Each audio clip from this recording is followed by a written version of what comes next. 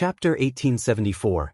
It must be a coincidence, although Fan Ruyan knew she could find an opportunity to coax Qiao Xian away from the group later, perhaps when they entered the manor or during a moment of privacy. It wasn't the same as acting outside the manor's confines. If anything were to happen to Qiao Xian within the manor, it would bear no connection to the Fan family, making it easier to evade blame. As she watched two young ladies accompany Qiao Xian towards the east, Fan Ruyan's satisfaction grew. She couldn't help but mutter under her breath, "They're asking for trouble." Her words barely escaped her lips when Qiao Xian turned and caught her gaze. Startled, Fan Ruyan's eyes widened in panic, feeling as if she'd been caught red-handed. But Qiao Xian merely offered a smile before departing with the two young ladies. Relieved, Fan Ruyan let out a sigh, gently patting her chest as her heart raced. What in the world? No one else had heard her words, so how could Qiao Xian have possibly heard them? It had to be a coincidence. At least, that's what Fan Ruyan tried to convince herself.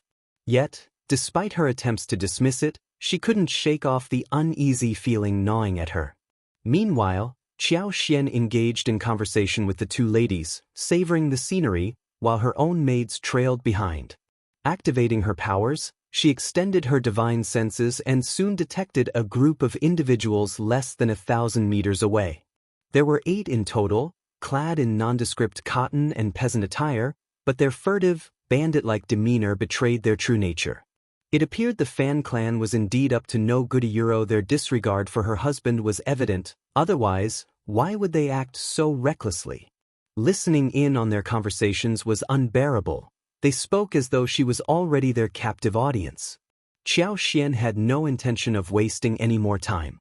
Maintaining the facade of enjoying the scenery, she unleashed her powers. Suddenly, the mountains trembled and the earth split open. Before the intruders could even react, they were struck unconscious by falling debris, silenced before they could comprehend what had transpired. The cacophony of falling rocks startled Qiao Xian and her companions, prompting screams that soon drew first Madame Fan and the others to the scene. "Madame Xiao! What's happening? Are you all right?" First Madame Fan's concern was palpable, fearing any further incidents might provoke Qiao Xian's wrath against the Fan family. A disastrous outcome. Nervously, Qiao Xian gestured towards the distance. "We were simply admiring the scenery when a landslide occurred. We should send some people to investigate." Yi, who had been observing from afar, approached cautiously upon hearing the commotion. However, he maintained a respectful distance from the women. Upon receiving Qiao Xian's instruction, he nodded. "Of course, madam." The two startled ladies, still recovering from the shock, expressed their lingering fears to Qiao Xian, who reassured them with a comforting smile. With no time to spare, first Madame Fan swiftly organized a group of servants to accompany her. "Madame Xiao, landslides are not uncommon in these mountains," she reassured, hoping to allay any concerns. Chapter 1875. Instant removal. It's not uncommon for soil to give way, rocks to tumble down, trees to snap, or sudden flash floods. As long as it doesn't directly affect us, no matter how tumultuous it gets, it's manageable. I didn't anticipate scaring you today. I apologize, Madame Xiao.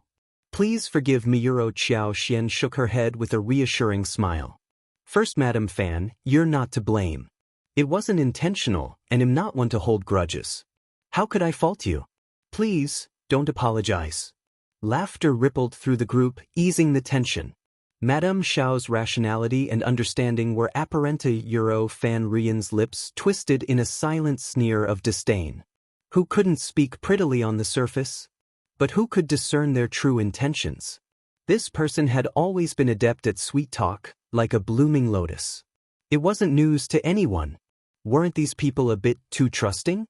First Madame Fan playfully chided, "Madame Xiao, you truly are generous. I feel ashamed of my pettiness." The teasing banter lightened the mood further, dispelling the earlier solemnity and tension. Seizing the moment, First Madame Fan extended an invitation to Qiao Xian with a warm smile. "It's almost lunchtime. Shall we head inside? The dishes may be simple, but they're made with fresh ingredients. Please, join us, Madame Xiao." She harbored genuine fear of another mishap, finding solace in the safety of the manor's area. This sentiment resonated with the group, garnering unanimous agreement. Xiao Xian, with a smile, remarked, "Exploring the wild can be intriguing, and freshness is indeed a precious commodity. First Madam Fan, your humility is commendable. We are fortunate today. However, I can't help but feel compelled to uncover the truth. Let's wait and see what transpires." Despite First Madam Fan's reluctance, Xiao Xian's insistence left her with little choice but to acquiesce. Some among the group, fueled by curiosity, opted to stay and observe. They craned their necks, whispering among themselves in anticipation. Residing in a mountain town, they were no strangers to occasional mountain collapses, often triggered by prolonged heavy rain. However, such occurrences typically had a discernible cause. Before long, two maidservants rushed over, their expressions unreadable from a distance but clearly fraught with anxiety and urgency. Did something really happen? I don't know. It looks like Hevenciero. First Madam Fan's heart skipped a beat. First Madam? First Madam? Something is wrong. The two maidservants finally ran over, out of breath. A collective gasp swept through the group. First Madam Fan's ire flared. Mind your manners. What's the matter? Why are you alone? Where are the others? The two maidservants stiffened, their expressions growing tense before hastily responding. There's been a massive collapse nearby. Several individuals are unconscious, some partially buried and unresponsive. The others are stationed there. Yi instructed us to inform and summon additional help. Indeed. Panic ensued. What? Unconscious individuals? How did this happen? Who ventured there?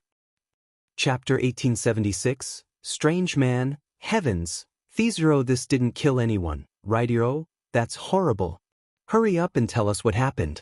True. Xiao Xian's voice cut through the tension, commanding attention. Everyone quiet down.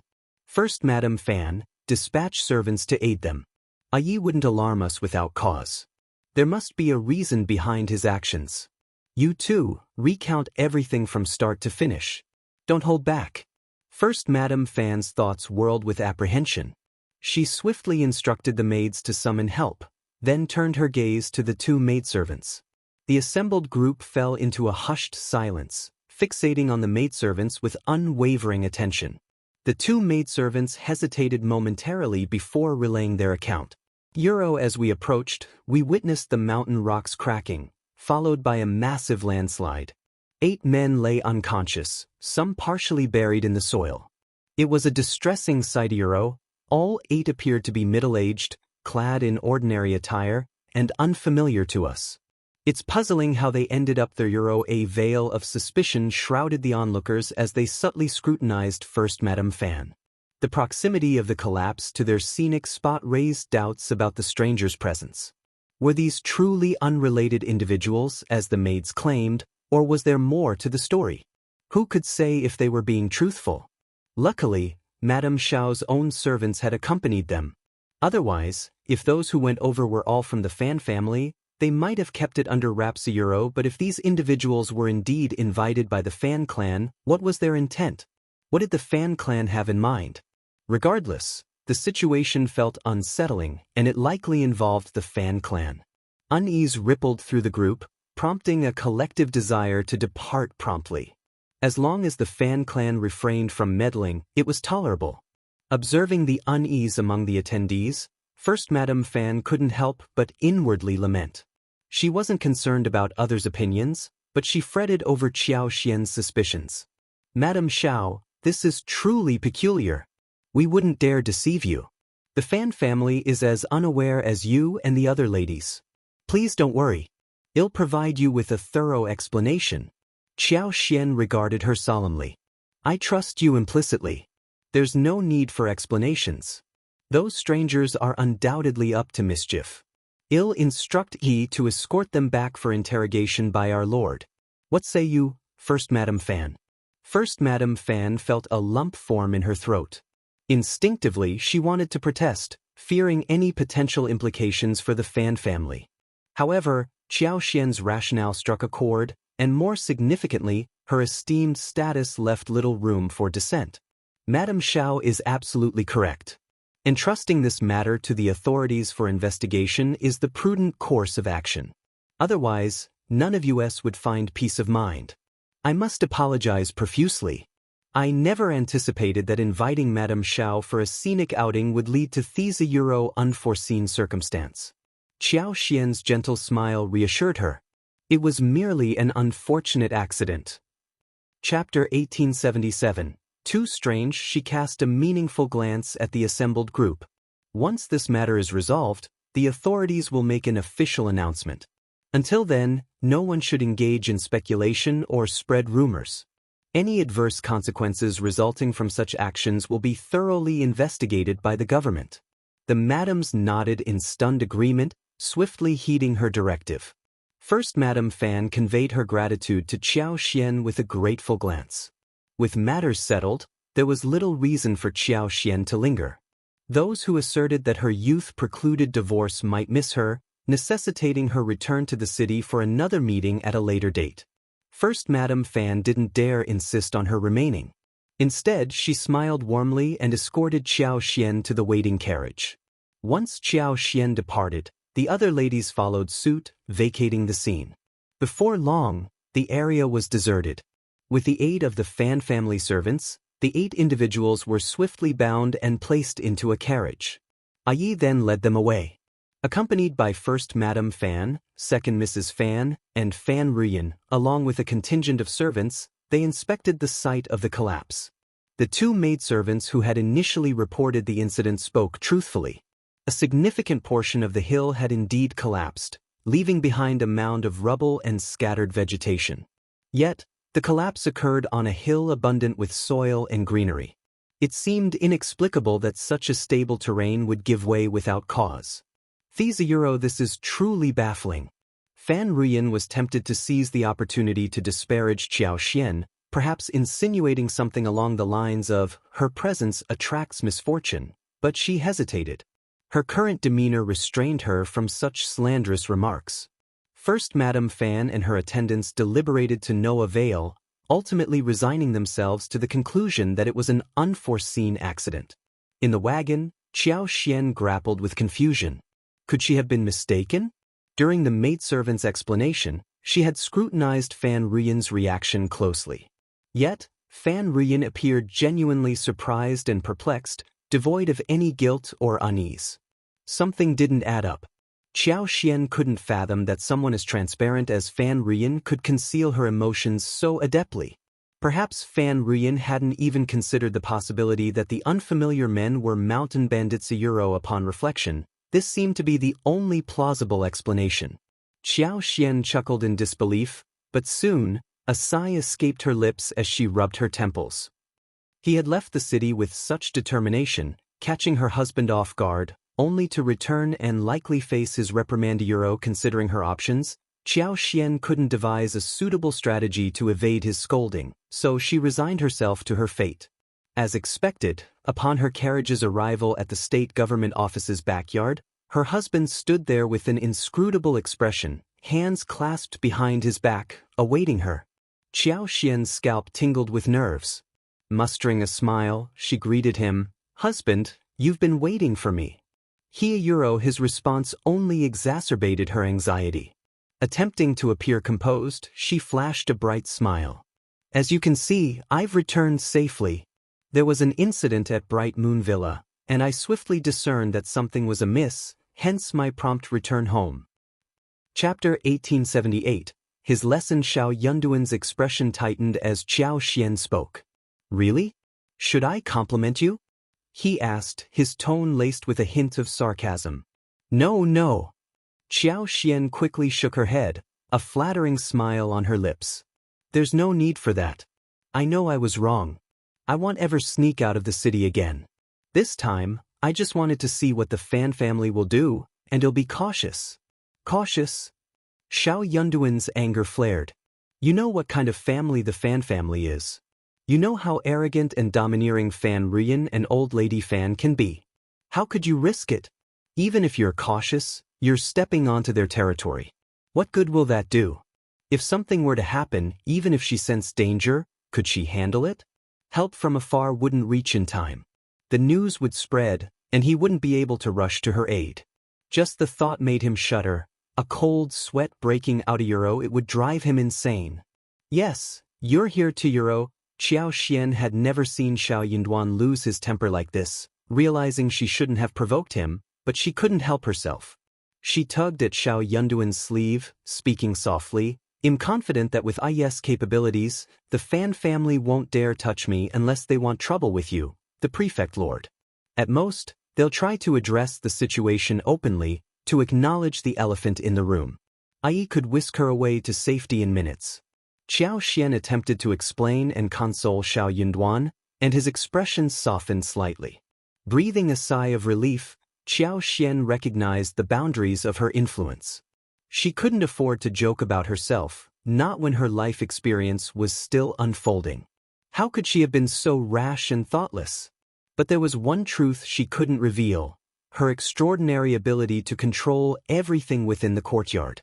Regardless of Fan Rian and the others' schemes, she was always aware.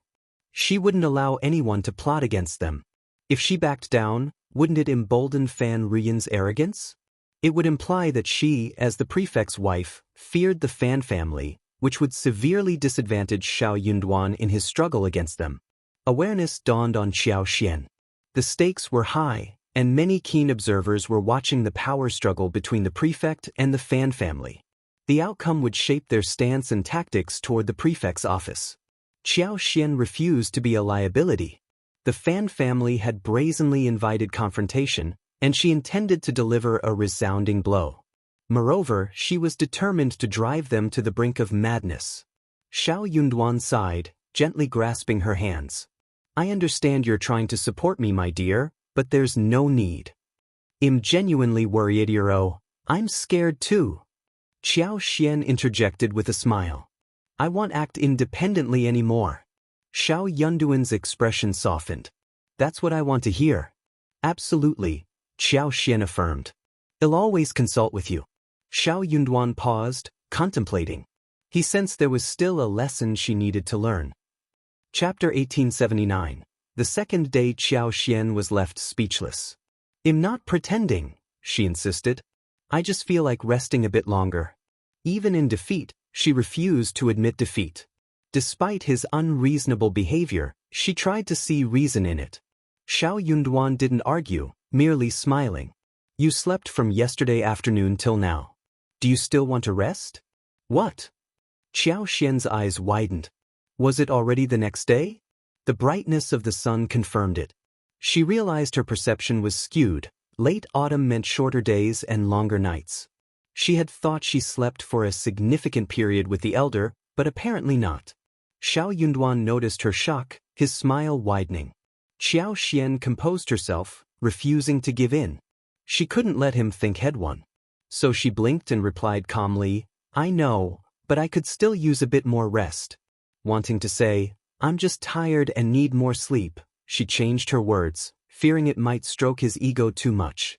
Xiao Yunduan chuckled softly, pinching her cheeks affectionately before enveloping her in his arms. His voice lowered, carrying a note of sternness. "Promise me, no more recklessness. Do you understand the danger? Think of our son and me." He had placed too much trust in her, never imagining she'd act so boldly without consulting him first. The moment he heard the news, a chilling fear gripped him, his heart plunging like it had been struck by lightning. He dared not contemplate the consequences. Those mountain bandits lacked even the fourth prince's limited restraint. If she fell into their hands, the suffering she'd endure was unimaginable.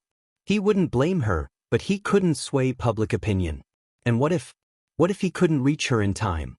He swiftly dispatched guards and headed to Bright Moon Villa, determined to protect her without alarming her, though his heart seethed with silent reprimand.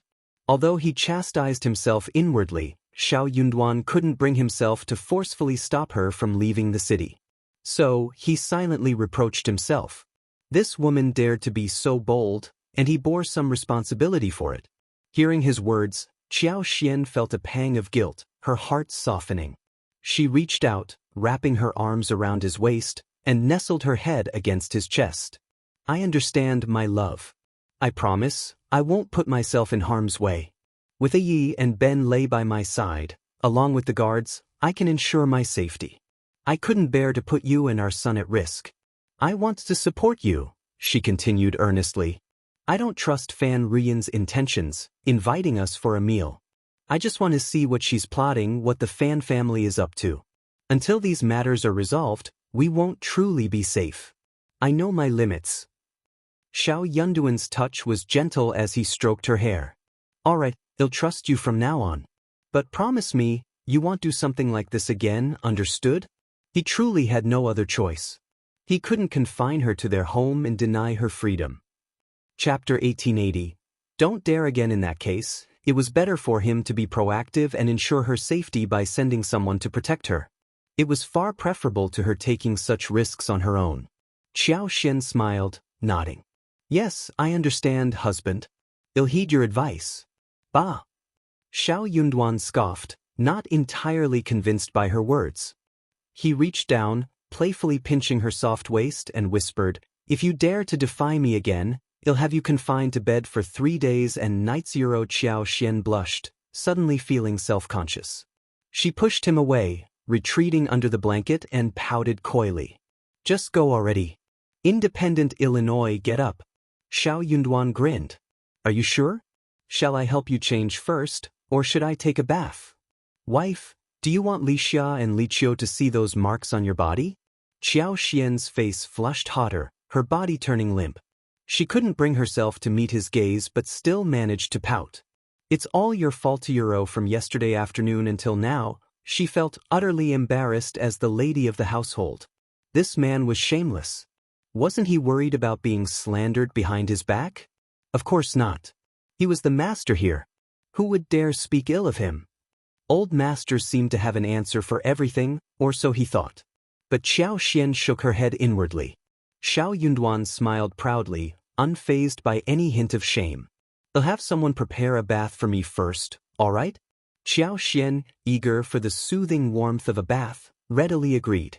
With her husband's persistent teasing, their bath stretched into a 4-hour affair, nearly reaching dusk. Emerging from the bath, Xiao Xian felt rejuvenated, as if a new chapter in her life had begun. Meanwhile, the Fan family, including the 2 Madame Fans and Fan Rian, returned to the city shortly after. Although today's gathering lacked the perfection of previous banquets, Madame Xiao had clearly signaled her willingness to reconcile with the Fan family. The first Madame Fan felt she had achieved her goal and harbored no regrets. But Fan Rian couldn't shake her disappointment. Unexpectedly, amidst the festivities, a mishap occurred. Madame Xiao departed early and returned to the city unharmed. How unfortunate! Fan Rian lamented, still unaware of the connection between the unconscious men and the bandits. She only regretted the missed opportunity. Why hadn't the bandits struck earlier? If only they had arrived earlier to snatch Xiao Xian away. Fan Rian never anticipated a knife at her throat in the dead of night. Don't move! I'm from the mountain. The voice belonged to one of the mountain bandits. Fan Rian breathed a sigh of relief, assuming him to be an ally. Why are you only here now? You said you'd snatch someone from Bright Moon Villa during the day. Xiao Xian went there today, but you didn't show Euro? Shut up. The knife pressed harder against her neck. Are you playing dumb, you wretch? The searing pain made Fan Rian tremble. She dared not move, her voice quivering. What do you mean, Euro? Are you asking me?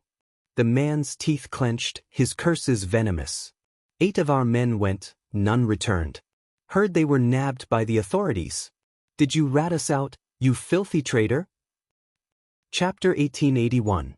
Interrogation. In the middle of the night, enraged, the mountain bandit stowed his knife and delivered a harsh slap to Fan Rian's face.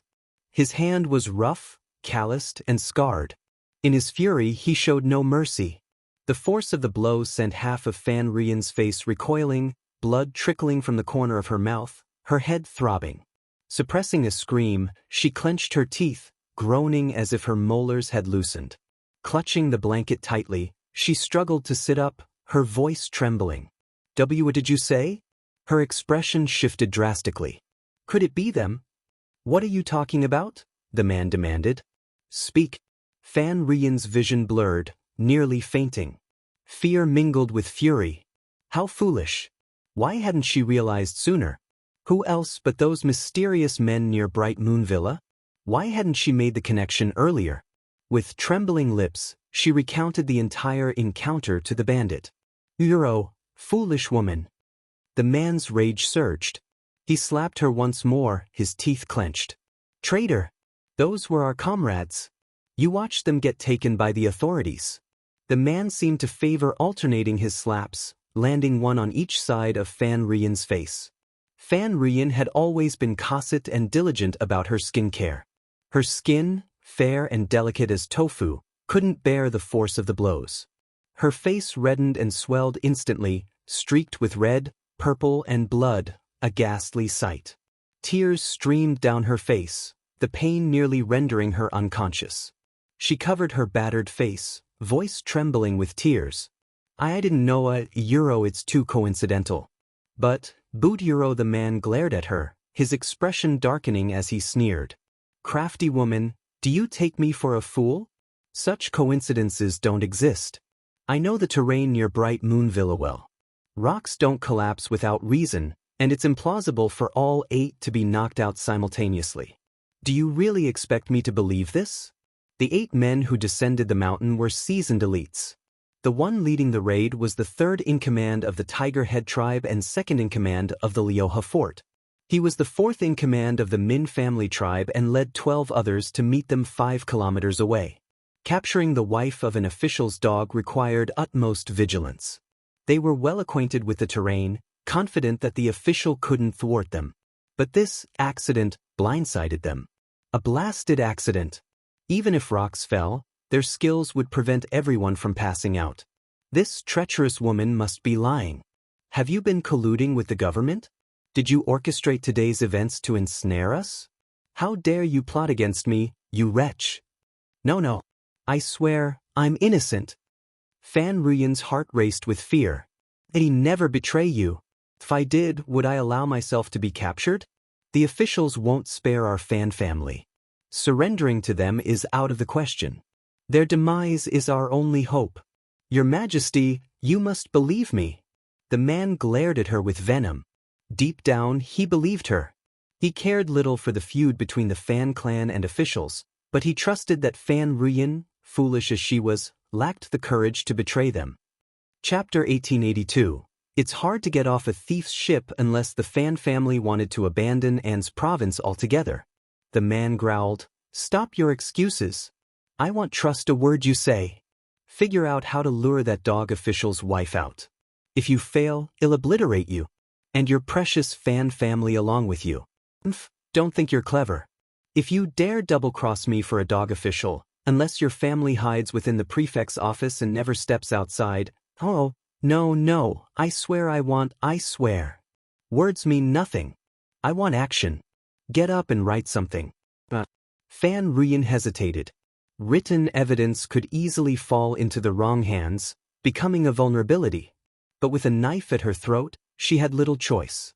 Once aboard the pirate ship, it wasn't easy to disembark unscathed. The loyal worldly folks she thought she knew were ruthless bandits willing to wield their blades against innocents without a second thought. Fan Rian dared not refuse, muttering her grievances silently. With trembling hands, she penned the incriminating evidence and pressed her fingerprint. Illiterate as he was, the bandit trusted Fan Rian's sincerity. If she dared deceive him, her Fan family would face dire consequences. Satisfied, the bandit nonchalantly pocketed the document. He glared at Fan Rian, sneering, Listen up, you wretch. You have 3 days to lure that dog official's wife out of the city, by any means necessary. Fail and you'll face my wrath. Boot Euro what? Euro. As the bandit swaggered off into the night, Fan Rian collapsed to the ground, her limbs weak, hugging herself as tears flowed. Fear, anger, shock, and regret overwhelmed her, mingled with panic and despair seeping through her entire being. Exhausted from crying, she remained huddled against the bed, her mind blank.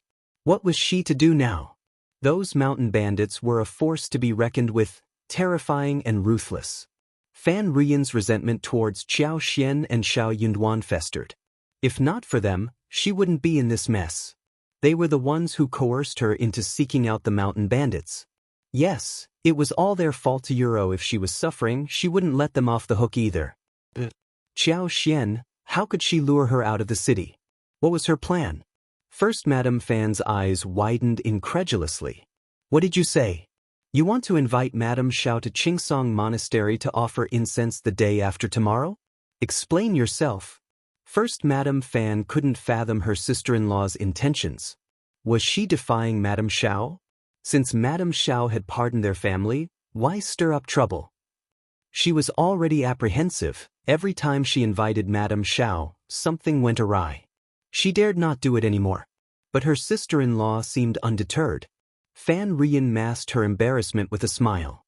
Sister-in-law, I still feel uneasy. Madame Xiao might say she doesn't hold grudges, but who knows if she's just being polite. After all, we invited her to Bright Moon Villa for a scenic view and a banquet, but she left without eating lunch. Euro. If she harbors resentment, wouldn't that be Euro? Chapter 1883, Treating Again. So, I initially thought the 15th was 2 days from now. Qingsong Monastery is renowned for its vegetarian fare, so perhaps it's best to keep the guest list to just Madame Xiao. Mrs. Jia mentioned she's tied up at home, or else we could have extended an invitation to her as well. With a small gathering, we can enjoy the best of both worlds. Initially, Madame Fan hesitated against Fan Ruyan's persuasion. After pondering for a moment, she found no harm in expanding her social circle. This was how acquaintances turned into friendships. Would Euro will Madame Xiao agree to come? Euro. To be frank, if she were in Madame Xiao's shoes, she wouldn't have accepted her own family's invitation. She will agree. Anything less and she'd be unhappy. That simply wouldn't do. Seeing her sister-in-law's puzzled expression, Fan Ruyan realized she was rushing things. She forced a smile. Sister-in-law, you're the matriarch of the Fan family. If Madame Xiao wishes to be a supportive spouse to Lord Xiao, she'll undoubtedly seek favor with the Fan family and honor your invitation. If you reach out to her first, she may even be eager. First Madame Fan found this reassuring. After contemplating for a moment, she smiled and said, Indeed, fostering a good relationship with the prefect's wife would benefit our family. Very well, I shall extend the invitation tomorrow. Absolutely.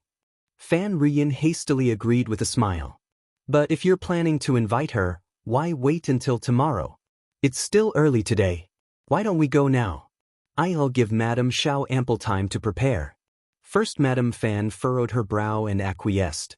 Very well. A Euro. Initially hesitant to comply, she found herself swayed by the urgency. Yet, upon reflection, she wondered if this sudden eagerness from her sister-in-law was instigated by her mother-in-law. Why else would she be so keen on inviting Madame Xiao when she had previously opposed the idea? It must be her mother-in-law's influence. With a smile, First Madame Fan remarked, but on the day of the ceremony, you must engage with Madame Xiao warmly and actively. We cannot afford to repeat yesterday's mistakes. If we've extended an invitation to Madame Xiao, it's imperative that we alter her perception of us entirely. Do you agree? Certainly, sister-in-law. I'll proceed with caution. Fan Ruyan nodded, her mind focused solely on securing Qiao Xian's presence. As for the future? Well, she would deal with that when the time came. Euro. First Madame Fan couldn't help but feel a surge of pride at her words. Such foresight was a rarity. At that moment, without further delay, arrangements were set in motion.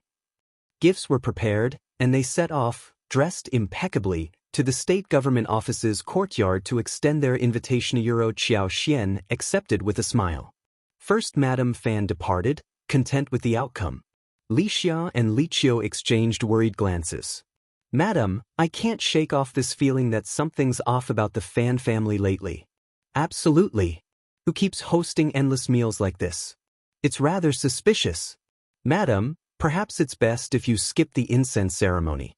I can't shake the feeling that the Fan family is up to no good. A sacred place like the temple is ripe for manipulation. It just doesn't sit right with me. Euro. Qiao Xian cast them a glance and chuckled. You two are quite observant, aren't you? Your vigilance has certainly improved. Li Xia and Li Qiu exchanged a smile. After all these years by Madame's side, we must have picked up a thing or two, no matter how slow we were to start. Chapter 1884. I just want to see what they want. The trio enjoyed their conversation, sharing laughs. Li Xia and Li Qiu hinted at the possibility of declining the Fan family's invitation. No need to decide just yet, I'll ponder it, Xiao Xian replied. Though she initially intended to attend, she decided to consult her husband before finalizing her decision to avoid any potential conflicts. After all, he had a tendency to become irritably Li Xia and Li Qiu trusted their mistress to make the right choice and nodded with smiles. Just then, the nanny, Kaiyue, arrived with the young master, who had just woken up. Laughter filled the room as they all played together. Xiao Yunduan returned in the evening, and the couple shared a meal. Sensing her husband's upbeat mood lately, Xiao Xian seized the opportunity to broach the topic of the invitation from First Madame Fan. Nestling against his arm, she spoke sweetly, "Darling, what do you think about visiting Qingsong Monastery? I've heard their vegetarian cuisine is exceptional, especially the pine mushrooms and bamboo shoots harvested from the mountain's forest. They're said to be exquisite." Xiao Yunduan's silence spoke volumes. No wonder Xiao Xian had sensed something amiss the entire night. There was indeed cause for concern. "You wish to attend?"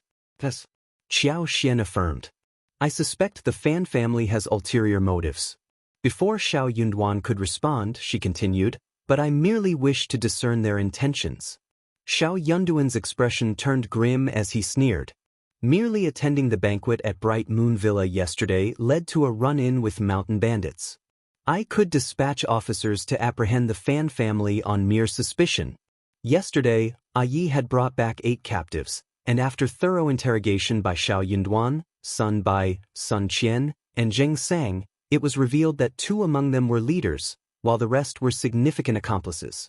This revelation sent shivers down everyone's spines once more.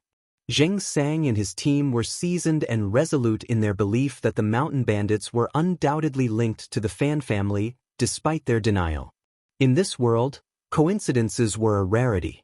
It just so happened that Madame attended the banquet at Bright Moon Villa. It just so happened that the bandits appeared near the villa simultaneously, each one a skilled operative. It required no stretch of the imagination to conclude that they were targeting Madame, intending to abduct her, perhaps to negotiate for the release of their captured leaders. However, fate had a different plan. Before they could execute their scheme, they encountered an unexpected setback. Truly, the saying held true, "The heavens have eyes." Clarifying the truth behind the matter proved to be a straightforward task. Under interrogation, it was unlikely that these individuals could endure punishment without breaking. Once a confession was obtained, they could proceed to apprehend the Fan family. With the Fan family in custody, no stone would be left unturned in the interrogation process. However, Xiao Yunduan hesitated to entangle himself with the Fan family at this juncture. The paramount concern remained the 3 villages. With the commencement of hostilities, the conflict between the 2 factions had officially commenced. Their objective was to eradicate the opposition entirely in one decisive strike. In comparison to the Fan clan, these individuals posed a greater threat. They operated outside the bounds of morality, disregarding the law and acting without scruples. One misstep could lead to irreversible tragedy. Therefore, upon uncovering their identities, Xiao Yunduan opted to steer clear of involvement with the Fan family. Chapter 1885.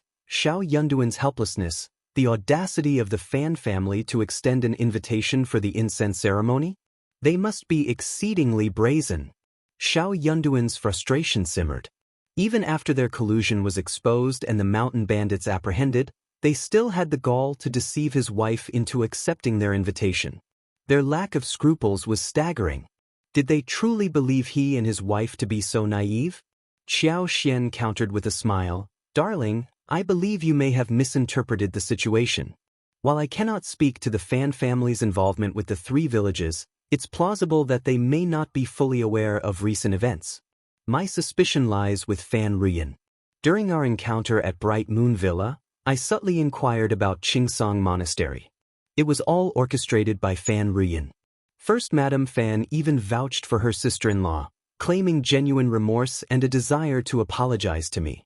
It appears even she was misled by Fan Rian's facade. Considering Fan Rian's apparent ease in contacting the mountain bandits, it's evident the Fan clan maintains close ties with them. Since you've extended the invitation, I shall attend. Xiao Yunduan gazed at her with a mixture of resignation and admiration. After a moment's contemplation, he relented with a sigh and nodded. I'll make the necessary arrangements. You may attend, but exercise caution. Stick to well-traveled areas and avoid remote locations like the back mountain. Qiao Xian readily concurred, offering a smile. Indeed, I'll confine myself to the intermediate grounds of the monastery. The continued pursuit by those bandits indicates their disdain for both my husband and the authorities. Once within the monastery's bounds, they might feel emboldened, considering themselves masters of their surroundings. They're unlikely to venture into secluded areas like the back of the mountain. Xiao Yunduan's expression contorted into a disdainful sneer. I won't tolerate any threats to your safety. The very idea of someone daring to lay claim to his wife was preposterous. On the designated day, Qiao Xian, accompanied by Mian Mian, embarked in a carriage driven by the coachman, with Yi trailing closely behind. Alongside them were the Fan sisters-in-law. Qiao Xian noted the absence of Bo Ruwei, Fan Ruyan's daughter, and the presence of Mrs. Fan's two daughters.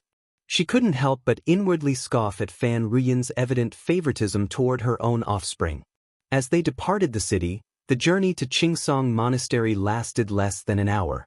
Situated in An's province, the renowned ancient temple was nestled amidst pine trees, exuding an atmosphere of tranquility and simplicity. A winding path led up the mountain, guiding the carriage towards the main monastery, a journey of less than 20 minutes. Throughout the trip, First Madame Fan and Second Mrs. Fan entertained Xiao Xian with captivating tales and historical anecdotes about Qingsong Monastery, painting a vivid picture of its scenic beauty and cultural significance. Their unhurried pace allowed for frequent stops, and after over an hour of travel, they finally arrived at the intermediate monastery. Upon their arrival, the prefect's wife, alongside the Fan family's matriarch and their young ladies, were accorded the utmost respect by the monastery's staff. Led by a senior monk responsible for guest reception, a group of over 10 monks warmly greeted them at the mountain gate, escorting them with courtesy to the meditation room designated for esteemed visitors. The elder accompanied the guests for a brief period, during which Qiao Xian graciously assured them the freedom to pursue their own interests without disturbance. Recognizing her considerate gesture, the elder expressed heartfelt gratitude and admiration before taking his leave.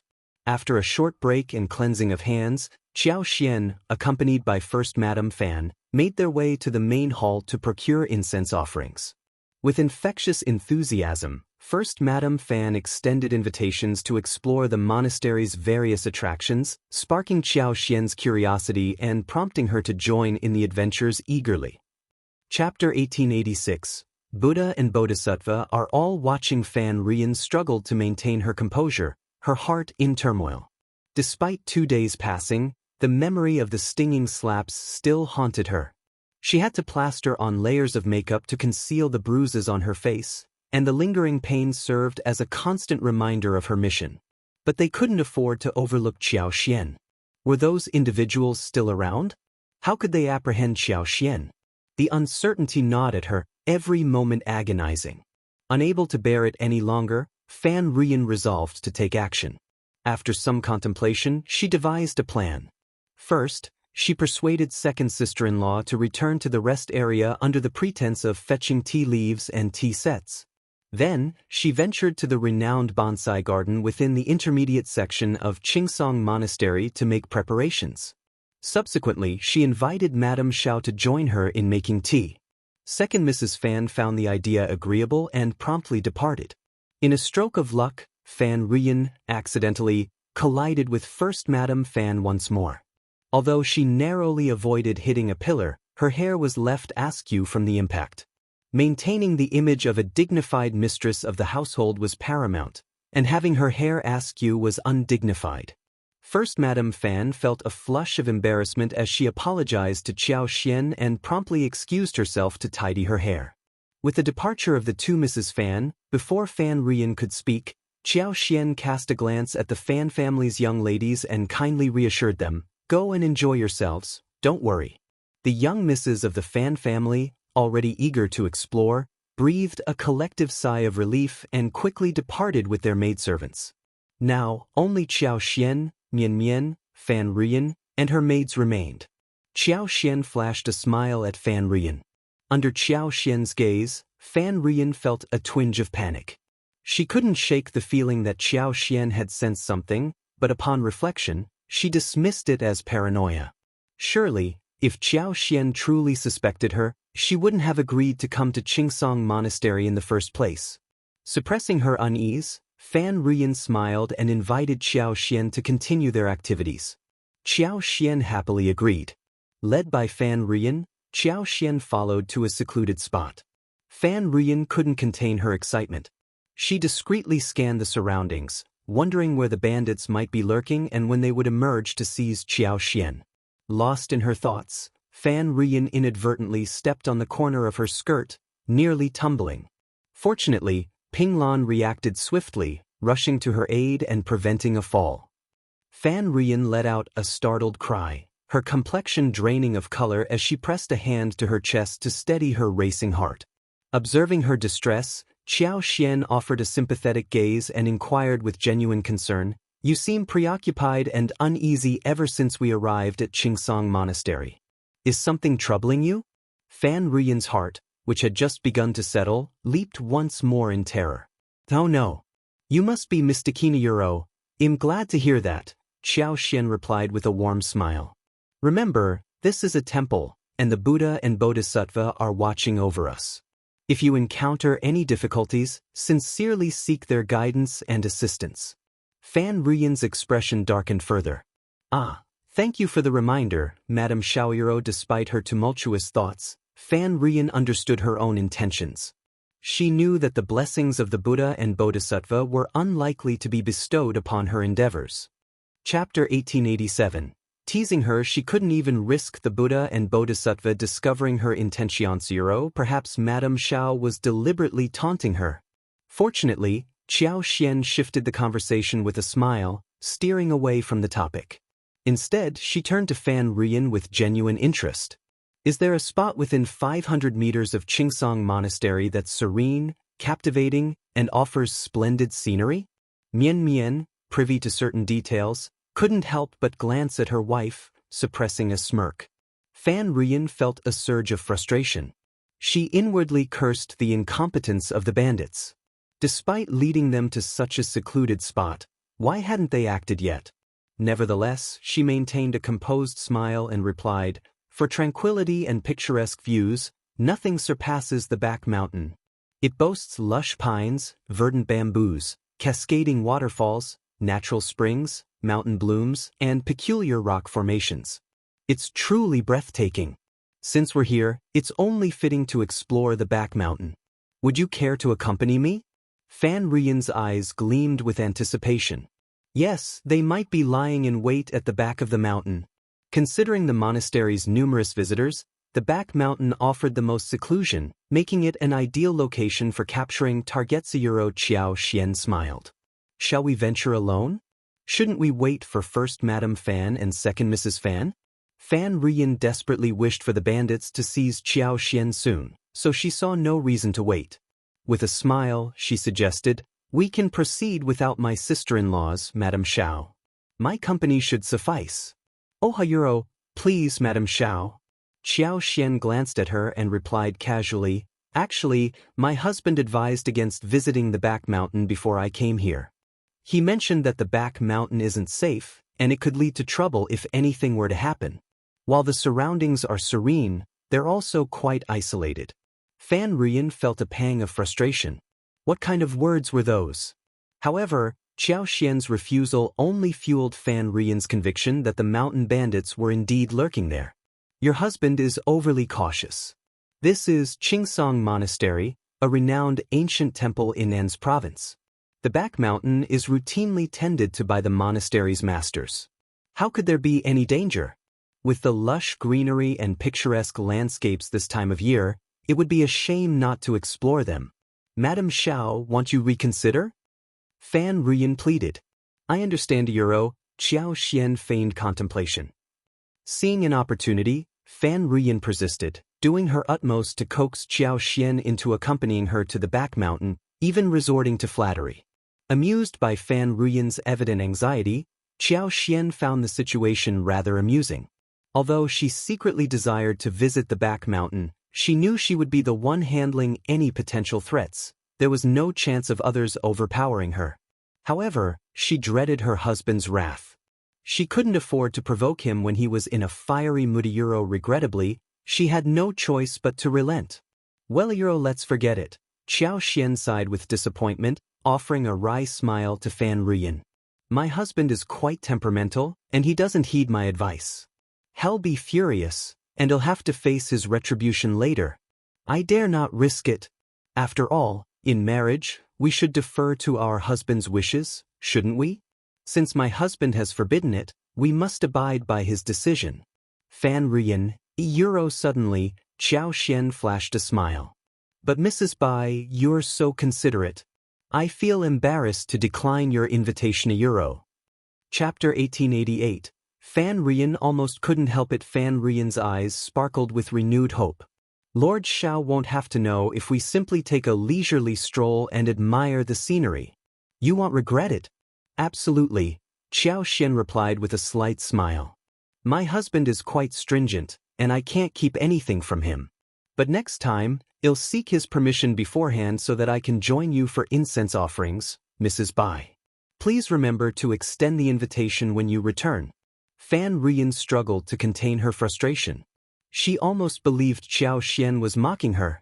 Very well, I'll be sure to invite you next time. Fan Ruyan forced out through clenched teeth. Wonderful. Xiao Xian beamed. I didn't expect you to be so hospitable. I must have misjudged you, Mrs. Bai. Fan Ruyan's smile tightened further. She had a sinking feeling that Xiao Xian was deliberately taunting her. Shortly after, First Madame Fan returned with her hair neatly arranged. With no opportunity to object, Fan Ruyan remained silent. Xiao Xian and First Madame Fan chatted amiably as they proceeded to the bonsai garden for tea and exploration. Later, they enjoyed a vegetarian lunch together.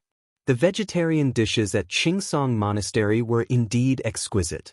Each dish, from the savory mushrooms and wild fungi to the delectable dried bamboo shoots and stir-fried snow vegetables, was prepared with utmost care. The monks, eager to impress the prefect's wife, showcased their culinary expertise by meticulously crafting each dish with fresh, high-quality ingredients sourced from the nearby mountain. Xiao Xian couldn't help but commend the chefs for their remarkable skills and the exceptional freshness of the ingredients.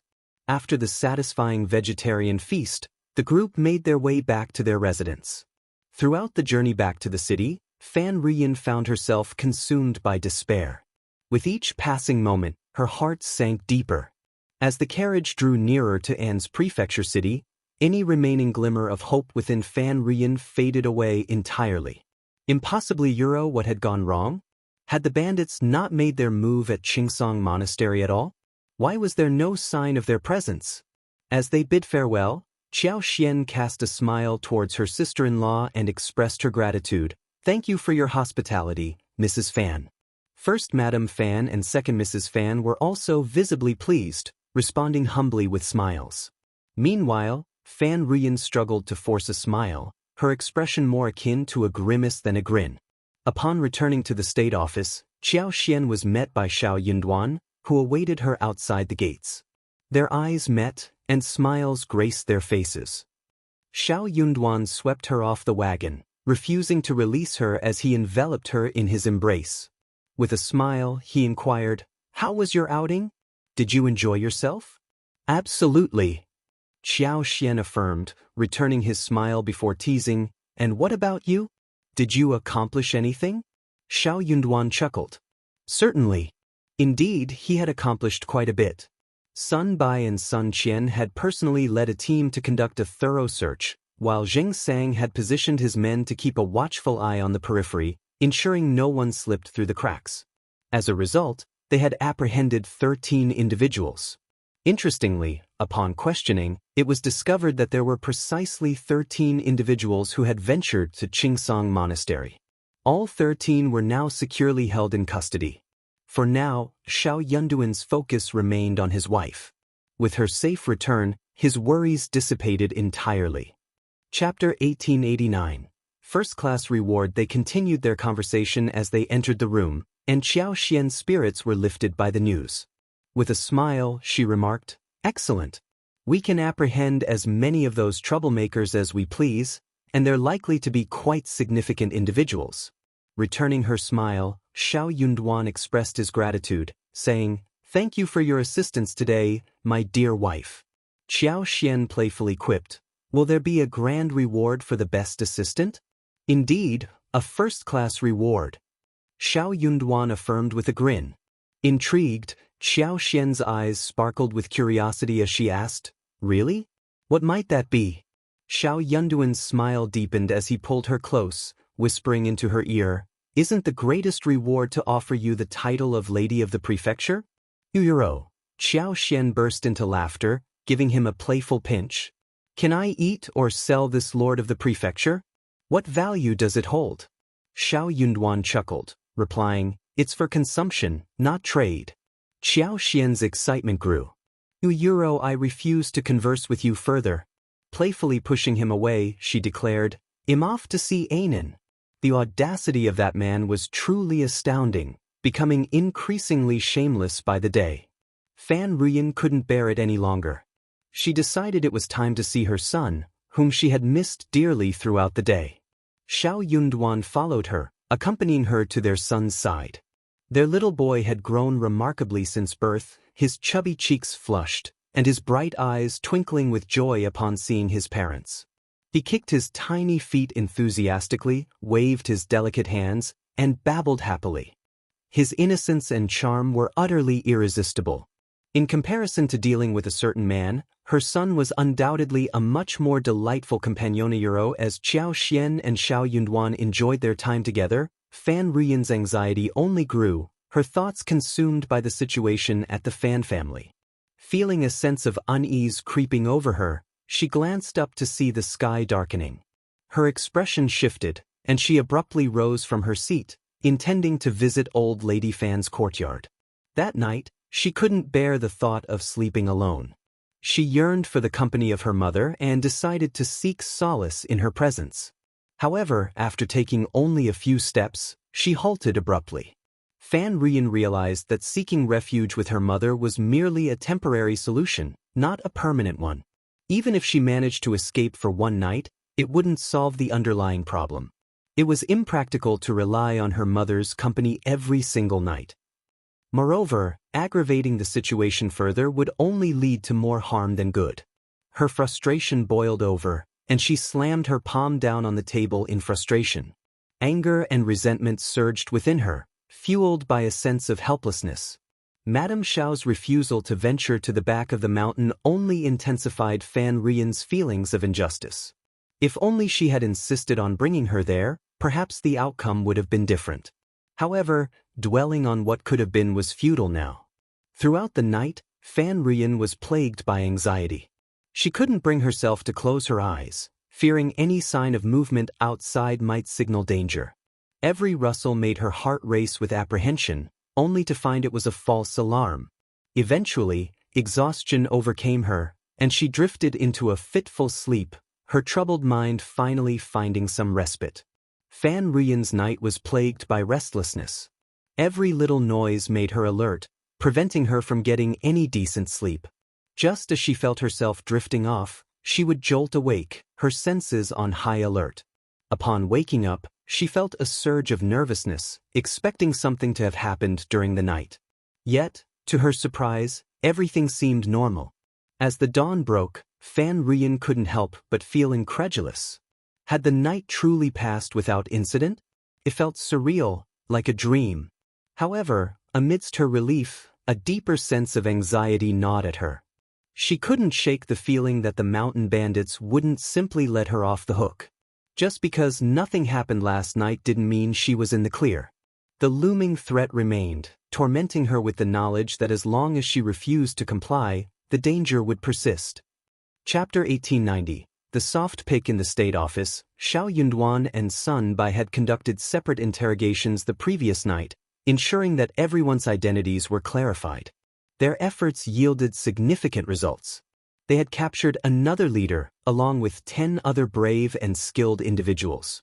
The apprehension of such key figures would undoubtedly weaken the enemy's strength, alleviating pressure during future confrontations.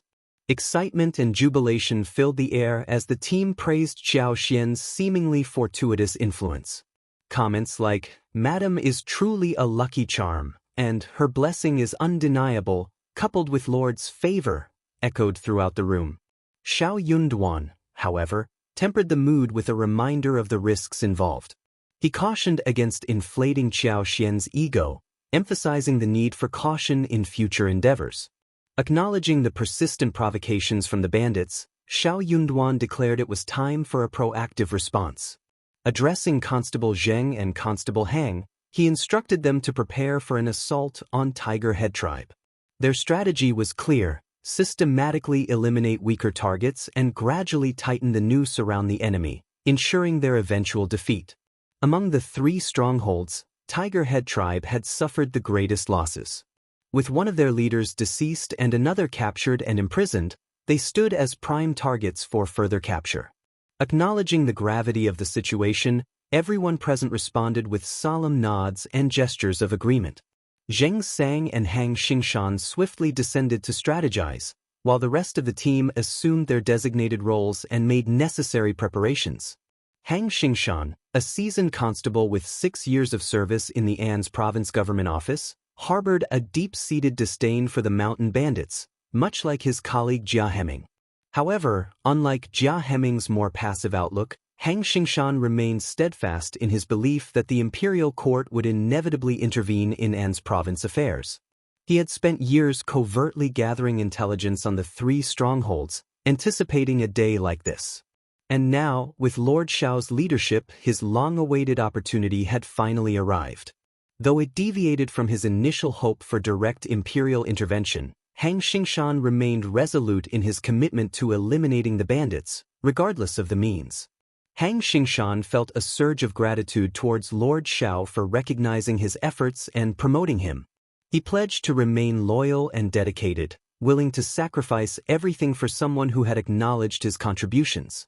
Without Lord Xiao's support, Hang Xingshan believed he would have remained unnoticed among the ranks. He vowed to stand by Lord Xiao's side for the remainder of his days, faithfully following wherever he led. The swift action against the 3 villages was not solely driven by Xiao Yunduan's confidence in his abilities. Hang Xingshan's meticulous collection of valuable information played a crucial role in empowering Lord Xiao's decision-making. This fusion of trust and knowledge bolstered their resolve to confront the enemy head-on. In the middle of the night, Fan Rian finally heard the sound of boots landing. In a daze, she suddenly felt a little strange, as if someone was approaching. She opened her eyes and saw someone standing in front of her bed, staring at her coldly. She covered her mouth and almost fainted from fright. Who are you, Euro? It was 2 people. She didn't know any of them. The 2 of them did not look good. Their cold gazes wished they could cut her into pieces. What happened in Qingsong Monastery? Tell me everything honestly and clearly. Don't miss a single detail. Tell me quickly. Chapter 1891. Interrogation. The attendees that evening comprised the leader of the Tiger Head Tribe and the second-in-command of the Min family tribe. 2 days prior, Min Si had returned, adamant about bringing his original followers to abduct Madame Xiao. Despite efforts to dissuade him, his pride prevailed, and his companions could only acquiesce. Confident in his vigilance, Min Si believed he could evade any trouble unscathed. However, to his surprise, none of them returned the following day, nor did anyone return the day after. The sudden turn of events left everyone incredulous.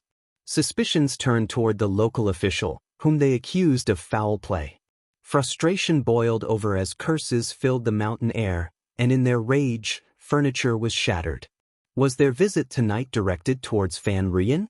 Fan Rian hastily explained, "I've taken her to Qingsong Monastery as instructed, but no one showed up.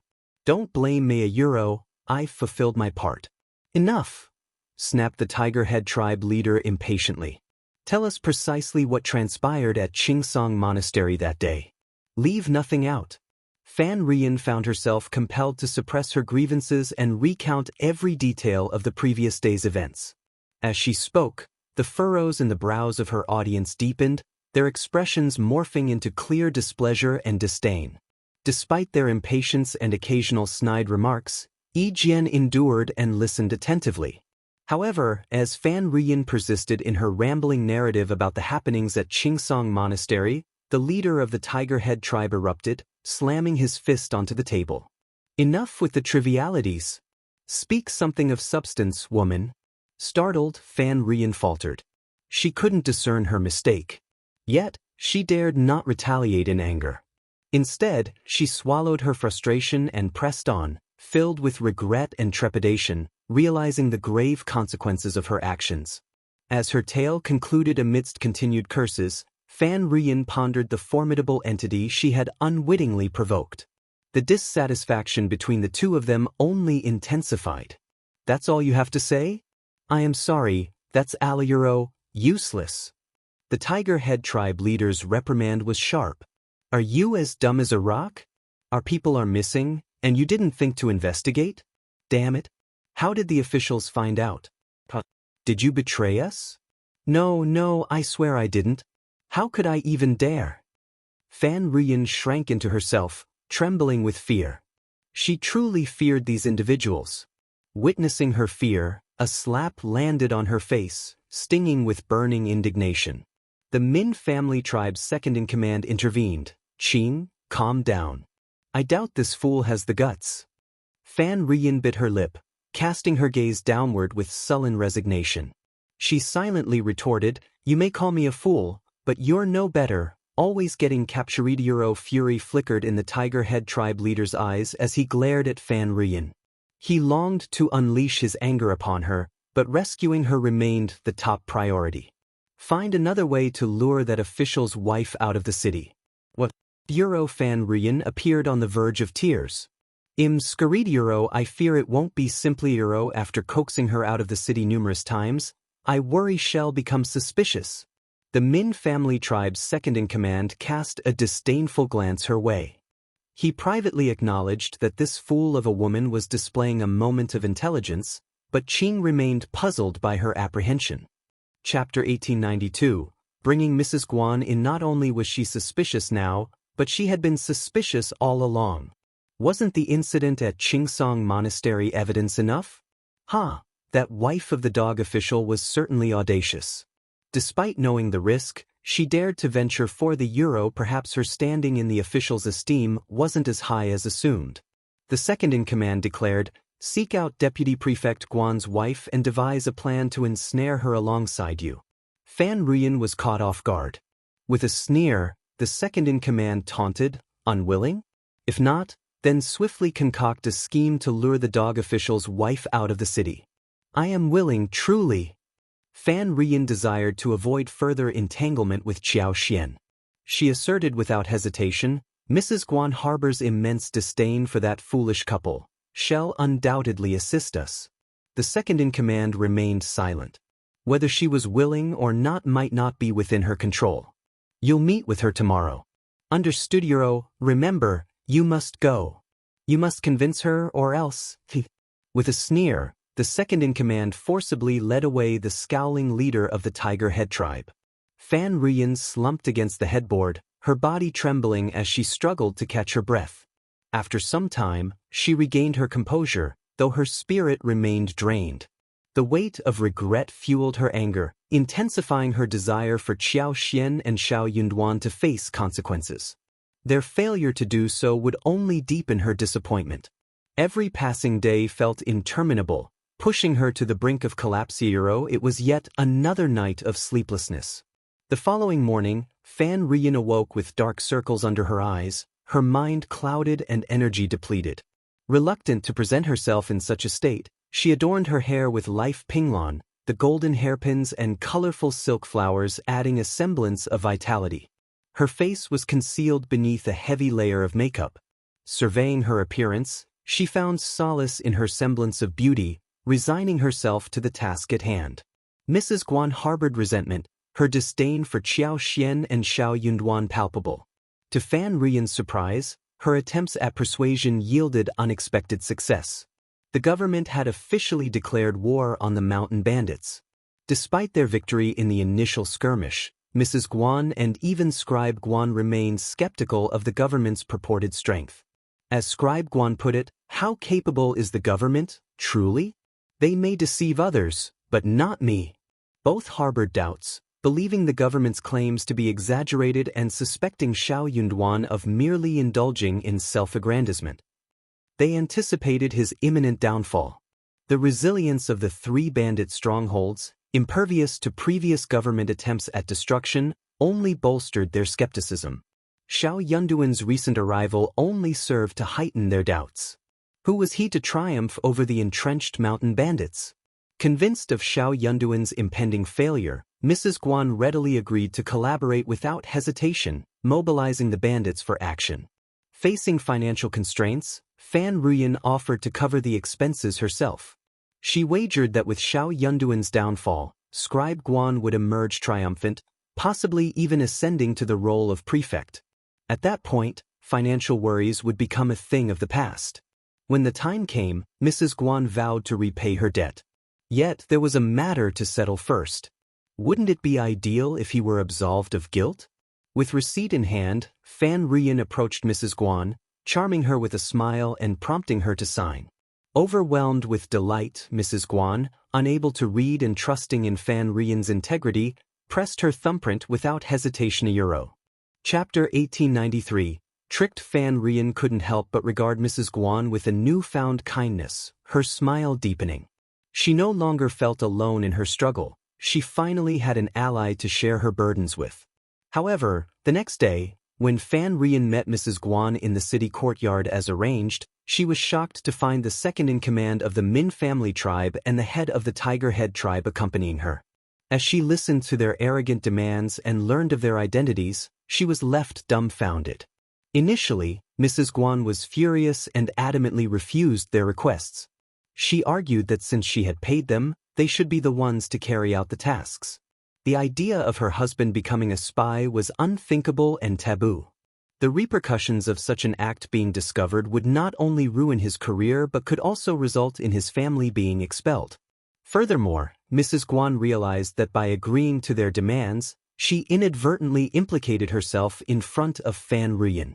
She understood the gravity of the situation only after comprehending the document she had signed and stamped the previous day, feeling as though she had been struck by lightning. In her anger and frustration, Mrs. Guan lashed out at Fan Ruyan, accusing her of deceit.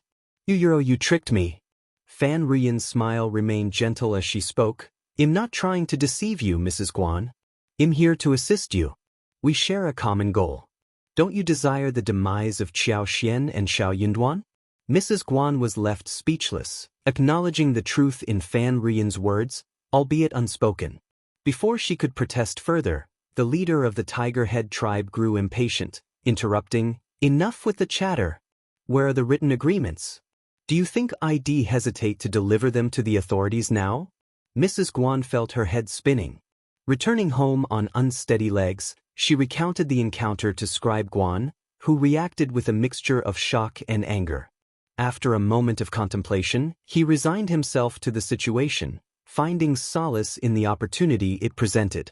He chose to keep the matter to himself, realizing that it aligned with his own desires to collaborate with the mountain bandits. His wife's actions merely solidified his decision. That night, the first and second in command of the Tiger Head tribe stealthily entered Scribe Guan's house.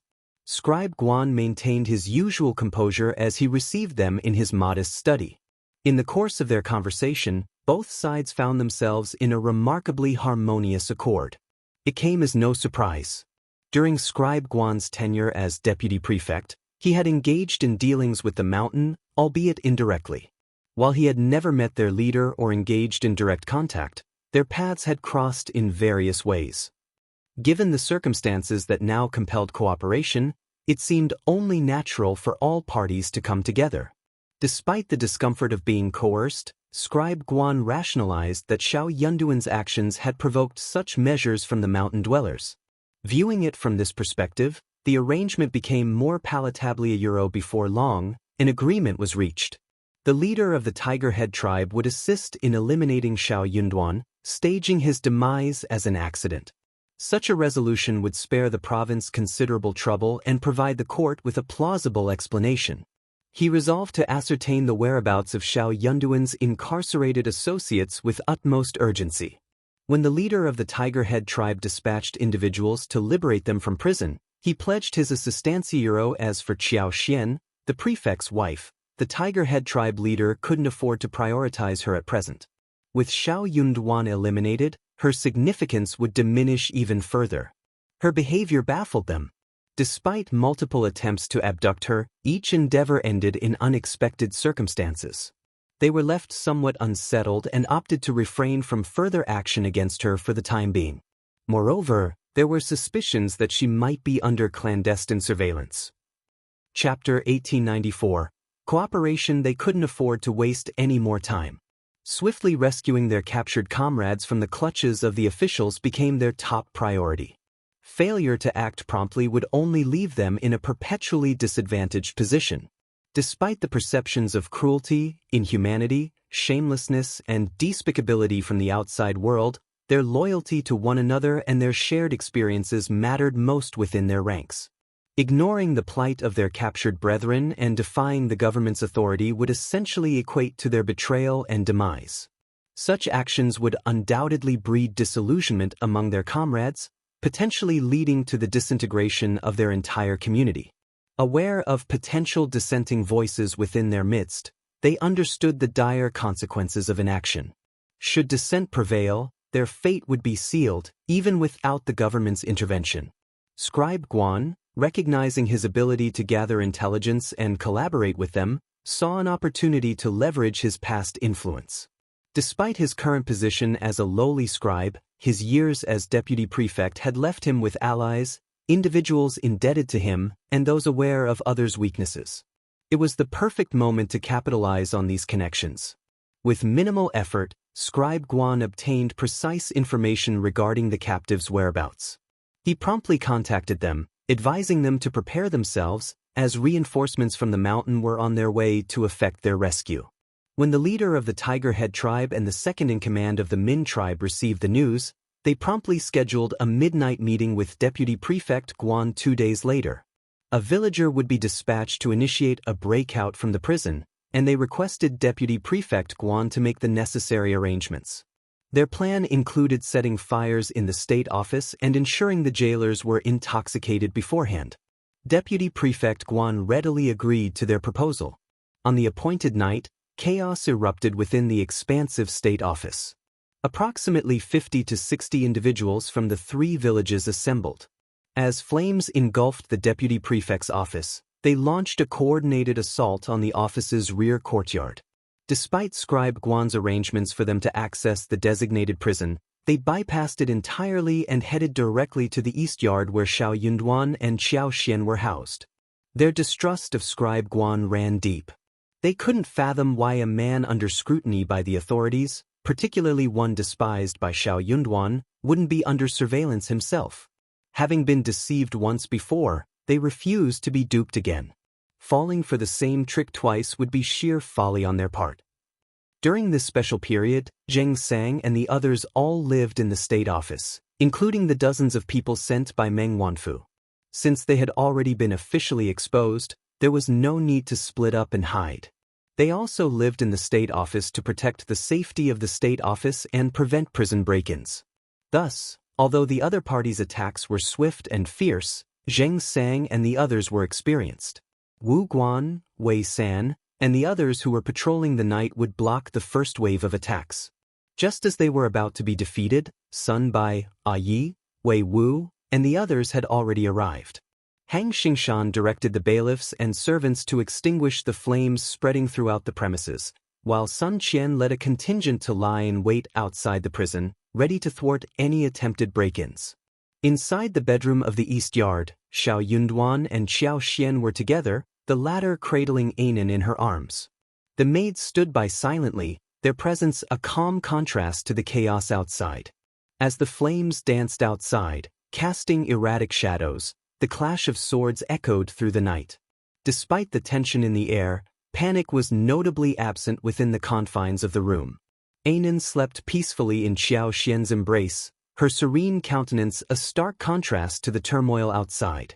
After more than 2 hours, the cacophony gradually subsided until silence reigned once more. Chapter 1895. Sudden attack. Aftermath. Sun Bai entered the house and relayed through the bedroom door curtain, "My lord, the intruders have retreated. I've dispatched men to pursue them, but it's uncertain if any remain hidden within the state office. For now, it's best for you and madam to remain indoors.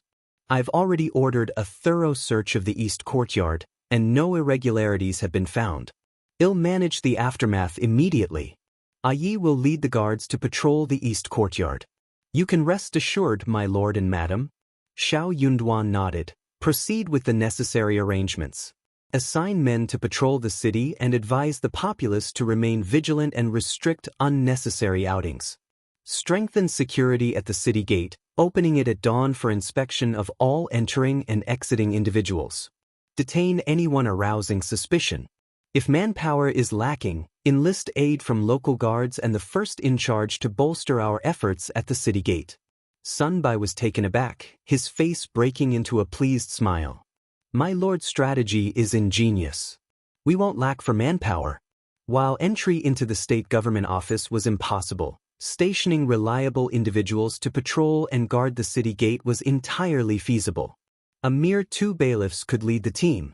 Sun Bai hastened to implement the directives, while Xiao Yunduan instructed Li Xia and the others to rest. He entrusted Anan to the nanny's care, then took Xiao Xian in his arms, smiling reassuringly, "My dear, you've stayed awake half the night. It's time for you to rest as well. Sleep soundly." Xiao Xian agreed with a smile and settled down beside him. Outside, the bailiffs swiftly commenced the cleanup process, diligently addressing the aftermath of the chaos. The aftermath in the east courtyard, where the fire had raged, demanded immediate attention. Despite being extinguished, it left a disarray that required thorough tidying. The aftermath of the intense conflict left behind a scene of devastation. Numerous mountain bandits lay strewn across the ground, their weapons scattered amidst pools of blood, painting a grim tableau of the recent skirmish. Among all areas within the state office, the east courtyard bore the brunt of the damage, though other areas also bore traces of the altercation, albeit to a lesser extent. Curiously, there was no activity observed at the prison. It remained undisturbed throughout the night, devoid of any visitors. A handful of mountain bandits managed to evade capture, their movements reported sporadically by those who returned. Some were apprehended, while others continued to elude capture, their whereabouts unknown. Sun Bai, meticulously orchestrating affairs, relayed updates and issued directives ceaselessly throughout the night, ensuring the state office remained vigilant and active. Unbeknownst to all, once Sun Bai had effectively stabilized the situation, he and Yi remained behind to oversee operations. Meanwhile, Sun Qian, Zheng Sang, Wu Guan, Hang Xingshan, Yang Mu, Wei San, Wei Wu, and their cohorts, accompanied by a contingent of subordinates and bailiffs totaling approximately 120 individuals, quietly departed the city under the cover of night. After traveling more than 20 miles from the city, the group disembarked from their carriages one by one. They dispersed into the surrounding mountain ranges, advancing stealthily toward the Tiger Head tribe from 3 different directions. Little did anyone in the 3 villages suspect that Xiao Yunduan would dare to launch an attack on their villages before fully quelling the situation at the state office. Their lack of preparedness would undoubtedly exact a devastating toll as dawn approached. News of the previous night's events spread rapidly throughout the city. Rumors circulated that mountain bandits had infiltrated, only to suffer a resounding defeat during their assault on the state government office.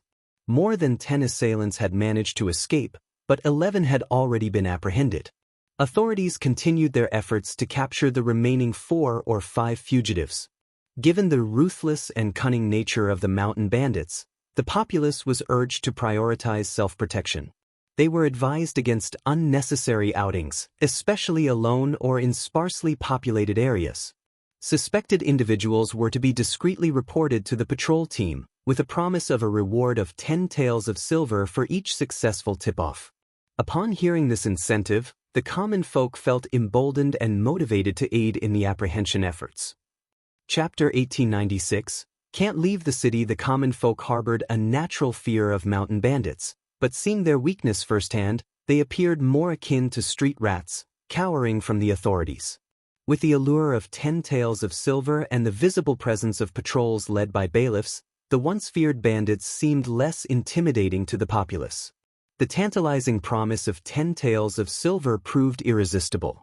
In less than half a day, 3 more mountain bandits fell into the clutches of officials and vigilant commoners, who left no stone unturned in their pursuit. Remarkably, 2 of the captives were apprehended thanks to tips from the common folk.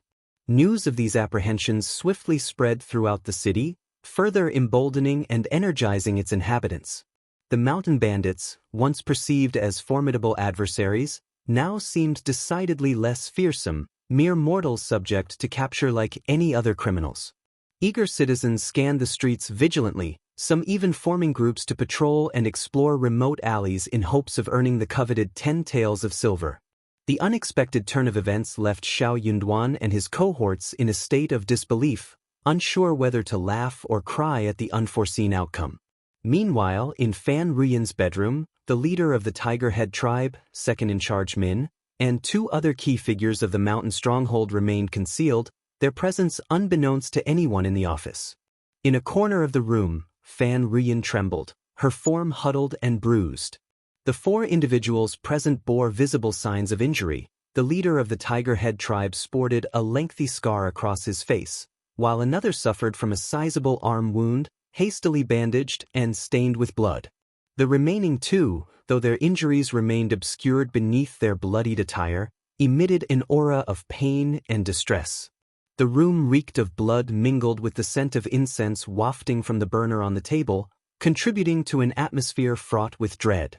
Fan Ruyan's trembling wasn't merely from fear. She had endured 2 slaps to her face and 2 to her body, yet she dared not cry out in pain or leave her corner. She understood she was a target for their wrath, a punching bag for their frustrations. Her realization of the dire consequences of her actions filled her with profound regret. She had naively courted danger, now trapped in a situation from which escape seemed impossible. 2 days had elapsed, yet the city remained under stringent scrutiny. Venturing beyond the confines of Fan Manor seemed an insurmountable risk, a luxury denied amidst the ongoing search. Under Xiao Yunduan's rigorous surveillance, leaving the confines of Fan Manor would inevitably lead to discovery. Despite their confidence in Fan Ruyan's loyalty, the sense of entrapment gnawed at their nerves. Unaware of the Tiger Head tribe's demise, they remained oblivious to their own imminent downfall. Hang Xingshan's chance discovery of a remote path leading to the rear of the Tiger Head tribe provided a glimmer of hope. Though treacherous and perilous, the path offered a potential means of escape. Gathering their courage, the group of over 30 individuals embarked on a precarious journey, scaling the back mountains of the Tiger Head tribe under the cover of twilight. Their intrusion did not go unnoticed. Sentry posts at the rear of the mountain detected their presence, but before any alarm could be raised, they met a swift demise at the hands of Hang Xingshan and his cohorts. Under the cover of darkness, Hang Xingshan and his companions infiltrated the Tiger Head tribe from the rear of the mountain, silently setting up an ambush. In the dead of night, they stealthily advanced, swiftly dispatching any adversaries in their path while igniting fires to sow chaos within the tribe.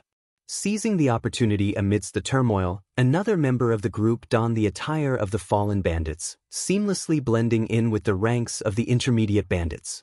Their guise allowed them to approach the front gate unhindered, facilitating its opening. Observing the sudden eruption of flames from their vantage point several miles away, Sun Qian and his cohorts sprang into action. Overcoming any opposition encountered along the way, they surged towards the Tiger Head tribe, joining forces with Hang Xingshan and his team to eliminate the bandits. Chapter 1897. Attack. The once formidable Tiger Head tribe had been significantly weakened, with its 3 leaders and 2 minor chiefs conspicuously absent.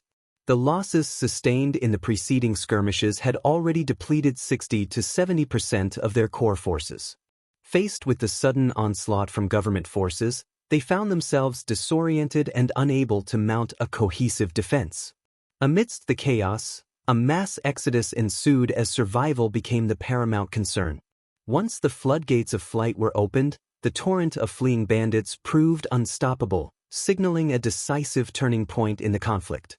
By the break of dawn, the battle neared its conclusion. For those mountain bandits who managed to escape, safe passage was not guaranteed. Zheng Sang, Wei San, and their contingent of 30 individuals lay in wait on the fringes of the Tiger Head tribe, ensnaring any fugitives who fell into their trap. Though they labored diligently, Zheng Sang and Wei San lamented their insufficient numbers, ruining their inability to apprehend every fleeing bandit. Meanwhile, the officials corralled the panicked servants, bandits, and their families, binding them together and securing their temporary custody. With the mountain stronghold thoroughly searched, all structures were razed to the ground, and essential supplies commandeered. The captive individuals were then escorted down the mountain and delivered to Lord Shao in the city for interrogation and subsequent judgment. The annihilation of the Tiger Head tribe posed a formidable challenge, given its long-standing existence and entrenched operations. However, with limited manpower at their disposal, the government office faced a dilemma. Stationing a permanent garrison was unfeasible, and leaving too few defenders risked vulnerability to potential counterattacks from the Min family tribe and Liuhe Fort. Thus, the only recourse was to raze it to the ground. In this scenario, the advantages of a full-fledged army were evident. With an army, numerical considerations were secondary, enabling a swift occupation of the territory without undue constraint. Despite the urgency, caution prevailed. Concerns lingered regarding potential reprisals from Liuhe Fort and the Min family tribe following the escape and subsequent report of the bandits.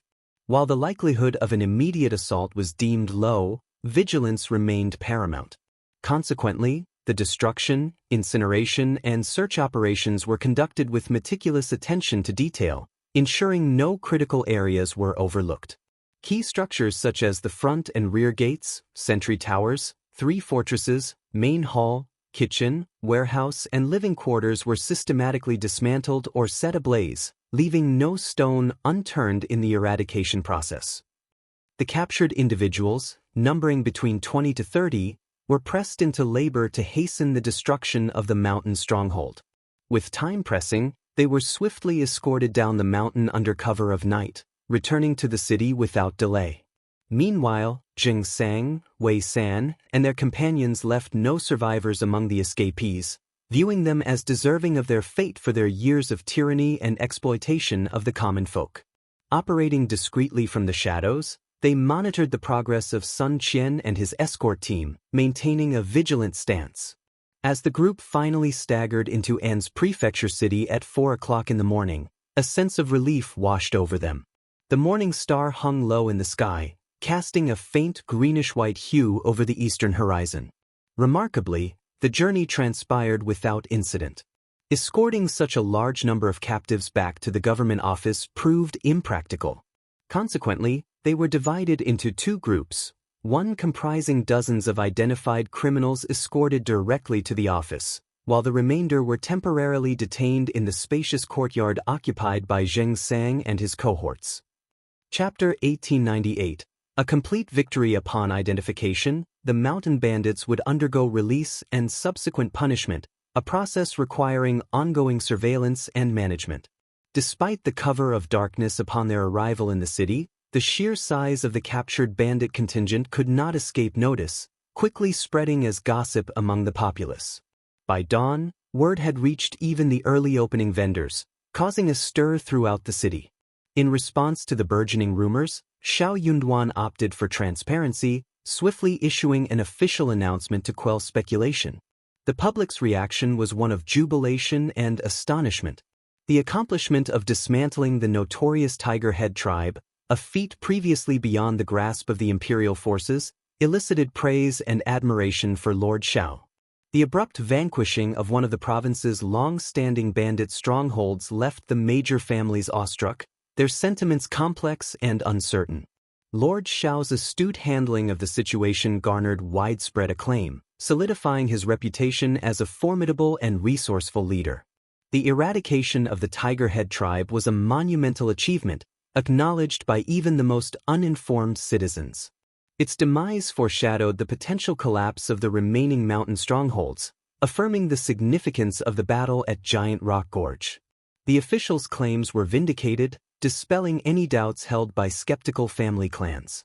With hundreds of captives in custody, the looming specter of food scarcity and potential unrest demanded immediate attention. Xiao Yunduan entrusted the task to Jia Heming. Over the course of 3 days, Jia Heming meticulously categorized the captives, discerning between ordinary bandits, key figures, and support personnel. The ordinary bandits and leaders were to remain detained, while family members and servants were to be transferred to the nearest salt pan under county oversight, where they would undergo penance for their complicity in the banditry. Determining the duration of exemption varied for each individual, spanning from 3 to 10 years. However, outright release for these individuals was out of the question. Even if some were coerced into serving the mountain bandits, their time spent in such circumstances remained uncertain. Given the overwhelming workload of the state office, there was neither the manpower nor the time to scrutinize each captive's backstory thoroughly. Sending them all to the salt pan for hard labor was a justifiable course of action, with the possibility of eventual release for those deserving of leniency. As for the backbone of the mountain bandits, who had committed numerous atrocities, they faced a different fate. Subjected to interrogation and legal proceedings, they would be duly punished according to the law, either through imprisonment or exile. With the pressing matter of the remaining strongholds demanding attention, Xiao Yunduan found himself unable to allocate resources for individual interrogations. Instead, he resorted to locking up all captives, leaving 2 challenges still looming. As the government office grappled with the aftermath of the Tiger Head tribe's demise, Hang Xingshan, Wei San, and their cohorts remained tasked with covertly monitoring the Min family tribe and Liuhe Fort. Meanwhile, strict patrols and vigilant guards maintained security in An's continent's intermediate city.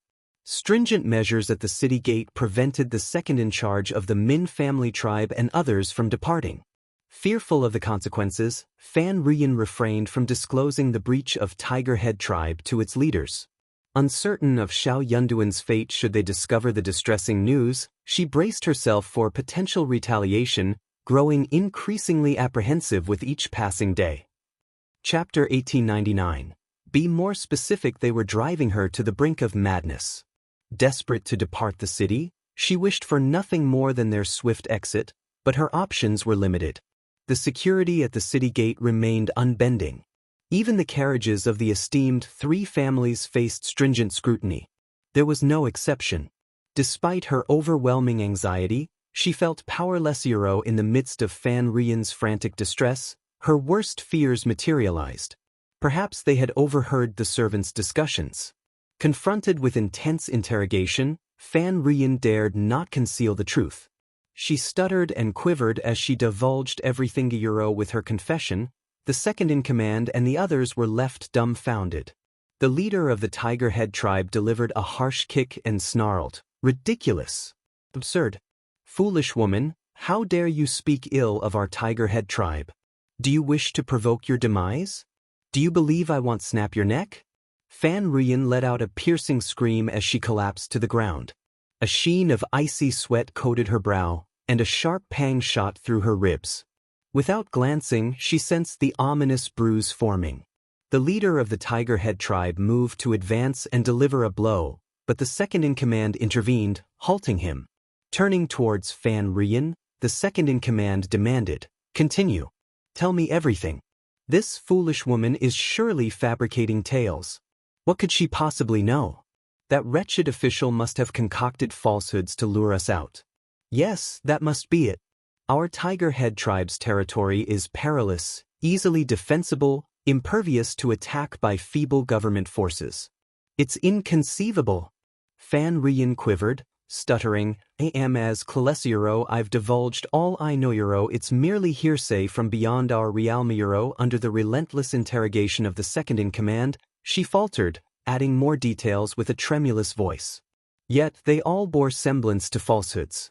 As for how the government managed to attack the Tiger Head tribe, not even Fan Ruyan, let alone the ordinary scribes in the government, would have any knowledge of such operations. It was undoubtedly a closely guarded secret. At this juncture, the second-in-command and the others grew even more agitated. They yearned to depart the city post-haste and return to the safety of their stockade. Only upon returning to the Min family tribe and Liuhe fort could they hope to unravel the intricacies of the situation. "Listen to me.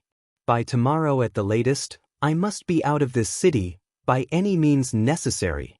Otherwise, it'll unleash chaos. Do you believe I won't be the first to draw blood?" The leader of the Tiger Head tribe seethed with frustration, his desire to exact vengeance palpable. Bureau, Fan Ruyan's face drained of color in terror, her body trembling like an autumn leaf caught in a storm. The second-in-command addressed her sternly, "Did you hear that? Waste no time in devising a plan to facilitate our departure. Consider the consequences for your Fan family before entertaining any foolish notions." Fan Ruyan staggered, nearly collapsing to the ground. She managed to make her way out of the room and into the courtyard, where she found herself overwhelmed by dizziness and blurred vision. Darkness crept into her sight, threatening to engulf her.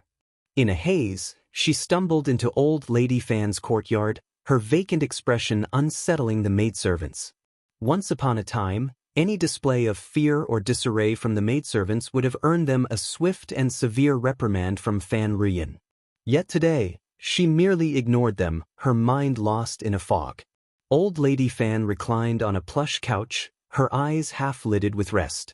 She beckoned a servant girl to kneel before her, gently massaging her tired legs. Upon hearing Fan Ruyan's hollow voice, Old Lady Fan instinctively looked up, her surprise mirrored in her expression. Hastily, she dismissed the girl and sat up straight. "What's the matter? Why do you appear so distressed?" Chapter 1900. Caught in hobble, Old Lady Fan's eyebrows shot up, a wave of anger rippling across her features. "Did your brother and sister-in-law do something?" she demanded. "No, no." Fan Ruyan shook her head, gesturing for the maids to leave. She then threw herself into her mother's arms, tears streaming down her face. "Mother, please save me, please." Old Lady Fan was taken aback by her daughter's distress. "How could you be so careless? Leaving evidence behind so easily. This won't end well, not at all." She harbored no qualms about Fan Ruyan's attempt to eliminate Xiao Yunduan and Xiao Xian. They had crossed a line and deserved their fate. But Fan Ruyan's lack of caution had put them all in jeopardy. At her mother's reprimand, Fan Ruyan felt a measure of relief, though her guilt lingered. "But mother, what do we do now? Those 4 people are still in our house." Old Lady Fan's gaze bore into her. What to do now? It was a dilemma indeed. With the city under martial law, extracting them wouldn't be simple. It might be feasible for one person, but with 4 involved, it posed a significant challenge. That won't do at all. It was simply impossible to keep this matter hidden from everyone. At the very least, they would need assistance from the Guan family, their trusted maidservants, and other servants. But with their involvement, the secret could easily slip out, spelling disaster for the Fan family. Yet, they couldn't abandon Themuro. As Old Lady Fan pondered, frustration bubbled within her, leading to another scolding directed at Fan Ruyan. Tears welled up in Fan Ruyan's eyes. Seeing her daughter, once vibrant and full of life, now reduced to trembling fear, Old Lady Fan's heart softened. She couldn't bear to continue scolding her. It was Xiao Xian and Xiao Yunduan who deserved the scolding. If they hadn't interfered, none of this would have happened. Hadn't En's prefecture city been peaceful all these years? Why did they have to meddle? Summoning her 2 sons, Old Lady Fan grilled them for answers. Had the government truly obliterated the Tiger Head tribe, or was it exaggerated? What was the current status of the tribe? Had the stronghold truly fallen? And what about the bandits? Had most fled to the Min family tribe in Liuhe fort? And so it continued. Second Old Master Fan seemed unusually knowledgeable. Old Lady Fan pressed for answers, growing impatient with his evasiveness. I'm neither a mountain bandit from Tiger Head Tribe nor a constable from the government. How would I know? Angrily, Old Lady Fan retorted. If you know nothing, then what good are you? If you're so useless, why bother being here? Second Old Master Fan snapped back, frustration evident. If you're so bored, why not hire storytellers? Why bother with this? It's unrelated to us. Why would I bother knowing? It's nothing but bad luck. What nonsense. Keep quiet. The exchange escalated into a heated argument between mother and son. Fan Ruyin, burdened with guilt, found her brother's words grating and joined in, further infuriating Second Old Master Fan. First Old Master Fan, silent until now, felt an odd sensation creeping over him. Suddenly he interjected, Mother, are we somehow connected to Tiger Head Tribe? Chapter 1901. Reporting to the official Old Lady Fan was taken aback, her response sharp. What nonsense are you spouting? Though her reaction was swift, First Old Master Fan had already grasped the truth. A chill settled over his heart. Under his stern interrogation, Fan Ruyin reluctantly admitted her mistake. With Old Lady Fan unwilling to intervene, she found herself caught in a vicious cycle. Since you've asked, we're family after all. I might as well tell you. We need to find a solution to this. We're in this together, for better or worse. Old Lady Fan remained silent, leaving Fan Ruyin to explain. Initially hesitant, Fan Ruyin stumbled over her words as she tried to deflect. Facing First Old Master Fan's relentless questioning, she had no choice but to come clean. Second Old Master Fan was aghast, his emotions a mix of shock, anger, and fear. Pointing an accusing finger at Fan Ruyin, he exclaimed, You dare to court disaster. Those bandits are ruthless. Even we steer clear of them. But you willingly walked into their den like a lamb to the slaughter. If they spare you, who else would they spare? And yet you have the nerve to shed tears?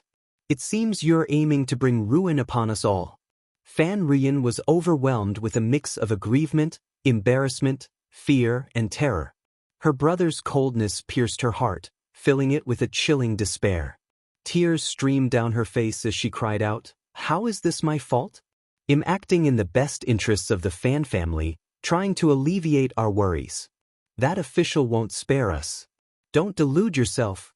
I'm just trying to take preemptive action. Don't be so full of yourself, Second Old Master Fan snapped, his anger flaring. You refuse to acknowledge your mistakes, yet somehow turn them into heroic deeds? It's absurd. And it's all because Mother indulges you. Old Lady Fan interjected sharply, Second son, have you lost your mind? Criticizing your own mother? I think Ener has a point. If you weren't so useless, why would you rely on her? That Xiao has been targeting our family. If we don't act, hell never let us be. How did you Euro? Enough, both of you. Why are you arguing at a time like this? First Old Master Fan's head throbbed with frustration. He admonished them sternly, This is not the time for squabbling. We can't afford any more mistakes. What are you suggesting? Old Lady Fan and Fan Ruyin spoke simultaneously. First Old Master Fan glanced between his mother and sister before speaking with resolve. We need to confess to the authorities. Second brother and I will personally apologize to Lord Xiao. What?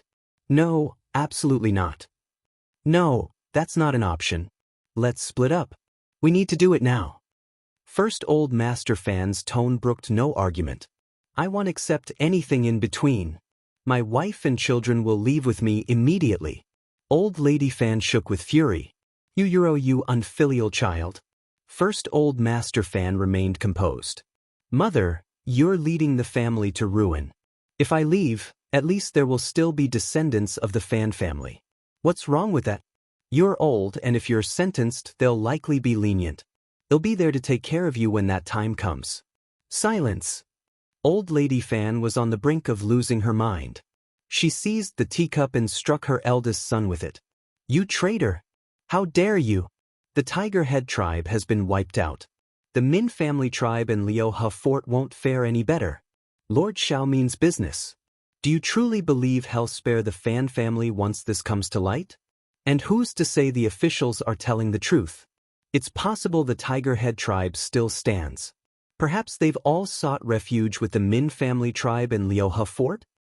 Chapter 1902, Distributing Money to Eliminate Disasters. That Xiao may have caught the Tiger Head tribe off guard, but using the same tactic on the Min family tribe in Liuhe Fort? Highly improbable. What are the odds?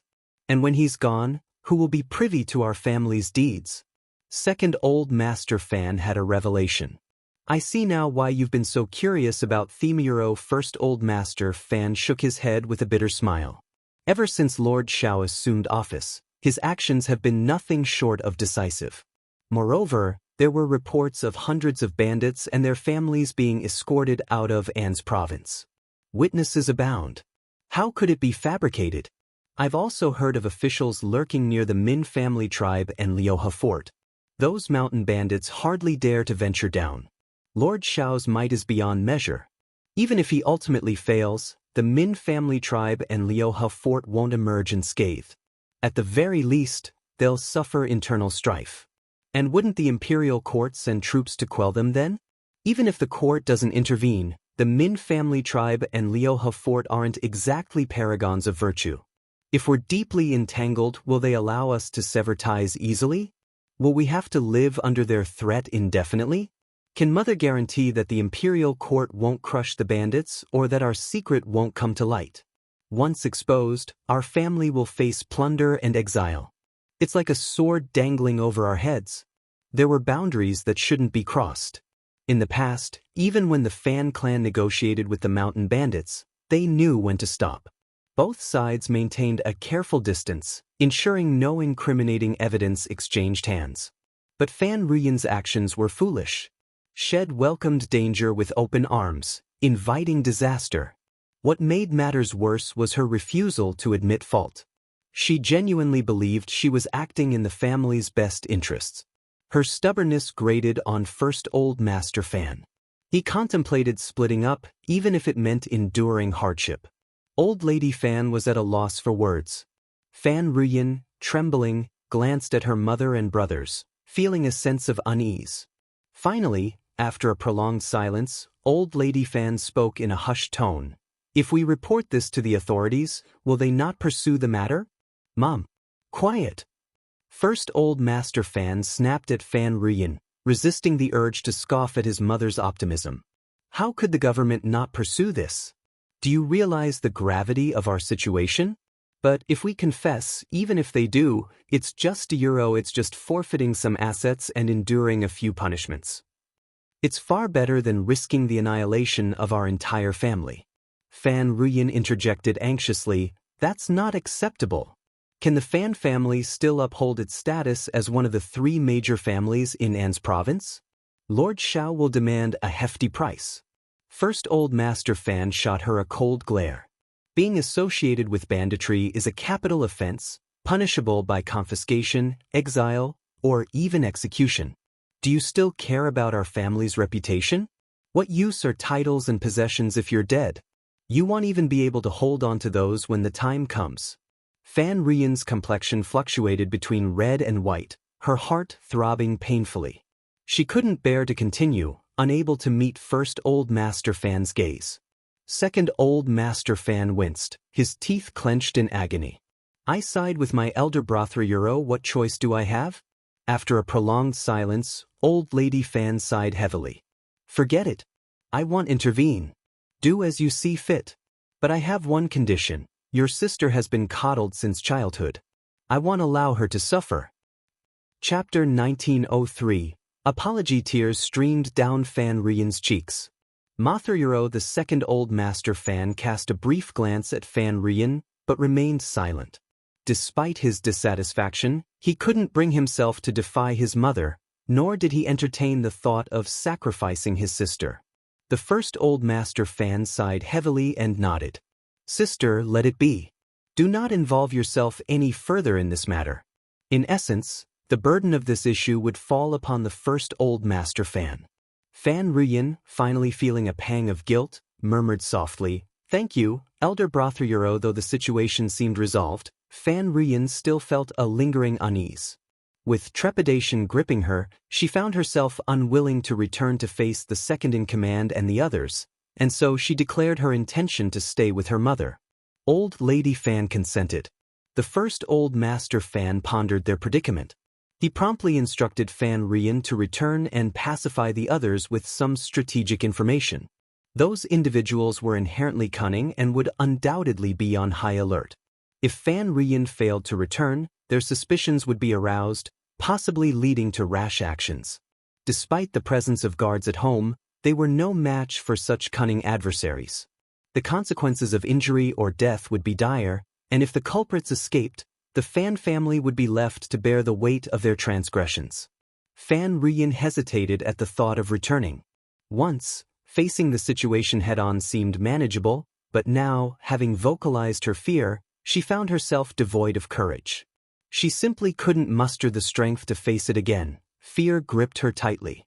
The first Old Master Fan's frustration nearly reached its boiling point. The second Old Master Fan's anger was palpable.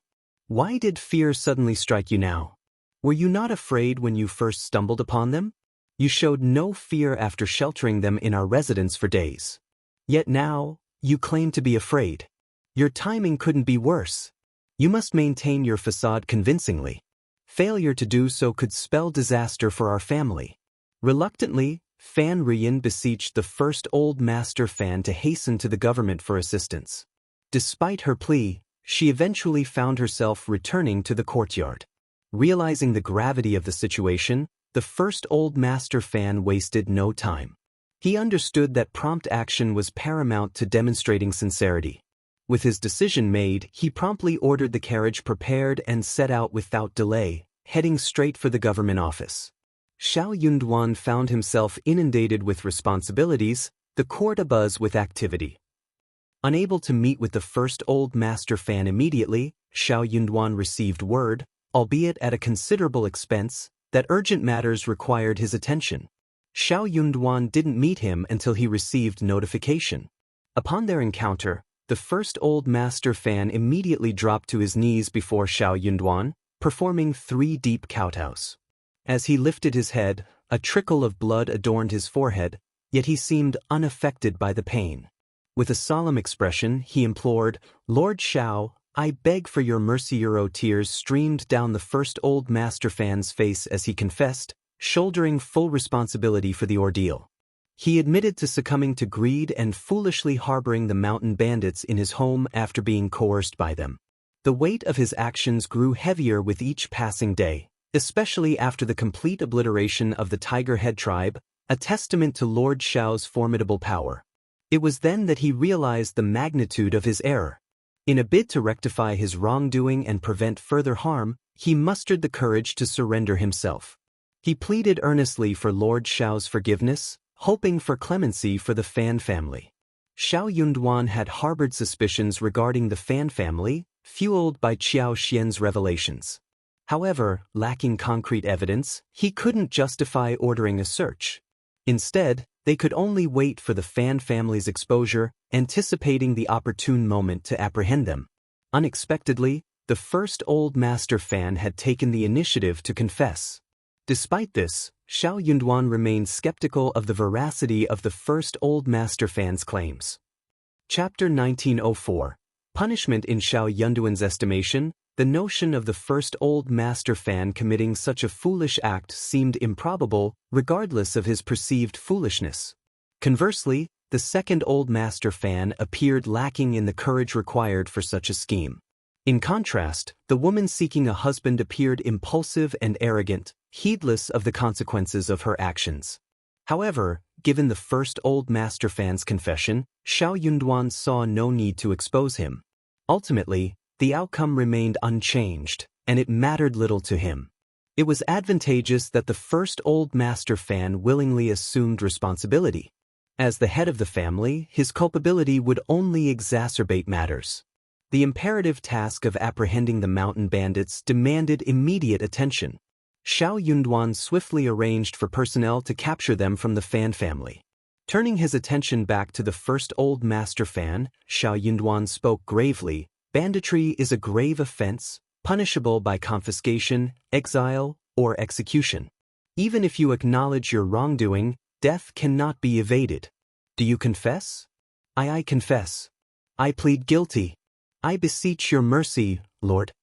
The first Old Master Fan's voice quivered as he bowed once more, demonstrating respect, genuine contrition, and unwavering cooperation. Xiao Yunduan exhaled deeply, relieved that the lives of the entire family were spared. All businesses registered under the Fan family name will be forfeited daily. Failure to forfeit 150,000 mu of fertile land will result in a fine of 300,000 taels of silver. The principal offender shall be imprisoned for 3 years. To avoid imprisonment, a sum of 50,000 taels of silver may be paid as penance. However, during this period the principal offender is restricted to An's province and must conduct themselves impeccably. Any transgressions will be met with dual punishment. Xiao Yunduan's words struck the first Old Master Fan with a pang of anguish. The severity of the punishment weighed heavily on the Fan clan. Despite bracing himself for Xiao Yunduan's judgment, he hadn't anticipated such ruthlessness. Each decree felt like a deep wound. First Old Master Fan ventured cautiously, "Euro Lord, the Fan family will unquestionably heed your guidance from now on. Please have mercy. This punishment is truly euro. I cannot afford leniency in public. It would compromise my authority in the future. An's province operates under different circumstances. Even with the eradication of these bandits, lasting stability is uncertain. I consider my judgment to be lenient already." Cold sweat trickled down the first Old Master Fan's back. He dared not contest further. Hastily, he nodded in agreement. "Your wisdom is undeniable, Lord. My lapse in judgment euro. Given the gravity of the Fan family's transgressions, he had little ground to stand on, even with their assets on the line." Xiao Yunduan's expression twisted into a sneer. "As long as you understand." He cast another meaningful glance at the first Old Master Fan, adding pointedly, "Remember to maintain discipline within your family. Any further indiscretion will be met with impartial punishment." He wasn't oblivious to the likelihood that the first Old Master Fan might not be the primary culprit. However, he tacitly acknowledged this while ensuring the first Old Master Fan understood that he was aware of the situation. As expected, the first Old Master Fan visibly startled, his heart skipping a beat. He nodded fervently, unable to suppress the urge to wipe the cold sweat from his forehead. Xiao Yunduan summoned Jing Sang and instructed him to draft the case for the first Old Master Fan's signature. He then tasked him with leading a contingent of men to the Fan family's residence to announce the punishment and oversee the confiscation of assets. Additionally, Xiao Yunduan directed another scribe to swiftly prepare a document, making multiple copies, sealing them, and distributing them throughout the city, including at the city gate. The severity of the Fan family's offense demanded public acknowledgement and explanation, lest rumors and falsehoods spread, particularly considering the character of Old Lady Fan and Fan Ruyan. Xiao Yunduan understood the importance of clarity in such matters and resolved to draft another document to report the incident to the magistrate, ensuring transparency and accountability.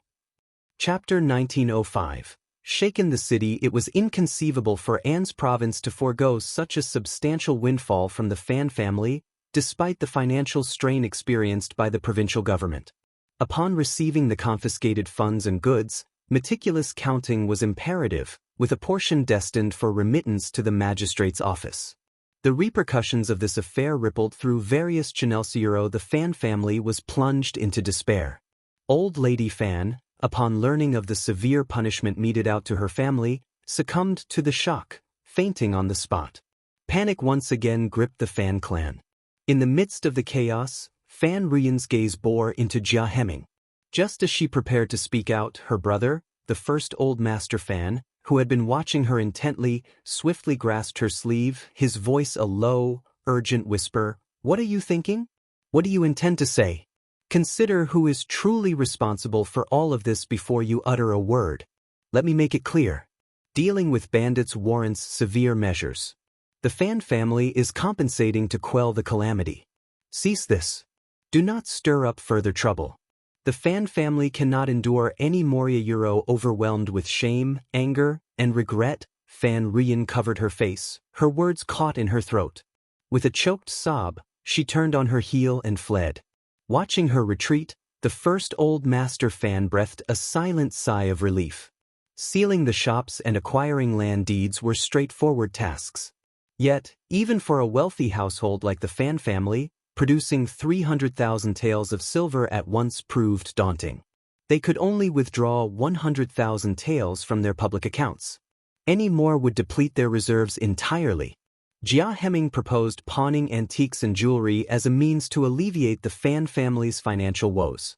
However, given the punitive nature of their situation, engaging in business transactions seemed impractical. With an abundance of antiques and treasures at their disposal, securing loans or extending credit through promissory notes appeared dubious. The first old master Fan found himself unable to negotiate and reluctantly acquiesced to Jia Heming's suggestion. Jia Heming dispatched a bailiff to the premier pawnshop in An's prefecture city, enlisting the aid of its proprietors to assess the valuables. Each item was meticulously catalogued, appraised, and packaged into boxes before being handed over to Xiao Yunduan. Meanwhile, the leader of the Tiger Head tribe, second-in-charge Min, and the two escaped mountain bandits found themselves incarcerated in the government prison. Despite initial resistance, the leader of the Tiger Head tribe's tirades were swiftly quelled with the insertion of a cloth gag. News of the Fan family's transgressions, their repentance, and subsequent punishment reverberated throughout the city, posted on every available surface. The revelation sent shockwaves through the populace, marking the most significant event of the year. The punishment meted out to the Fan family elicited both curses and applause from the common folk. Among the various family clans, it was widely understood that the power dynamics within An's prefecture city were poised for a significant shift. With the Fan family formally ousted from one of the esteemed triumvirates, speculation ran rampant about the fate of their extensive business holdings, likely to be auctioned off by the government. Everyone eyed each other warily, eager to stake their claim in the spoils. However, it was clear that the final say rested with Lord Xiao and Madame Xiao.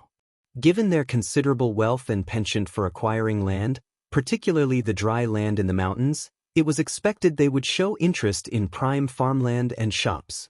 Thus, the others could only bide their time, waiting for the couple to make their selections before seizing their opportunities. Many harbored feelings of despondency and remorse, lamenting their missed chances. With ample resources at their disposal, acquiring additional shops and fertile land could have propelled them to greater heights. Some even harbored aspirations of usurping the Fan family's former status within a few short years. A few astute individuals, unwilling to leave their fate to chance, resorted to lavish gifts and flattery, seeking favor with Qiao Xian, hoping to curry favor and secure their positions in the shifting landscape.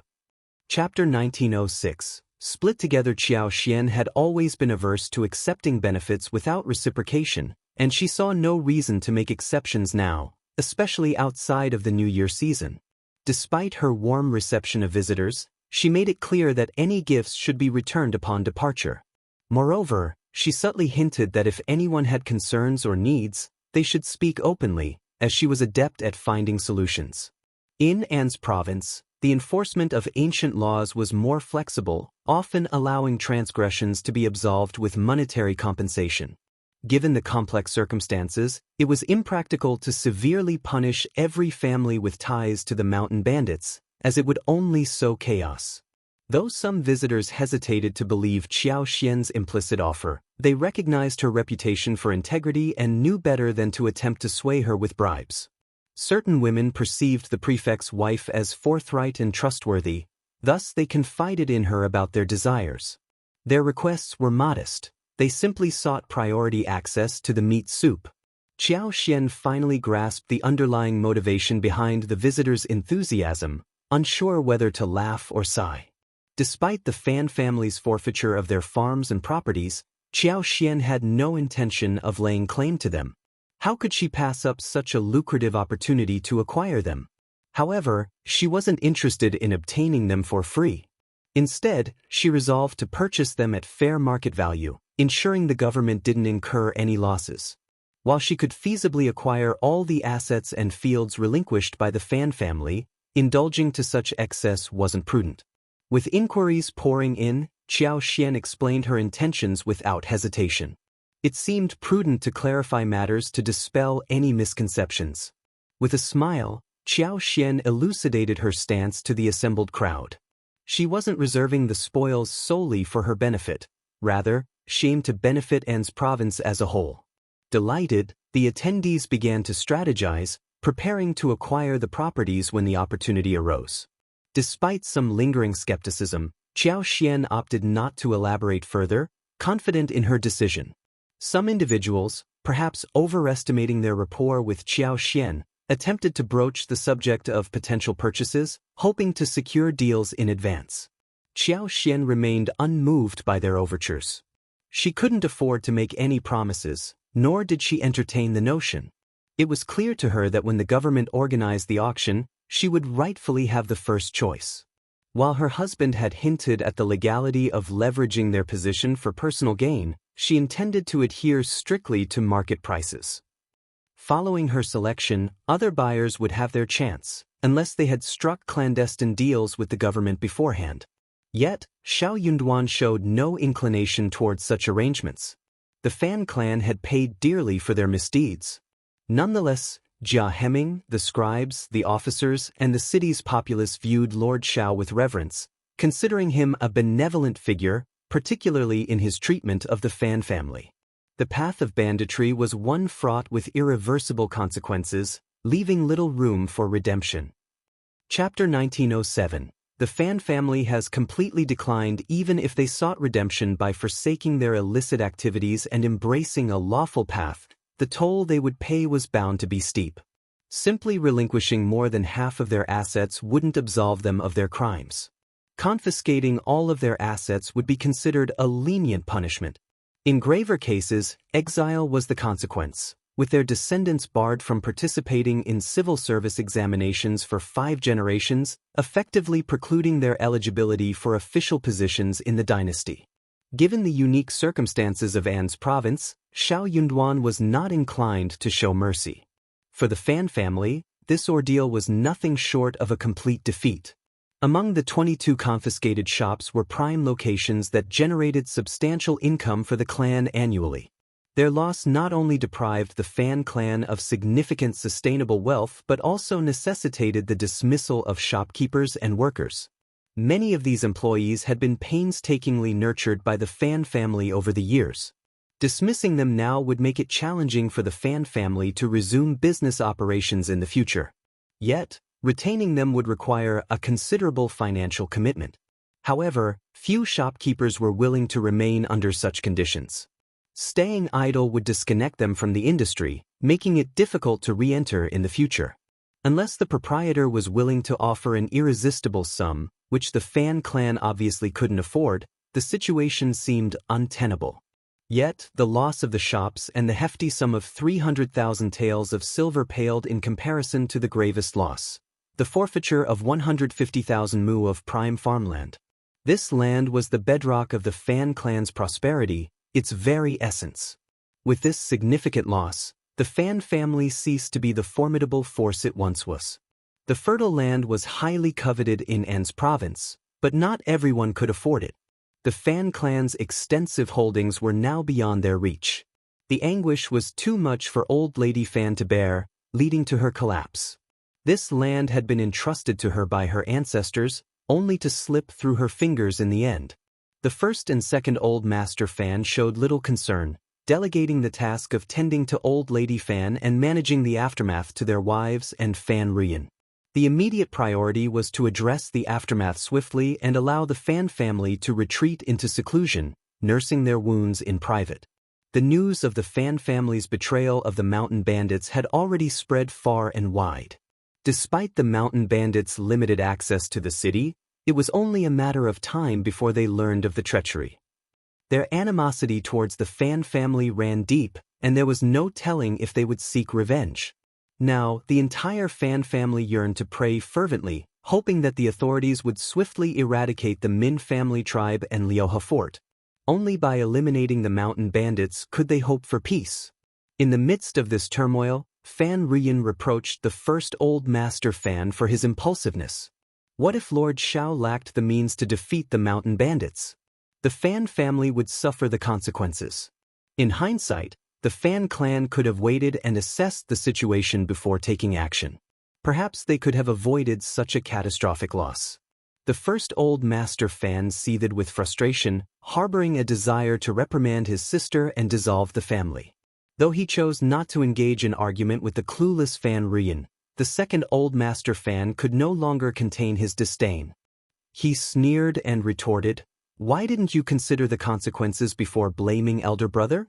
If not for you, our family wouldn't be in this mess." Chapter 1908. Chaos. The true culprit has never been elder brother. Both elder brother and I have forgiven you, yet you still insist on blaming him. And if those nefarious individuals remain in our midst, can you guarantee they won't cause trouble? Can you assure us you can handle them? I fear you wouldn't even survive the current ordeal, let alone any future ones. Furthermore, if it weren't for the noble act of exposing our wrongdoing, our future would have been bleak indeed. We'd be doomed beyond redemption. Those mountain bandits wouldn't spare us even if they escaped. They'd cling to us like a malignant growth, tormenting our Fan family endlessly. No secret can remain hidden forever. Sooner or later, the authorities will uncover the truth. And when they do, neither the mountain bandits nor the Fan family will escape unscathed. Since you invited the danger into our home, the only path to peace and salvation for our Fan family is through repentance. Do you grasp that? Even if we face consequences from the government, at worst, we'll have to leave our hometown and abandon An's province. We still possess some assets. We won't perish, but we could lead comfortable lives. But if we continue associating with those mountain bandits and seeking their aid, they'll surely be our undoing sooner or later. And who brought all of this upon us? Yet you still have the audacity to blame elder brother. Fan Rian found herself unable to prevail against him. Frustrated and angry, she burst into tears, feeling unfairly criticized and unappreciated. She insisted that she acted in the best interests of the Fan family. As her tears flowed, she recounted how she had been mistreated by her brothers when their mother was ill. Determined to confide in her mother, Fan Rian's resolve wavered momentarily. However, first Old Master Fan erupted in fury, warning her sternly, "Mother is already ill. If you have any conscience left, do not upset her further. If you dare to provoke her again, I will not spare you. You can try me." Fan Rian trembled with anger but ultimately relented under first Old Master Fan's stern gaze, refraining from any rash actions. The Fan family, like a timid and fearful chicken, withdrew into themselves, living in perpetual anxiety. Scribe Guan and Mrs. Guan also suffered, haunted by the fear of retaliation from the Min family tribe or Liuhe fort. While Xiao Yunduan was aware of their transgressions, he chose not to address them yet, biding his time. With the evidence he possessed, Xiao Yunduan could apprehend Scribe Guan at any moment. He had kept him under surveillance, waiting to see if any bandits would come looking for him, providing an opportunity to apprehend them as well. If Scribe Guan displayed the same decisiveness as first Old Master Fan and confessed to Xiao Yunduan, he might secure a chance to evade imprisonment. However, he would still face fines and be barred from serving as a scribe, but at least he wouldn't be incarcerated. Regrettably, Scribe Guan lacked such resolve. He clung to a glimmer of hope and instructed Mrs. Guan to frequent Xiao Xian's presence, hoping to glean information. If anyone approached the mountain, he could relay the news. However, Mrs. Guan found herself unable to maintain her air of superiority. She wished to forge a friendship with Xiao Xian, foreseeing potential benefits in times of trouble. Despite their well-laid plans, Xiao Xian was uncooperative. Mrs. Guan couldn't even gain access to the back office. Chapter 1909. Terror Xiao Xian curtly informed Mrs. Guan that she was occupied and unavailable to receive her. Mrs. Guan, accustomed to using such excuses herself, found herself on the receiving end this time. The tables had turned, and it was now Xiao Xian's turn to dismiss her. Enraged by Xiao Xian's perceived arrogance, Mrs. Guan hurled insults, accusing her of haughtiness and aloofness. Despite her frustration, Mrs. Guan continued to feign hospitality towards her fellow disciples, maintaining a facade of amiability. However, despite multiple attempts, she was unable to gain entry. Xiao Xian had no intention of meeting her at present. She aimed to exacerbate the guilt of those with troubled consciences. Mrs. Guan grew increasingly apprehensive, fearing that Xiao Xian and Xiao Yunduan were privy to damning information, hence Xiao Xian's refusal to entertain her. The couple deliberated behind closed doors but failed to devise a solution. Although Scribe Guan continued to perform his duties as a scribe, he was barred from many areas and activities. Fearful of arousing suspicion, he refrained from making inquiries. Gritting his teeth, Scribe Guan realized that Lord Xiao harbored genuine suspicions against him. With no alternative, he resolved to take a gamble. That afternoon, Scribe Guan donned a disguise and slipped out of the city unnoticed. Just 2 days after the Fan family received their compensation, preparations were nearly complete. Xiao Yunduan instructed Jia Heming to seek reinforcements from General Huaishi. The swift eradication of the Tiger Head tribe had caught the bandits off guard, but now, with the Min family tribe and Liuhe fort likely joining forces, heightened vigilance was imperative. Even Hang Xingshan couldn't ascertain the adversary's true strength, having never had the opportunity to scout their stronghold. Uncertainty loomed over the presence of undisclosed trump cards. Xiao Yunduan couldn't afford to gamble. A miscalculation would lead not just to failure but to numerous casualties. Upon hearing Xiao Yunduan's plea, Jia Heming readily pledged his support. General Huaishi, commanding a force of 20,000 men responsible for Huaishi Prefecture's security, was duty-bound to combat banditry. Were it not for the formidable nature of the An's province bandits, he would have intervened earlier. There was no reason for General Huaishi to refuse Xiao Yunduan's offer. Even if it was solely for the sake of 100,000 taels of silver, he would undoubtedly accept the mission. The meager salary provided by the imperial court hardly covered expenses for equipping the army with necessary supplies, weapons, or additional horses. Year after year he submitted memorials, yet progress felt as sluggish as a clay ox trudging through the sea. With 100,000 taels of silver at his disposal, there would be no such worries. Jia Heming wasted no time in action. 300,000 taels of silver swiftly changed hands, with 1/3 dissipating before it could even warm up. Xiao Yunduan calculated that half of the remaining 200,000 taels would be allocated to the magistrate, leaving 100,000 taels in the court's coffers. Additionally, the proceeds from the auction of the Fan family's farmland would be sufficient to reward everyone and devise a strategic plan. Oh, and there was also the matter of the Yamen owing his wife hundreds of thousands in silver. Repayment would have to be made gradually. The Min family tribe and Liuhe fort swiftly mobilized. They had little choice but to act swiftly, for caution mattered little now. With Xiao Yunduan having obliterated the Tiger Head tribe, they knew he wouldn't let them off the hook. Chapter 1910.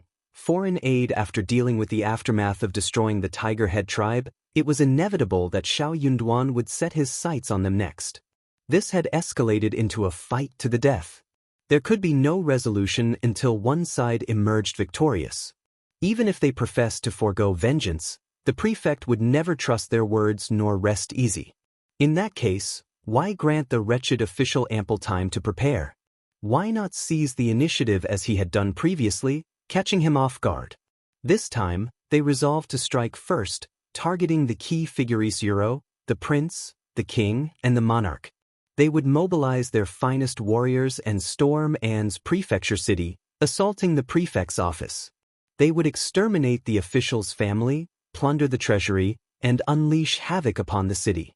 Then, before the imperial court could react, they would vanish into the mountains. They understood well that if this operation succeeded, it would send shockwaves through An's province and Huaishi prefecture, and even reverberate to the imperial court. An attack on the court's offices, the slaughter of its officials, and the plundering of its warehouses would surely compel the court to respond with military force, if only to save face. The uproar this time would surely surpass that of 10 years ago. But this dogged official was formidable. Even catching him unawares would demand a hefty toll. Such an endeavor would significantly deplete their strength. How could they then withstand the might of the imperial court's army? To evade trouble, fleeing the village was inevitable. An's province was intertwined with boundless mountains. Once they delved into the depths, no matter how many troops the imperial court dispatched, it would be akin to scattering beans into the Montaigne feudal. They were accustomed to mountain life. With their numbers, they had no need to fear the wilderness beasts and venomous creatures. In 2 or 3 years, this affair would be resolved and fade from the imperial court's memory. Then why couldn't they return? The pitiful remnants of the Min family tribe and Liu Fort's leaders looked worse for wear. Suppressing their anger, fear, and uneasy emotions they would never confess they suddenly cast caution aside and resolved to fight to the death. They were a band of outlaws from the start. What did they have to fear? The sight of blood only fueled their excitement. Thus, the two factions collaborated closely, hand-picking a force of 400. After 2 days of meticulous preparation, they set out from the mountains under the cover of night. Utilizing the darkness and rugged terrain to their advantage, they arrived outside An's prefecture city in the dead of night. The vanguard, clad in dark garments, approached the city gate with aggressive agility. Their eyes gleamed with wild fervor, reminiscent of wolves and tigers. They eagerly awaited the signal to storm the city, brandishing their weapons in anticipation of exacting vengeance and sending the dogged official's family to their demise. As the agreed time arrived, a low, prearranged bird call rang out. With a creak, the city gate slowly swung open. Upon reaching a sufficient gap, the bandits roared triumphantly, wielding an array of weapons as they surged forward with murderous intent. Meanwhile, their accomplices lying in wait in the nearby forest, 2 to 3 miles away, heard the clamor and surged forth to join the fray. Chapter 1911. Final battle. To their dismay, as they surged through the city gate, they watched in horror as it began to slowly close once more. The front ranks froze, their eyes widening in disbelief as they stumbled to a halt. Behind them, the momentum of those charging forward caused a chaotic collision, nearly knocking them off their feet. Amidst the confusion, cries of pain and confusion filled the air. Before they could grasp the situation, a barrage of arrows whistled through the air like a swarm of locusts, sending the bandits into a frenzy of panic. In the blink of an eye, flames erupted from all directions, and the heavens reverberated with the thunderous clamor of approaching soldiers. Over 2,000 bailiffs and soldiers descended upon the hapless bandits with relentless ferocity, catching them off guard and sealing their fate. It was a slaughter, utterly one-sided.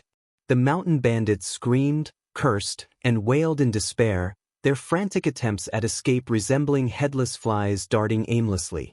But there was no escape from the relentless onslaught closing in around them. The encirclement tightened, gradually closing in on the mountain bandits until none remained, including their leaders and most steadfast members. It had been ages since the soldiers had tasted such a decisive victory, and their jubilant cheers echoed across the battlefield. Meanwhile, the elite bandits who had entered the city earlier met a similar fate, swiftly dispatched by the waiting bailiffs and soldiers lying in ambush. Not a single one managed to escape. The individual who had facilitated their entry into the city wasn't Scribe Guan, who had initially colluded with them.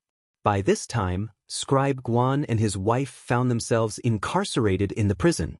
With the battle won, over 100 soldiers remained behind to clean up the aftermath, while the rest swiftly regrouped and set off towards Liu Fort and Min family tribe, their resolve unwavering. Over 200 sets of clothing were stripped from the fallen bandits, quickly donned by the soldiers who adopted their guise to march at the forefront of the advancing column, their determination evident in their demeanor. Once in the mountains, they divided into 2 groups, each headed towards Min family tribe and Liu Fort respectively. Jia Hemming's visit to General Huaishi went smoothly, thanks to Xiao Yunduan's generous funds. Jia Hemming promptly handed over 50,000 taels of silver, leaving Qin Wuyo and the other generals beaming with delight and heaping praise on Lord Xiao's generosity. They extolled his virtues, hailing him as a true exemplar, demonstrating that even a scholar could possess such courage, swiftly dealing with the bandits without hesitation. It put their own reluctance to send troops to shame. Qin Wuyo wasted no time in mobilizing his troops, leading a force of 3,000 elite soldiers as per Xiao Yunduan's instructions. They approached An's city stealthily, taking advantage of the dense forest cover that shrouded the region. Their presence remained undetected, concealed within the secluded valleys and thickets of the An's province hinterlands.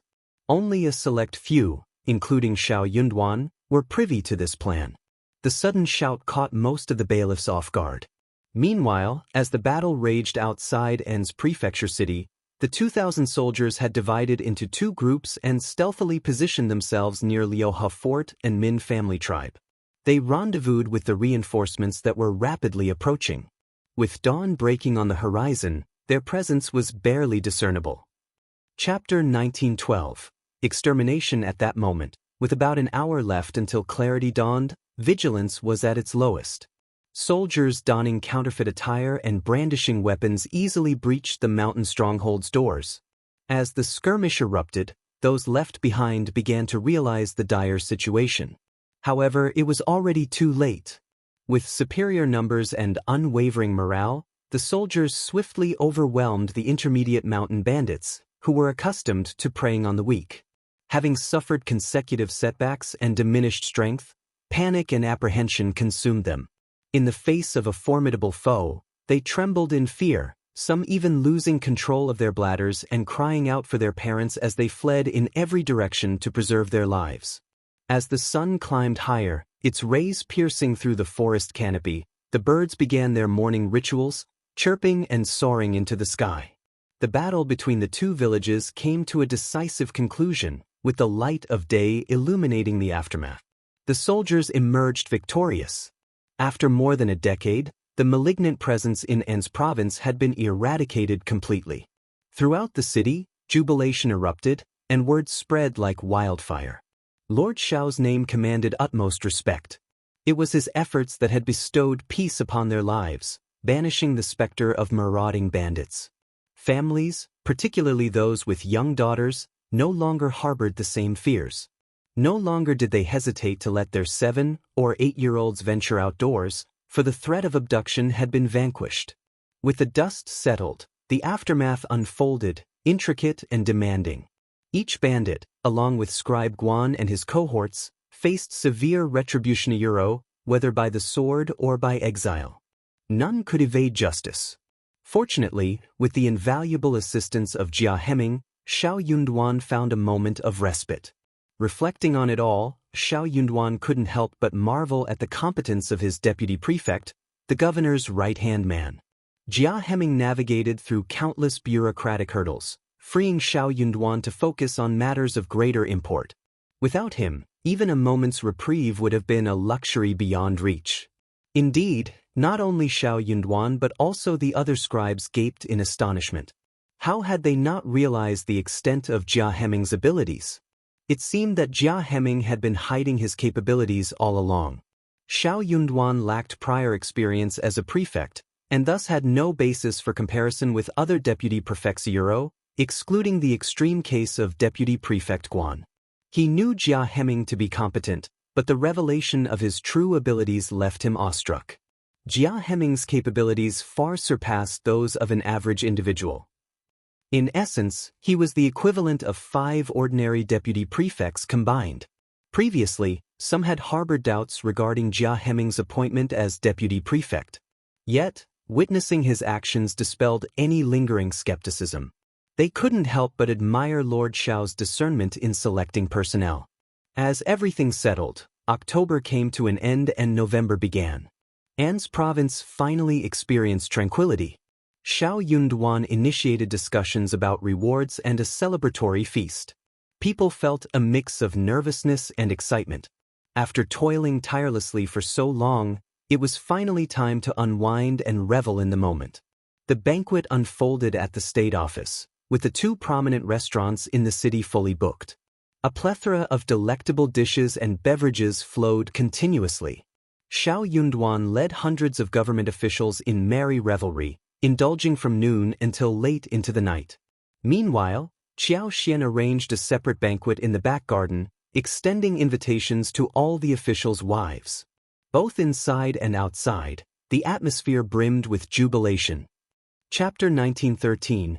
Managing aftermath, everyone exuded energy and excitement, their hearts aglow with warmth and confidence.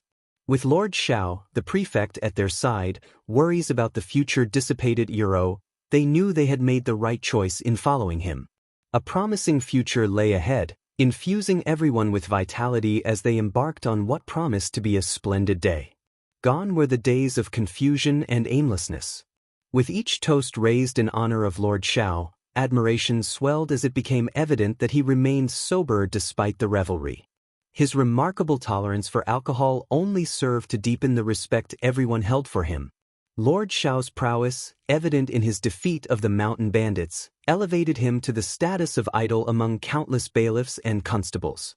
The following day, Xiao Yunduan unveiled the reward list he had collaborated on with Jia Heming and others, ensuring that everyone received their due recognition. Even the most ordinary of bailiffs received a reward of 10 taels of silver each, while Jia Heming, Heng Xingshan, Sun Bai, Sun Qian, Zheng Sang, and others were granted the highest amount, euro 500 taels each. Various increments of 200, 100, 50, and 20 taels were distributed among the remaining recipients. The rewards were deemed exceptionally fair and just, leaving no room for dissatisfaction. Each recipient eagerly lined up to claim their silver reward, their faces illuminated with joy. Qiao Xian, in a gesture of goodwill, also distributed rewards to those at the back of the court, though modest in comparison, simply to share in the joy and excitement. Jia Heming and his wife were overwhelmed with happiness and gratitude. When Jia Heming returned home bearing a bounty of banknotes, Mrs. Jia could scarcely believe her eyes, her smile uncontainable. Anticipating a more modest reward, Mrs. Jia had already envisioned how to allocate 10, 20, or 30 taels. However, receiving 500 taels of silver left her at a loss for how to manage such unexpected wealth. Both Lord Xiao and Madame Xiao, known for their benevolence, refused any compensation for their efforts. Their altruism only strengthened the resolve of Jia Heming and his wife to stand by them, assured that following their lead would only enrich their lives further.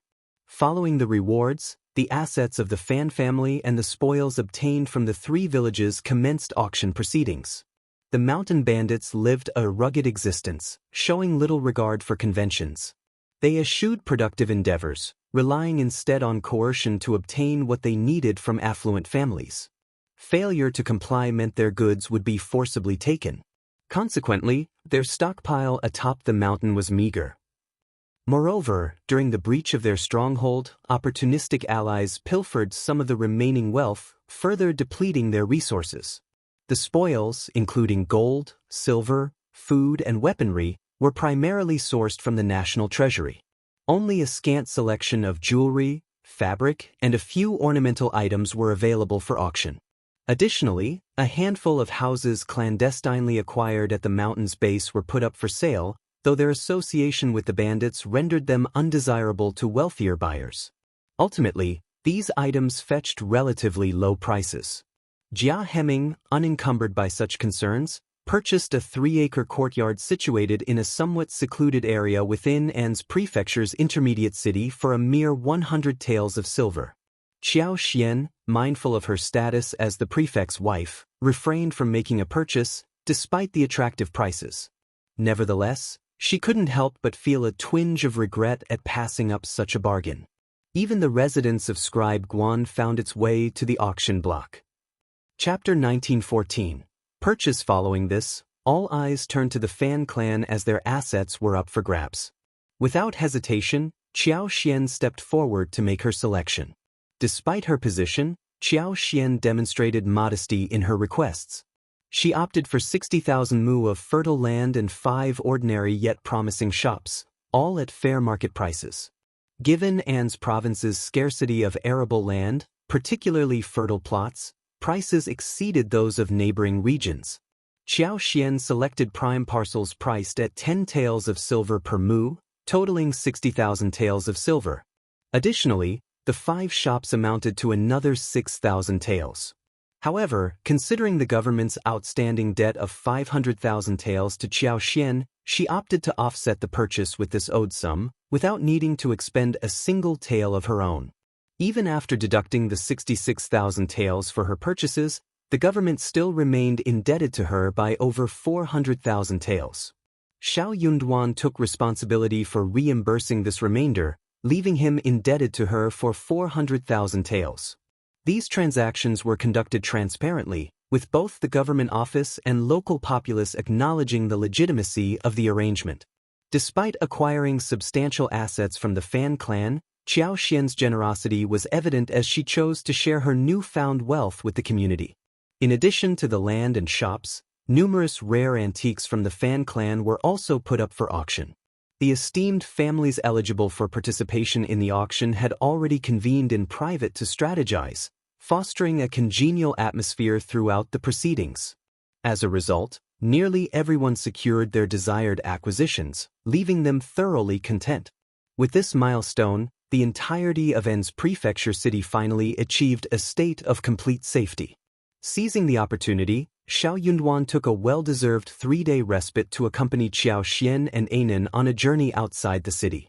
The trio explored their own farms, trekked through the mountains, and reveled in the breathtaking scenery, joined by Yi and Sun Bai.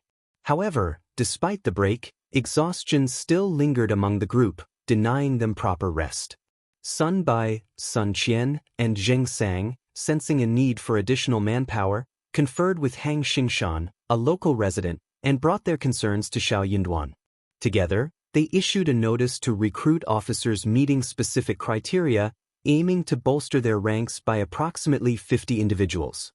Their collective resolve was clear. Alongside the current bailiffs, rigorous training was imperative. In An's province, the specter of banditry persisted, exacerbated by the region's strategic location. Should fugitives seek refuge here in the future, a robust force would be required to apprehend them. The necessity for ample manpower was evident. Reviewing the accounts, Xiao Yunduan felt confident in shouldering the responsibility and thus gave his approval. It was common knowledge that positions within the government office were highly sought after, with young and capable individuals eagerly vying for selection. The atmosphere in An's province city became vibrant and bustling as a result. While new recruits were being chosen, the existing bailiffs remained active. Despite the successful dismantling of the Min family tribe, Liuhe Fort, and Tiger Head tribe, Xiao Yunduan recognized that more needed to be done. He issued orders for a thorough search of the 3 villages, commanding the destruction of all structures, including basements, sentry posts, fortresses, and passes, ideally reducing them to rubble. In essence, the objective was the complete eradication of these 3 locations. The prospect of any resurgence in the future was utterly eliminated. Qiao Xian's curiosity got the better of her, prompting her persistent requests for Xiao Yunduan's approval to join the expedition. Initially resistant, Xiao Yunduan dismissed her requests, labeling them as mere whims. After all, what allure could a mountain bandit village possibly hold? He chided his increasingly obstinate wife.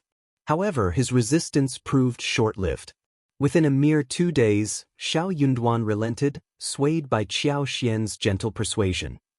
Chapter 1915. Going to Liuhe Fort, Xiao Yunduan found himself swayed when Qiao Xian appeared in her light riding outfit, a realization dawning upon him.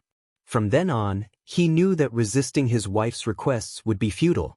Ultimately, he resolved to indulge her desires, though not without attempting to negotiate for better terms. After all, bargaining often yielded unexpected benefits. In the end, everyone was content, and Xiao Yunduan found joy in his wife's happiness. As for Anan, despite his lively demeanor, he was still too young to accompany them on their mountain excursion. Qiao Xian entrusted the care of their son to the nanny, Kai Yun, and Kai Ming before departing the city with Xiao Yunduan and their companions.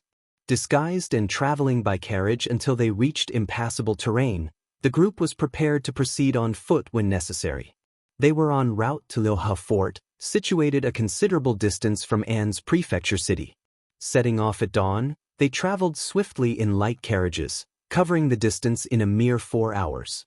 Disembarking from the carriages, they proceeded on foot for over half an hour, arriving at Liuhe Fort around noon. Of the 3 strongholds, Liuhe Fort was the closest to An's prefecture city, with the other 2 being more remote. Upon their arrival, the The fort bustled with various demolition activities. Spotting Lord Xiao, the workers paused their tasks to greet him, only to be encouraged by Xiao Yunduan to continue their efforts. Xiao Xian, brimming with curiosity, felt invigorated rather than fatigued. She accepted the water offered by Xiao Yunduan and, tugging at his sleeve, suggested, "Husband, let's explore together. This place seems vast and flat." Xiao Yunduan, unable to resist his wife's enthusiasm, smiled helplessly. "Since you're so keen, let's take a stroll." Over the years, Liuhe Fort had expanded significantly, occupying extensive flat terrain. Recognizing the impracticality of relying solely on mountain-foraged resources, the bandits had cultivated vegetable gardens. A valley lay at the foot of the front mountain, while a wide stream ran behind it. In the distance, a picturesque white waterfall caught their gaze. Gazing into the distance, Xiao Xian marveled at the lush green mountains and winding rivers, captivated by the picturesque scenery.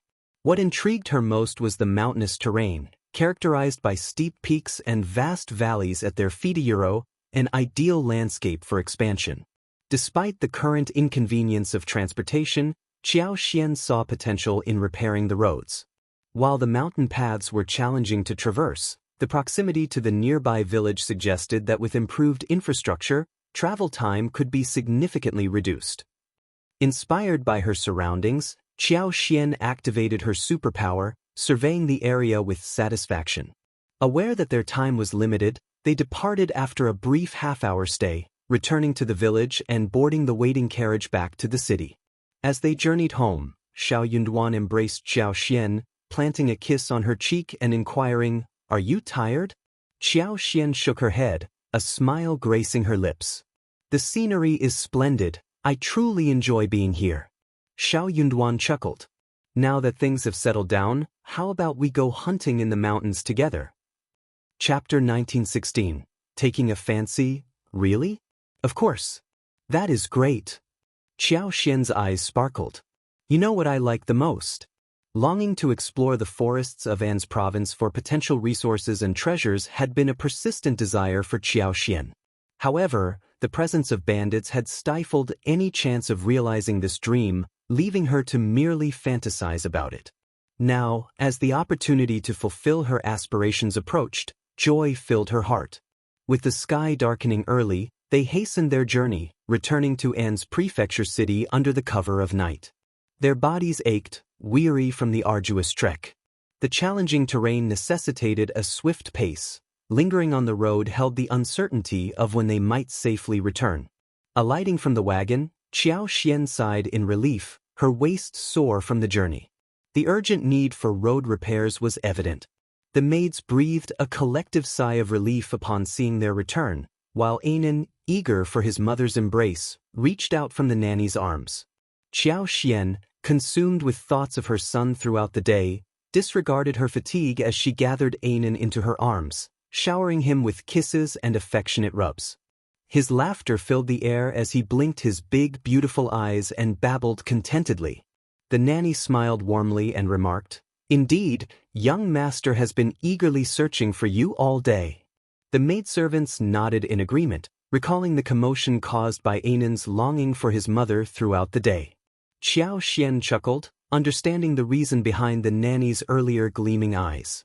It was undoubtedly due to her beloved son. Xiao Yunduan gently took Anan from Xiao Xian's arms, offering to carry him himself. However, Anan adamantly refused, clinging tightly to his mother's neck and shaking his head vigorously. It was a scene that elicited laughter from everyone present. Xiao Xian, with a smile, insisted, "He's still so young. Let me hold him." Xiao Yunduan laughed along, shaking his head in amusement before leading his wife and son into the house. The family spent some quality time together, playing until Anan eventually drifted off to sleep after nursing. With his eyes closed, his delicate features appeared even more pronounced, peacefully highlighting his exhaustion from the day's travels. The nanny carefully escorted Anan away, leaving Xiao Xian and Xiao Yunduan to dine together. During dinner, Xiao Xian shared her plans for Liuhe Fort with Xiao Yunduan. The fertile surroundings presented ample opportunities for development. She proposed constructing a villa in place of the former fort, effectively eradicating any remnants of the bandits. Reflecting on the terrain around Liuhe Fort, Xiao Yunduan smiled and nodded in agreement. If that's what you desire, then it's settled. It's better than leaving it unused. Deal! Qiao Xian exclaimed joyfully. It's an opportunity for farming and we're all free. I can hire additional help to increase our family's income. Her enthusiasm was infectious, and Xiao Yunduan couldn't help but feel a warmth in his heart. With a smile, he affirmed, "Wife, go ahead and make the arrangements." Chapter 1917. Planning to farm. Qiao Xian's enthusiasm was palpable. With the eradication of the bandits, she now had the freedom to pursue her interests across the vast expanse of An's province. After a night of intimacy, Qiao Xian radiated with energy the next day. She gathered Songshi, Lu Fu, Mian Mian, and others to discuss their plans. With ample funds available for hiring labor, and with Songshi and the others possessing experience in managing wasteland, the previously neglected mountains were ready to be reclaimed. Songshi, in particular, was invigorated by the prospect of a new endeavor. Mian Mian and Lu Fu shared in her excitement, eager to embark on this venture. Qiao Xian's preliminary plan involved dedicating much of the land in Liuhe Fort to cultivating various herbs. After assessing the area, she identified suitable spots for planting Gastrodia elata, false starworts, King Solomon seal, Tian Qi, Dangay, and white needle. Additionally, scattered fruit trees were to be planted throughout the medicinal herb fields, providing not only fruits but also shade. Furthermore, plans were made for a chicken farm within the mountain forest and Liuhe Fort. To maintain hygiene, the chicken farm would undergo a yearly rotation, 1 year for raising chickens, followed by a year of rest, during which the chickens would be relocated to a different site. This rotation ensured cleanliness and minimized the risk of disease outbreaks, a particularly crucial consideration given the potential for bacteria buildup in the chicken farm over time.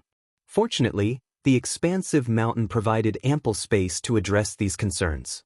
During this era, dealing with a chicken plague meant witnessing the chickens succumb one by one, with no effective solution in sight. Qiao Xian acknowledged her limited knowledge on the matter but understood the necessity of maintaining cleanliness and hygiene. She knew that providing clean food and water, along with ensuring spacious and clean living quarters for the chickens, were crucial. Additionally, during hot weather, she planned to use wormwood to smoke and disinfect the surroundings, while also providing herbal-infused water for the chickens to drink. Although she had heard of indigenous methods, such as using cactus to prevent chicken plague, she intended to explore this further and locate cactus plants for experimentation. Adjacent to the valley, a stream provided an ideal location for raising ducks. They dug several wide ponds along the stream and created numerous ditches with twists and turns. Water plants were planted, and ducks were introduced, with the area divided into sections for rotation. This ensured that the water source remained intact and allowed for adequate recovery time. If possible, he could even make a medium-sized pond to plant lotus roots and raise fish. Just thinking about it was beautiful. At Liuhe Fort, plans were underway to construct a villa, with additional villas slated for construction at the mountain's base. The decision stemmed from the challenging mountain terrain, particularly the arduous path leading to the summit. Building solely on the mountain would necessitate transporting various supplies, such as warehouses and farm tools, up and down, posing logistical challenges. Therefore, establishing villas at the mountain's foothills would streamline operations and facilitate easier access for province-wide activities. However, the foremost priority remained road repair. During their exploration, efforts would be directed towards road construction. While not optimal, a passable road would enable carriages to traverse in opposite directions, enhancing transport efficiency. In the future, relying solely on manpower for transportation would prove inefficient, necessitating the use of carriages to ferry goods into the mountains. Chapter 1918. Opening the road. Originally, there existed a path into the mountains, but certain areas featured steep slopes, rendering carriage travel inconvenient. Consequently, the route required detours and modifications. Qiao Xian's description left Songshi and the others visibly envious, eagerly anticipating exploring the promising location.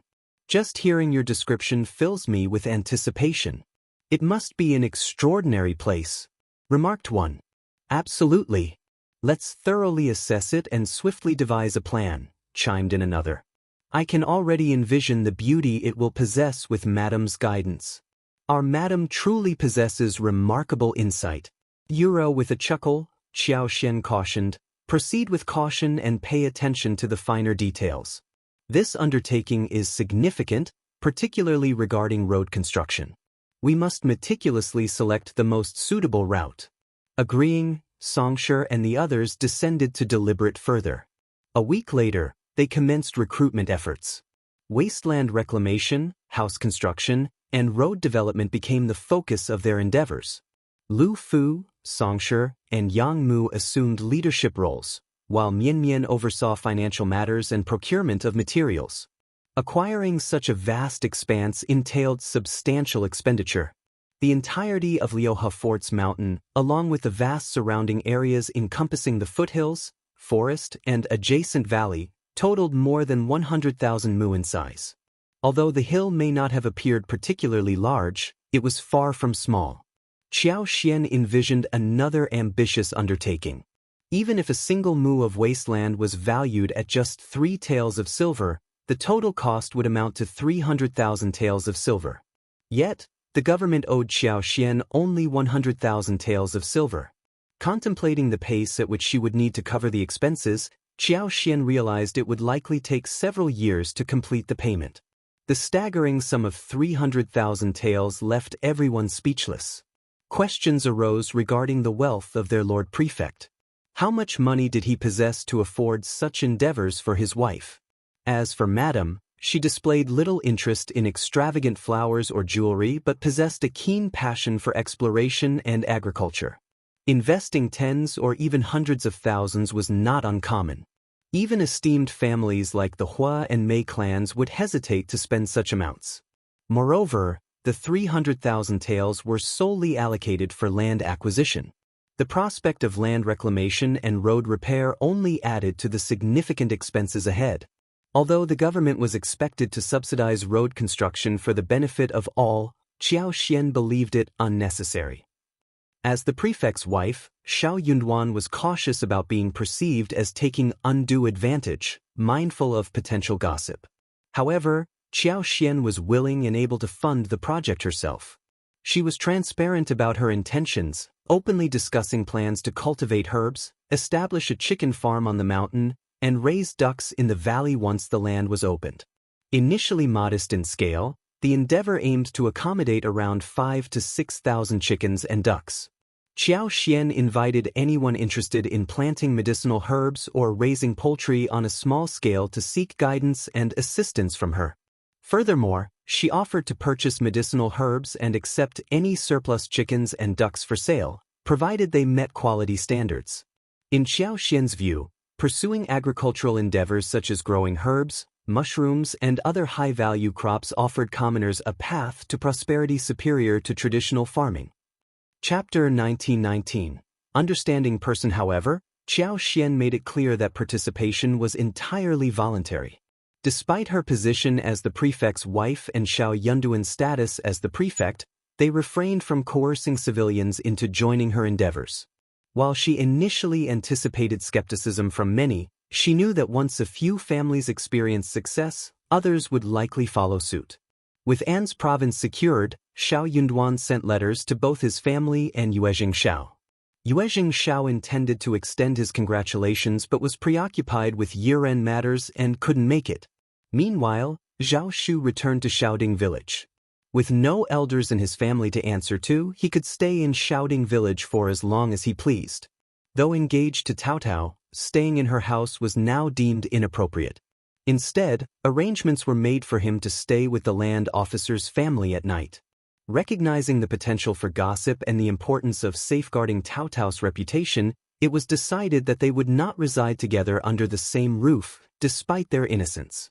There was no need for explanation. Zhao Shu's arrangement to reside in the land officer's house proved highly convenient and spared him from potential trouble. The land officer's family, esteemed and respected in the community, readily welcomed Zhao Shu into their home. Delighted by the unexpected good fortune, They treated him with warmth and hospitality, assigning him the best room in the house. Grateful for their hospitality, Zhao Shu took it upon himself to refurbish his living quarters, investing in new furniture and even enhancing the courtyard with flat green bricks to alleviate mud issues during rainy weather. Not stopping there, he also upgraded the house's interior, replacing old curtains and rejuvenating the overall appearance. With his generosity extending beyond mere lodging, Zhao Shu frequently treated the land officer's family to various delicacies, further solidifying their bond and earning their admiration. His gracious demeanor, combined with his wealth and humility, endeared him even more to the land officer's family. They considered themselves fortunate to host such a noble and benevolent young master, remarking on Cao Cao's good fortune. However, as news of Zhao Shu's generosity reached the ears of other family members, discontent began to brew among the second and third sections of the Xiao family. The third branch, particularly, felt that Zhao Shu should stay with them instead. After all, their Lu Lang was a scholar, knowledgeable and capable of engaging Zhao Shu in meaningful conversations. Moreover, they emphasized their familial connection, expecting him to choose their household over the land officers. However, Ms. Fang, Zhao Shu's mother-in-law, dismissed their suggestion, expressing concern about potential gossip if Zhao Shu were to move in before marriage. She pointed out that their grandson, Xiaozhi, was still unmarried, and having Zhao Shu reside with them could lead to unwarranted rumors. Ms. Ma, from the third branch, was incensed by Ms. Fang's response. Meanwhile, the second section of the family distanced themselves from the situation, showing little interest or concern. As for the land officer's family, while they had no unmarried daughters, the wife and eldest daughter-in-law's relatives seemed eager to send a girl to stay with them, likely with matchmaking intentions in mind. Chapter 1920. Received the letter. Of course, they didn't dare to openly compete with Cao Cao or scheme against her. But what if Zhao Shu developed feelings for one of their daughters? Even if she became a concubine, the Zhao family's wealth and Zhao Shu's character would ensure she didn't lose out. After all, what wealthy family didn't have multiple wives and concubines? Cao Cao shouldn't be so narrow-minded, right? A village girl could become her right-hand woman and they could amass a fortune together. It had to be better than marrying into other families, right? Although these thoughts crossed their minds, they knew better than to directly challenge Tao. Xiao Wulang was a prominent official. It would be foolish to provoke his family. Luckily, the land officer and his wife were level-headed and promptly rejected their relatives' proposals. They made it clear that no one was welcome to visit, especially with matchmaking intentions. Since Zhao Shu had already arrived as a guest, they couldn't outright refuse him. But his intentions were dubious from the start. Knowing they could rely on the land officer's family, Ms. Fang sought their assistance. When Xiao Yunduan's letter arrived, Zhao Shu was still in the village, planning to stay for the New Year celebrations. He intended to accompany Xiao Sanlang and others to the province to purchase New Year's goods, adding to the festive atmosphere. When Xiao Yunduan's letter arrived, his family members were all displeased.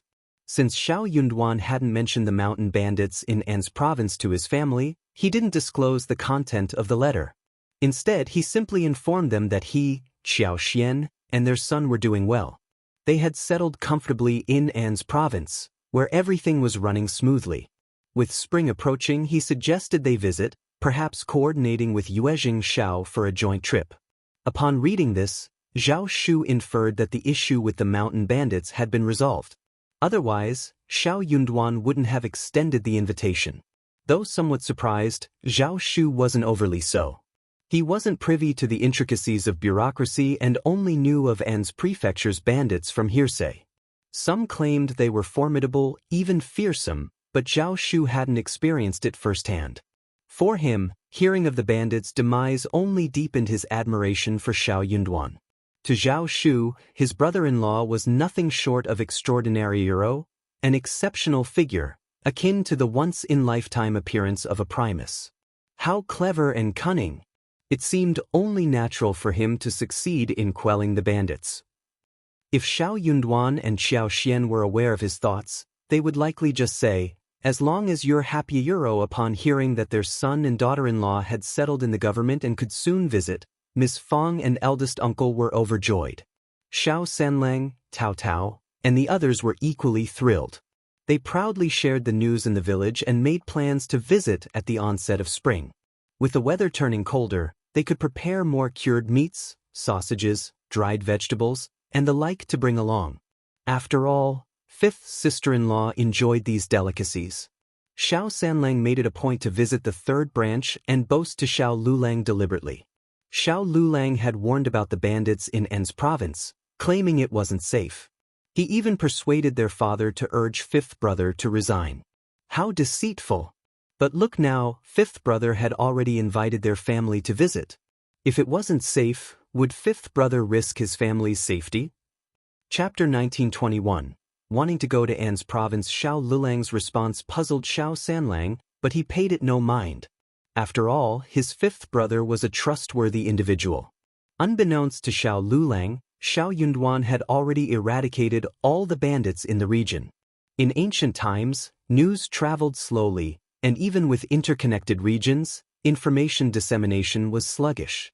Xiao Lulang presumed that Xiao Yunduan was merely boasting, attempting to inflate his own importance by inviting his family. He couldn't fathom the rationale behind such a decision. An's province was perilous, and if the first branch of the family ventured there only to be robbed or kidnapped by bandits, it would be too late for regrets. Vanity, he believed, was a dangerous trait. But if Xiao Yunduan insisted on such actions, then let him face the consequences, Xiao Lulang thought to himself. Although he refrained from offering advice, Xiao Lulang did voice his concerns to his parents. His third uncle and Madame Ma were both garrulous individuals, and they placed great trust in their son's judgment. Naturally, they believed his words to be true. Consequently, gossip began to circulate throughout the village, taking on various forms after undergoing deliberate or unintentional embellishment. Ms. Fong became so exasperated that she resorted to scolding the couple once more. Observing this, Zhao Shu chimed in with a suggestion: "These people are ignorant and spreading baseless rumors. Why don't we take a trip to An's province ourselves and return safely? The journey isn't far, and we can travel leisurely. It shouldn't take more than half a month round trip. What do you say? Fifth brother and fifth sister-in-law must miss us very much too. If we go now, we can give them a surprise." Zhao Shu's suggestion resonated deeply with the first branch of the Xiao family. Xiao Sanlang, in particular, had frequented the provincial city numerous times over the past 2 years due to his involvement in various industries. His interactions with outsiders had broadened his horizons, leaving him eager to explore En's province. After all, it was where his brother held an official position. Enthusiastically, he embraced Zhao Shu's idea and expressed his wholehearted agreement. Tao Tao shared his sentiment. She longed to reunite with her fifth brother and fifth sister-in-law. Ms. Fong harbored a similar desire, yearning to meet her grandson whom she had never seen before. Despite her numerous children and grandchildren, there was a special place in her heart for her son's offspring. However, given the time of year, Ms. Fong was hesitant to embark on such a lengthy journey. She decided to postpone her travels until later, planning to extend her stay in En's province for a few more days before returning in December. With the year drawing to a close, the bustling atmosphere at home was further heightened by the arrival of numerous New Year's gifts and well-wishers. As preparations for the upcoming festivities commenced, there was much to be done. In the absence of Qiao Xian, who was adept at managing such affairs, Ms. Su proved ill-suited for the task, and Yang Xiani's naivety and love for food only exacerbated the situation. Ms. Fong, recognizing the need for someone capable to represent the family, enlisted Zhao Shu to accompany Xiao Sanlang and Yang Xiaoni on a trip to An's province to visit Anan on behalf of the family. They would also bring gifts for the occasion, although they had yet to prepare the cured meat. However, they reasoned that it could be brought over after the new year.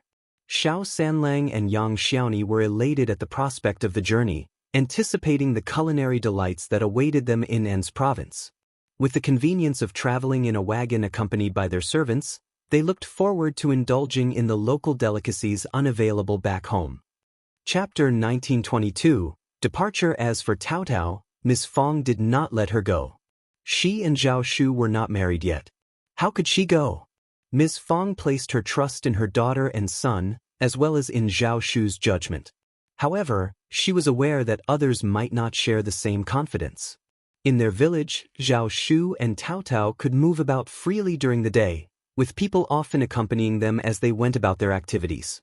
Occasionally, they would steal moments alone together, but as long as they were discreet, it went unnoticed. Their engagement provided a level of social acceptance for their interactions. However, venturing far from home presented a different scenario. It was natural for others to question the innocence of their relationship. Despite their engagement, any perceived impropriety could tarnish Tao Tao's reputation, with potential consequences for her social standing and marital prospects. Ms. Fong delicately conveyed her concerns to Tao Tao, who blushed with embarrassment and apprehension. She understood the implications and felt ashamed of the potential repercussions. Thankfully, Tao Tao had a wise and understanding mother who helped her navigate this delicate situation without causing any undue trouble. Without the guidance and influence of a wise and caring mother like Ms. Fong, Tao Tao might struggle to navigate such delicate situations successfully. This was precisely why affluent families were often hesitant to marry off concubines' daughters. Few legitimate wives could impart the same level of guidance and care to their concubines' daughters as they did to their biological children. As for the concubine's daughter, her upbringing and demeanor were often subject to speculation. While it was possible for a concubine's daughter to possess admirable qualities, the likelihood was slim. Zhao Shu couldn't help but feel frustrated after Ms. Fang's subtle reminder. It seemed like they were inadvertently causing themselves trouble. But then he realized that accommodating his mother-in-law's wishes might ultimately benefit them in the long run. Besides, he could use this opportunity to show his affection for Tao Tao. So, he discreetly asked Tao Tao what she desired.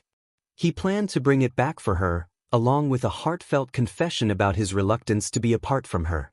With their preparations in order, Xiao Sanlang, Zhao Shu, and Tao Tao embarked on their journey to An's, laden with a plethora of local delicacies and specialties. The three of them were young and strong, so they did not need to deliberately slow down on the way. They arrived at Yuzhong Province City that day and stayed for a night. The next morning, they set off from Yuzhong Province City. On the fourth day, at about 4 in the afternoon, they entered An's.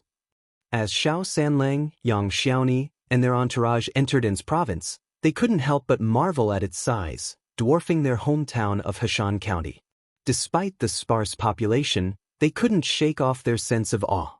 This was where their fifth brother wielded authority as an official, and every corner seemed to reflect his competence and prowess. They couldn't help but feel a surge of pride in his accomplishments. Meanwhile, back at home, Qiao Xian and Xiao Yinduan were immersed in a discussion about hot pot.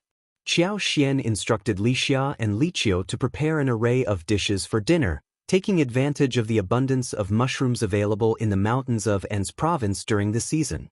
With plans to cook a sumptuous hot pot featuring a rich chicken and abalone broth, they also intended to incorporate various types of mushrooms for added flavor. Additionally, they planned to serve thinly sliced mutton, shrimp balls, fish balls, and fresh vegetables to complement the meal. As Qiao Xian and Xiao Yunduan enjoyed their hot pot feast, the east yard buzzed with activity as Li Xia and the others prepared their own hot pot spread, ensuring a lively atmosphere for all. Chapter 1923, Family Meets. The chicken and abalone soup had been prepared, and various dishes were in the process of being readied. Just then, Zhao Shu, Xiao Sanlang, Yang Xiaoni, and the others arrived. Ever since Zhao Shu got engaged to Tao Tao, he couldn't contain his excitement to announce to the world that he was soon to be the brother-in-law of the Lord of the Prefect. Additionally, being both generous and handsome, Zhao Shu knew he would be warmly received wherever he went. Upon Zhao Shu's arrival, he was filled with joy. With a radiant smile, he eagerly ushered them in and promptly dispatched someone to inform the Lord and Lady of the Prefect. The message arrived so swiftly that Zhao Shu didn't even have the chance to inform them of Xiao Sanlang and Yang Xiaoni's presence. However, Xiao Sanlang and Yang Xiaoni paid no heed to the oversight. In fact, they planned to surprise Qiao Xian and Xiao Yinduan themselves. And indeed, when Qiao Xian and Xiao Yinduan caught sight of Xiao Sanlang and Yang Xiaoni entering with Zhao Shu, they were both taken aback. Fifth brother. Fifth sister-in-law. Fifth brother. fifth sister-in-law. They ran towards Xiao Xian and Xiao Yunduan happily. Only then did Xiao Xian and Xiao Yunduan snap out of their daze. It wasn't a dream, their family was truly here. Third brother. Third sister-in-law. Finally we get to see you both. This is wonderful. Fifth brother has truly become an esteemed official. He's transformed. Just look at him, so commanding.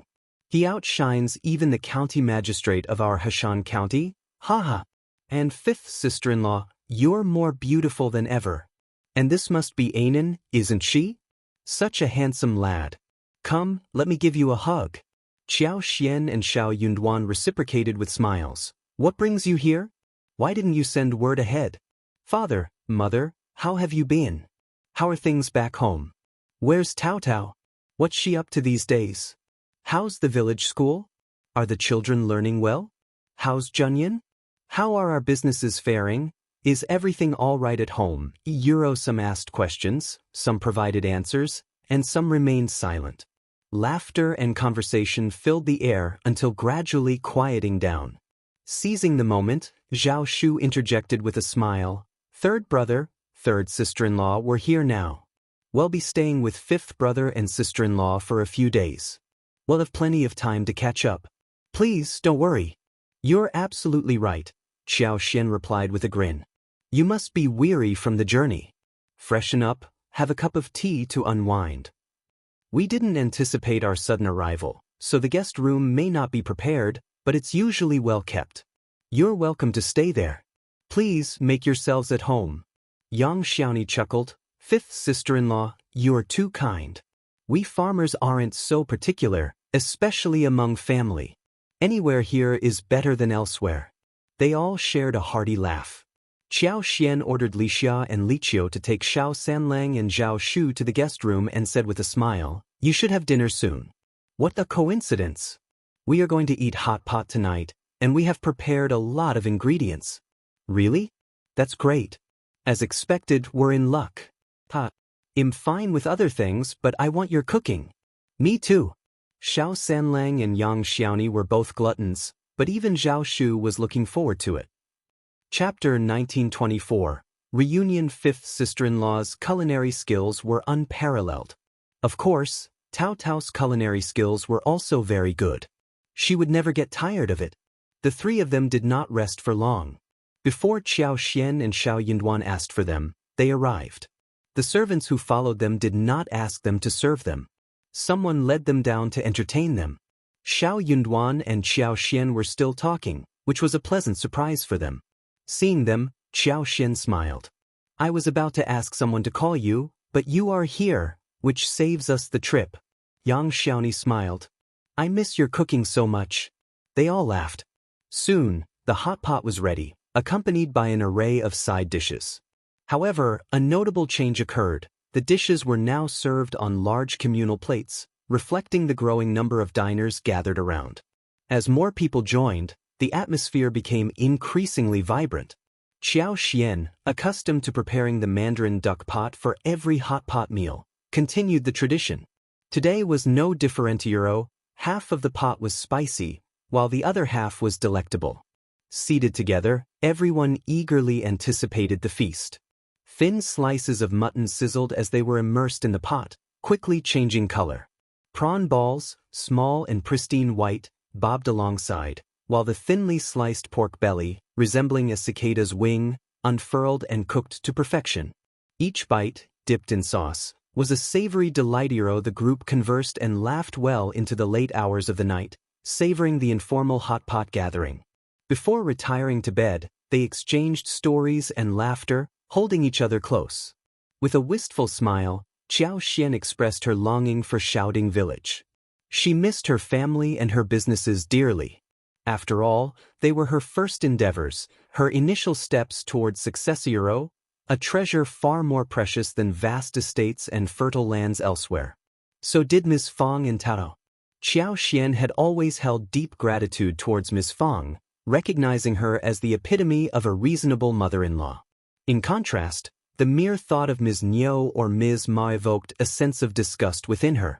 Ms. Fong stood out for her lack of concern over Qiao Xian's dowry or any pressure to secure a concubine for her son. Despite facing ridicule from villagers for purchasing barren lands, including the rocky expanse behind her own property, Ms. Fong remained unfazed. While others, like Ms. Niu and Ms. Ma, mocked her behind her back, Qiao Xian's mother-in-law stood by her side, unwavering in her support. Every detail remained etched in Qiao Xian's memory.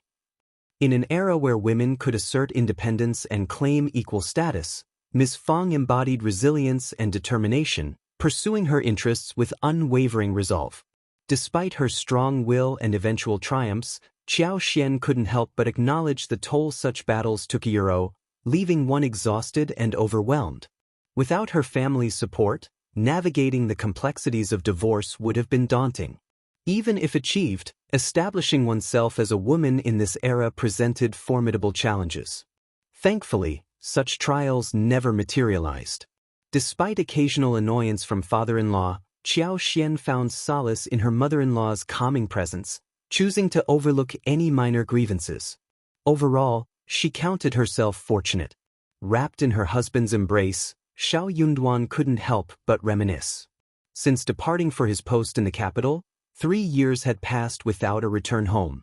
Although now in proximity, his obligations as an imperial court official tethered him to his duties, allowing little leeway for personal matters. Chapter 1925. Missing. Luckily, they were within reach, making it convenient for them to visit. If his wife wished to return home, the journey would be easily manageable. Xiao Yunduan grinned. Just wait a bit, Tao Tao's wedding is set for next spring. You'll have the perfect opportunity to return then. With the pleasant spring weather, you could extend your stay here a few more days. Qiao Xian shared the sentiment, readily agreeing with a smile.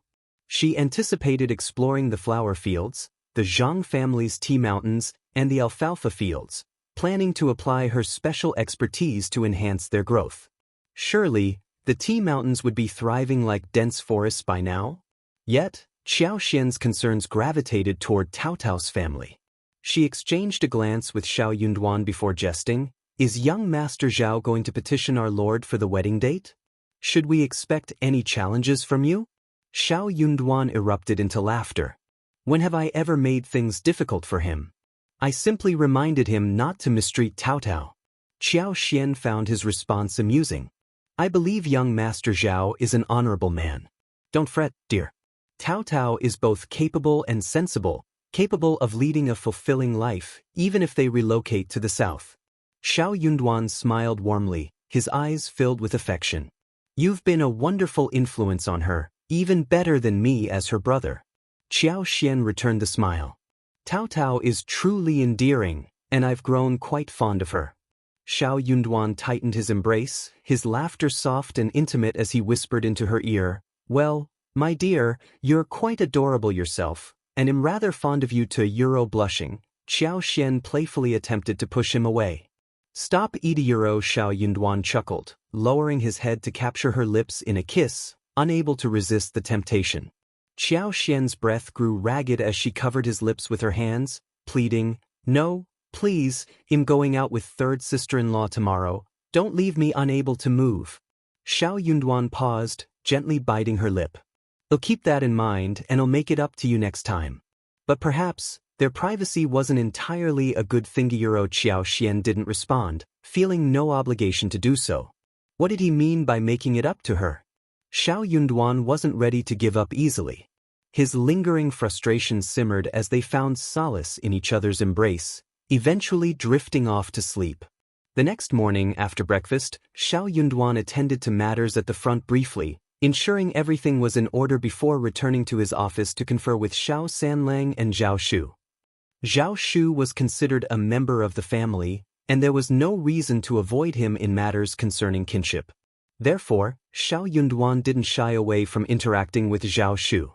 What truly touched Zhao Shu was a sense of pride. His fifth brother had finally embraced him wholeheartedly. Meanwhile, Yang Xiaoni accompanied Qiao Xian. During their time together, Yang Xiaoni shared village gossip with Qiao Xian. Little Anan, nearing 4 months old, captivated everyone with her adorable demeanor. Her large, expressive eyes possessed a captivating innocence that could melt hearts. Despite being a mother herself, young Xiaoni couldn't resist holding and playing with her. Anan showed no reluctance toward Xiao Xian, readily allowing her to carry her. Later that afternoon, Xiao Xian and Yang Xiaoni ventured out for some shopping. An's province boasted a plethora of local specialties, and the two women indulged in purchasing various items along their journey. Their haul included an assortment of snacks and mountain delicacies, with Yang Xiaoni particularly enthusiastic in her praise as she sampled the regional treats. Observing the lively bustle of the city, Yang Xiaoni couldn't help but admire her fifth brother for his commendable performance as an officer. Chapter 1926, Calculation. Xiao Xian found it amusing. She simply listened to Yang Xiaoni's chatter, appreciating the company of her lively and cheerful friend. Yang Xiaoni's buoyant personality ensured that boredom was never a concern. Their dinner plans featured roasted whole lamb, a dish Xiao Xian had arranged for the previous day. The lamb, seasoned with various spices, roasted over the intense heat of fruit charcoal, filled the air with tantalizing aromas. As the sharp knife sliced through the crispy skin, the aroma of the succulent meat mingled with the hot air, enticing Xiao Xian's appetite. Each piece, expertly carved, boasted crispy skin and tender meat. The combination of textures and fragrances made it impossible to resist indulging further. Conversation turned nostalgic as everyone reminisced about the times when Xiao Xian and Xiao Yunduan used to cook together at home, their mutual longing evident. While Xiao Xian typically oversaw such gatherings, her absence made organizing such an event challenging. Despite the family's financial stability and Ms. Fang's generosity in providing meat for every meal €1, ranging from chicken, duck and goose to pork, mutton, fish and shrimp €1, she seldom arranged for whole lamb, barbecue, or hot pot. After all, maintaining a simple, hassle-free lifestyle was preferable. Only Xiao Xian would be bothered by this. The following day, Xiao Xian and Xiao Yunduan guided their guests to view the properties they had acquired in the area. Liuhe Fort remained too distant, and their professional commitments prevented a visit there. Upon returning from the mountains, both Yang Xiaoni and Xiao Sanlang were visibly impressed, a sentiment shared by Zhao Shu. Fifth brother and fifth sister-in-law's capabilities were truly remarkable.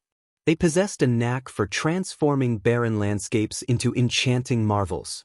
Contemplating the success of the flower fields and perfume workshop they had developed together, Zhao Shu felt inspired to consider purchasing wasteland in An's province for reclamation and cultivation. He pledged to follow in their footsteps, confident he wouldn't fall short.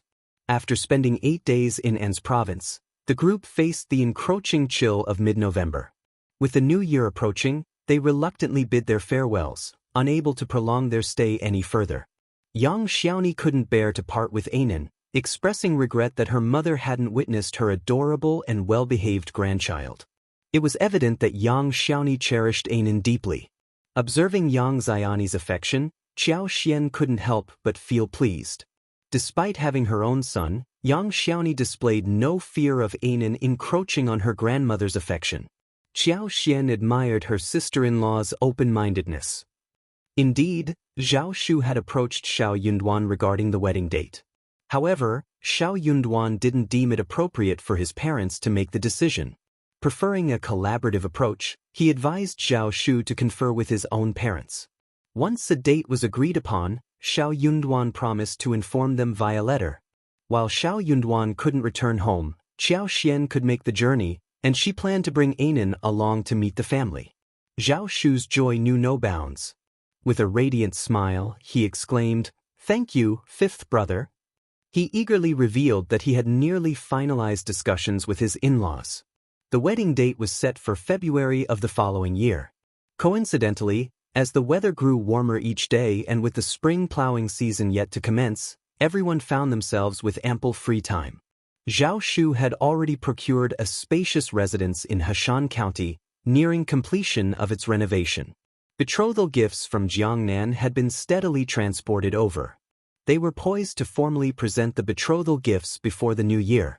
When the time arrived, the wedding would take place in Heshan County. After accompanying Tao Tao back to her ancestral home 3 times, they would proceed to Zhao Shu's ancestral home to pay respects to her ancestors. Chapter 1927.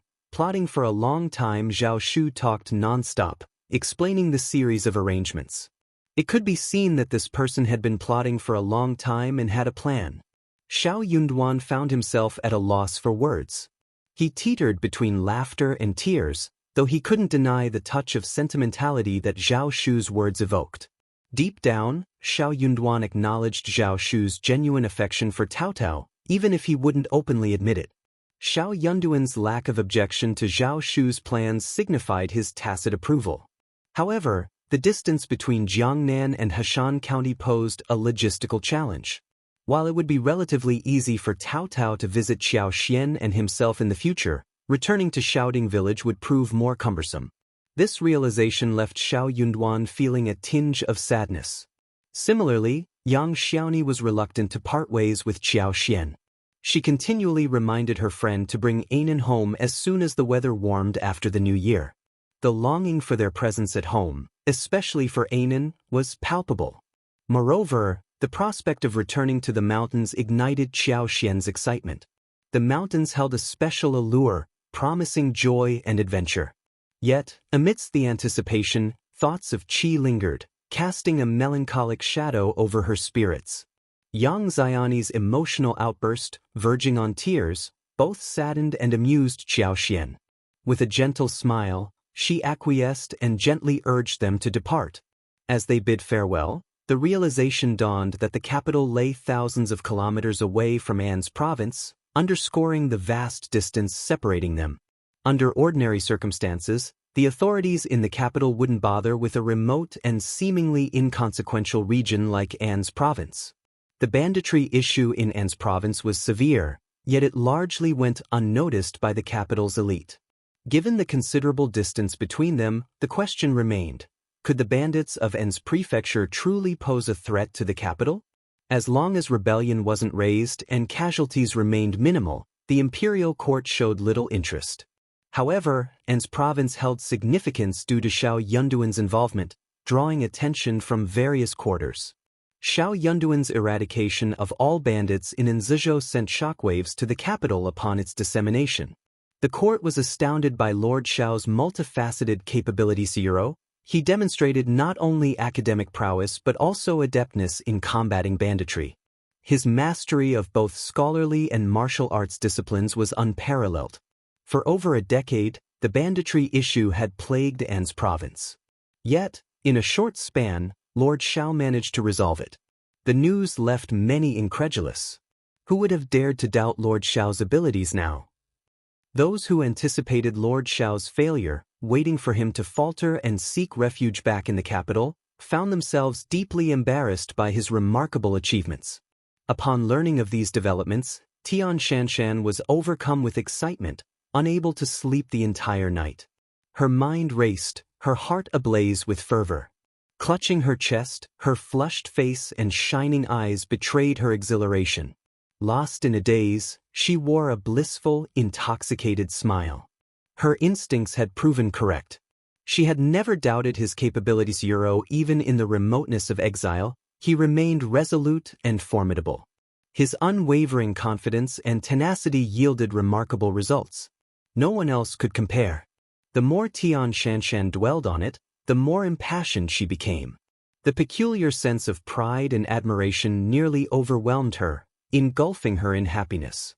Yet, thoughts of Xiao Xian tempered Tian Shanshan's fervor, gradually chilling her once heated heart. Anger and resentment surged within her, fueling a desire to rid herself of Xiao Xian as quickly as possible.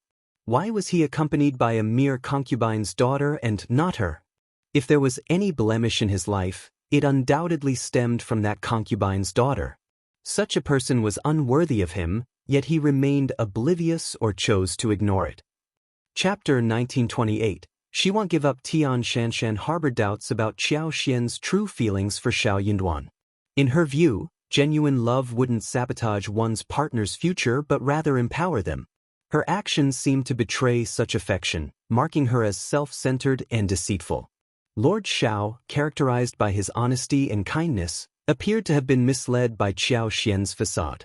Feeling sympathy for Lord Xiao, Tian Shanshan was resolute in revealing Qiao Xian's true nature to him. She saw an opportunity in her cousin's potential ascension to the throne, which could facilitate her plans. At present, she needed to strategize with her cousin and aunt, ensuring that Lord Xiao didn't return to the capital immediately.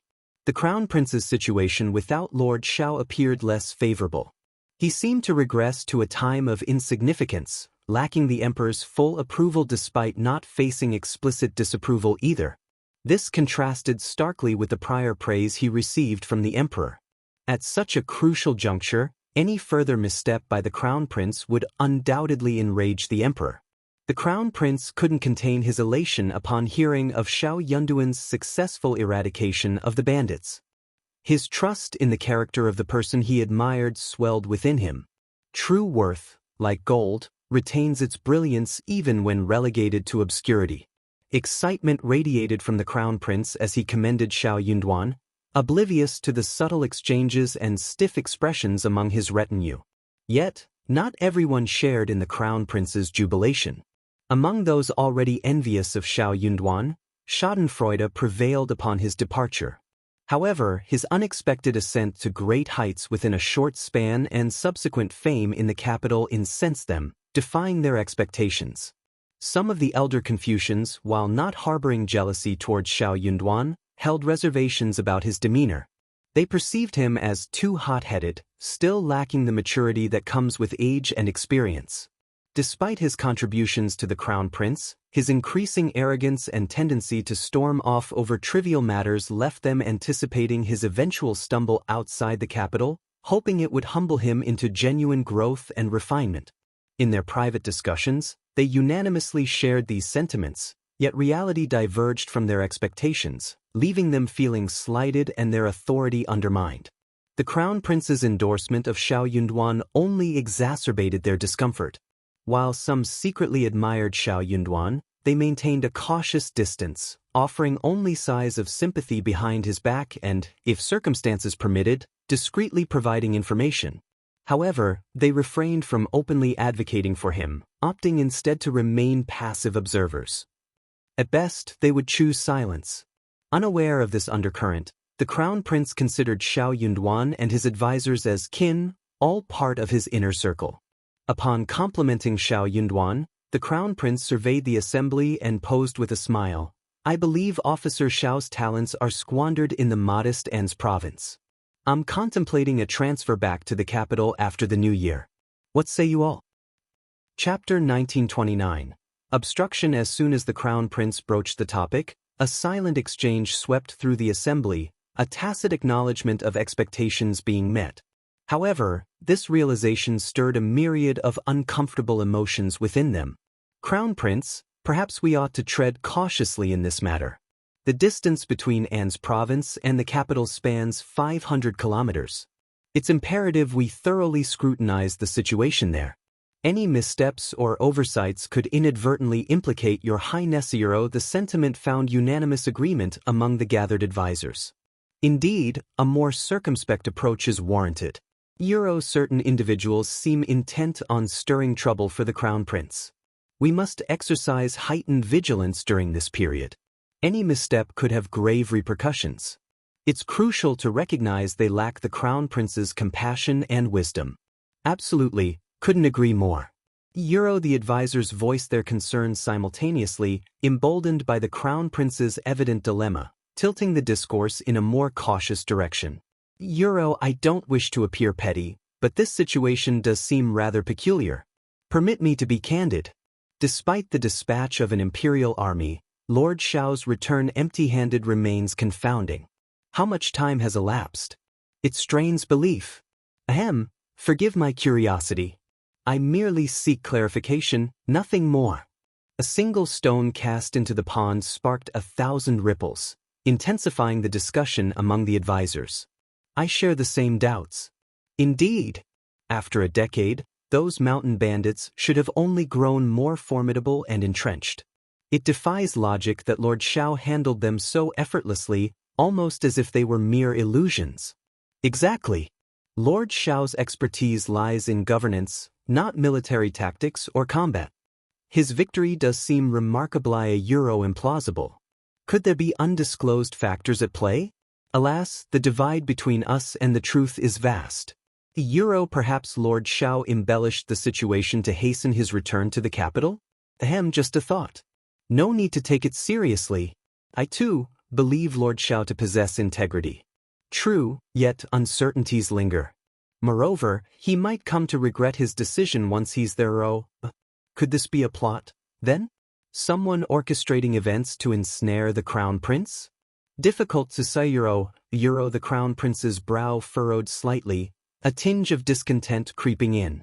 He maintained faith in Xiao Yunduan's character, confident he wouldn't allow misleading information to reach the capital. Nonetheless, the remarks swirling around him unsettled his conviction. But what if furthermore, there was the looming question of who orchestrated the supposed trap, knowing of his desire to recall Xiao Yunduan. If he exploited this opportunity to summon him back, what if the accolades were unfounded or complications arose? The blame would ultimately fall on him, and his adversaries wouldn't relent so easily. Although the advisor's words were a little sharp and unpleasant, what they said was not completely unreasonable. More importantly, they were all thinking for him. He had to accept this kind gesture. Forget it, let's think about this matter carefully. Go back and ask more about it. Crown Prince sighed, feeling rather regretful. Chapter 1930. No opinion. Sending someone to An's province to clarify matters seemed like the logical solution for the Crown Prince. However, such a move was fraught with risk. It was a taboo for princes to personally involve themselves in contacting local officials or meddling in regional affairs. Discovery of such clandestine actions could spell trouble. Nevertheless, this didn't imply a lack of surveillance. The princes maintained a network of spies, but An's province posed a unique challenge. Xiao Yunduan's prominence there had drawn considerable attention, with even the princes awaiting the Crown Prince's response, anticipating any investigative measures. The Crown Prince couldn't assure the stealth of his covert operatives amidst the watchful eyes covertly observing the province. Upon the Crown Prince's decision, his advisors breathed a collective sigh of relief, lauding his astuteness. Crown princes held a distinct position from other princes. With careful governance and avoidance of missteps, their status remained steadfast. Their primary concern was ensuring the Crown Prince's stability, thwarting any opportunity for rival princes to undermine him. Amidst the turmoil, the Crown Prince clung to the belief that perseverance would eventually yield clarity and success. Indeed, many of his advisors harbored reservations about Xiao Yunduan's methods, perceiving them as needlessly provocative. The Crown Prince, akin to precious porcelain, stood in stark contrast to the clay pots represented by rival princes. Engaging in direct confrontation would only disadvantage him. Why bother? They reasoned. Through patience and magnanimity, he could cultivate a reputation of benevolence and generosity. Yet, some envious advisors feared the Crown Prince might rescind his decision, engaging in clandestine discussions to sway him. Even the princess consort, privy to the machinations of court gossip, urged caution. She lamented the derogatory remarks circulating about the Crown Prince's reliance on Lord Xiao's achievements and the perceived need to entreat his return before confirmation from An's province. Her indignation was palpable. How dare they? Since when does the Crown Prince need to supplicate a courtier? I find their words intolerably upon hearing her report. The Crown Prince's discomfort was evident, his cheeks flushing with embarrassment. Though he could deceive others, he couldn't deceive himself. Regret gnawed at him for letting Xiao Yunduan slip away. Indeed, it was undeniable that there were no notable accomplishments or commendable deeds to earn his father's praise. Occasionally, the Crown Prince found himself pondering the hypothetical scenario where Xiao Yunduan remained by his side. The conclusion was invariably bleak. Had Xiao Yunduan not departed, circumstances would have unfolded differently. Such musings remained confined within the Crown Prince's heart. He would never vocalize them. Yet, the rumor echoing his inner turmoil struck a raw nerve, fueling his anger and frustration. Consequently, summoning Xiao Yunduan back to the capital was out of the question. To do so would inadvertently validate the rumors circulating about his reliance on Xiao Yunduan. Observing the crown prince's inaction, the fourth prince, initially prepared for resistance, found his hopes unexpectedly realized. The province would be spared from further upheaval. However, this perceived acquiescence only served to deepen their disdain for the crown prince. They deemed him lacking in courage and conviction. How could someone so indecisive and timid be fit to lead the realm? Even the emperor, anticipating a different course of action, was taken aback by the crown prince's passivity, expecting him to request Xiao Yunduan's return to the capital. Chapter 1931. Crown Prince's awkwardness. Unexpectedly, despite ample opportunities, the crown prince remained silent on the matter. Emperor Xian shook his head in bewilderment, unable to fathom the crown prince's motives. Ultimately, he decided not to interfere. If the crown prince had no inclination to act, so be it. After all, the court boasted many talents, rendering Xiao Yunduan's return inconsequential in Emperor Xian's eyes. As a mere courtier, Xiao Yunduan could continue his service outside the capital for a while longer.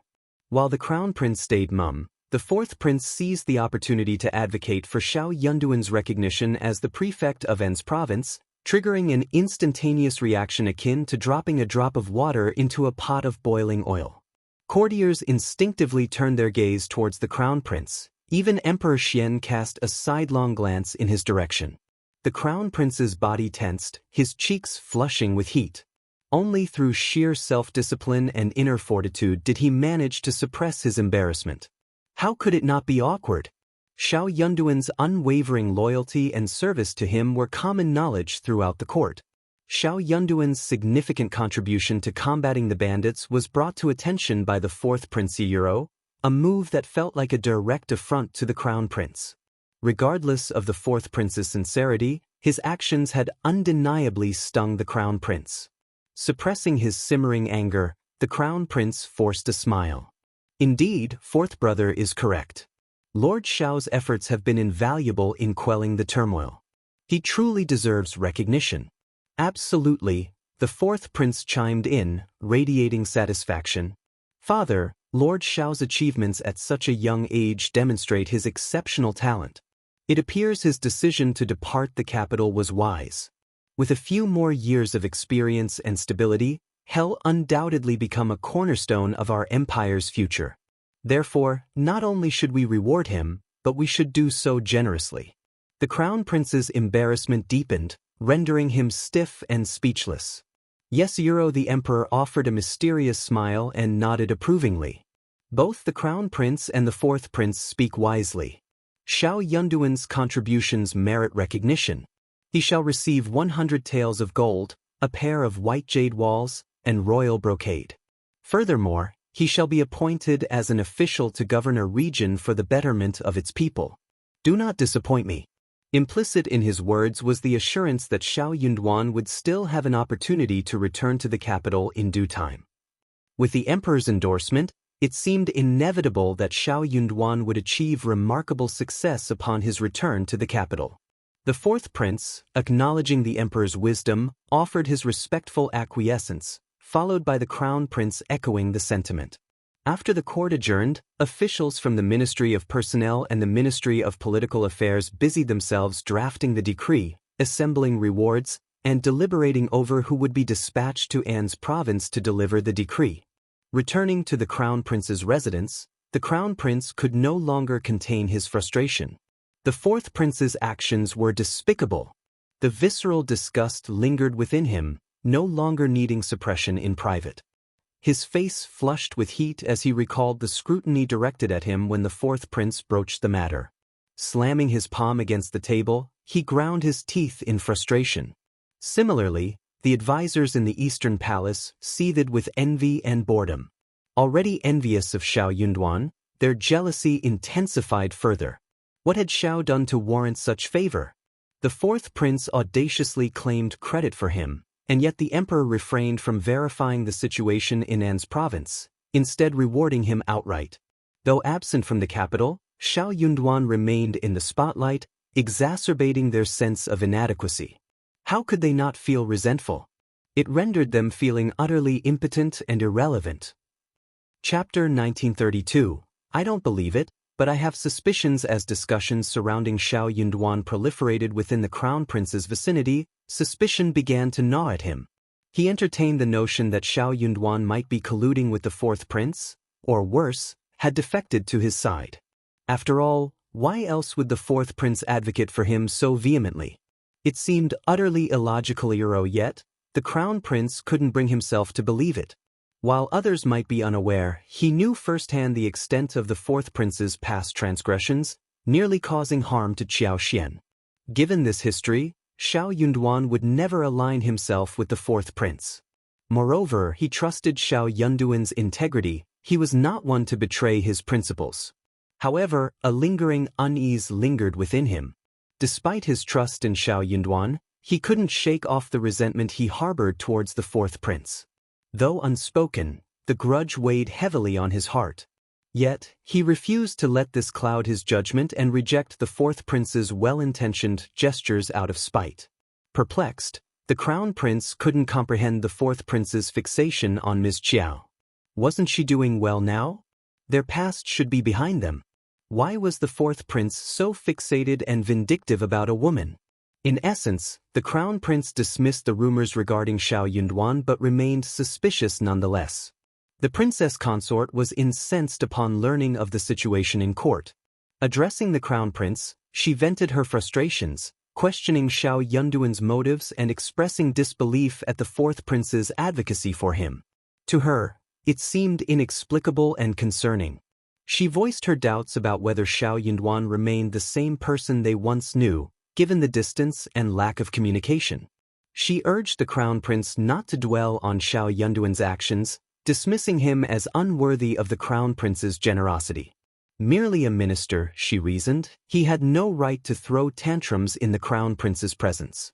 Instead, she encouraged the crown prince to focus on the upcoming spring quarter examination, assuring him of the abundance of talented individuals awaiting discovery.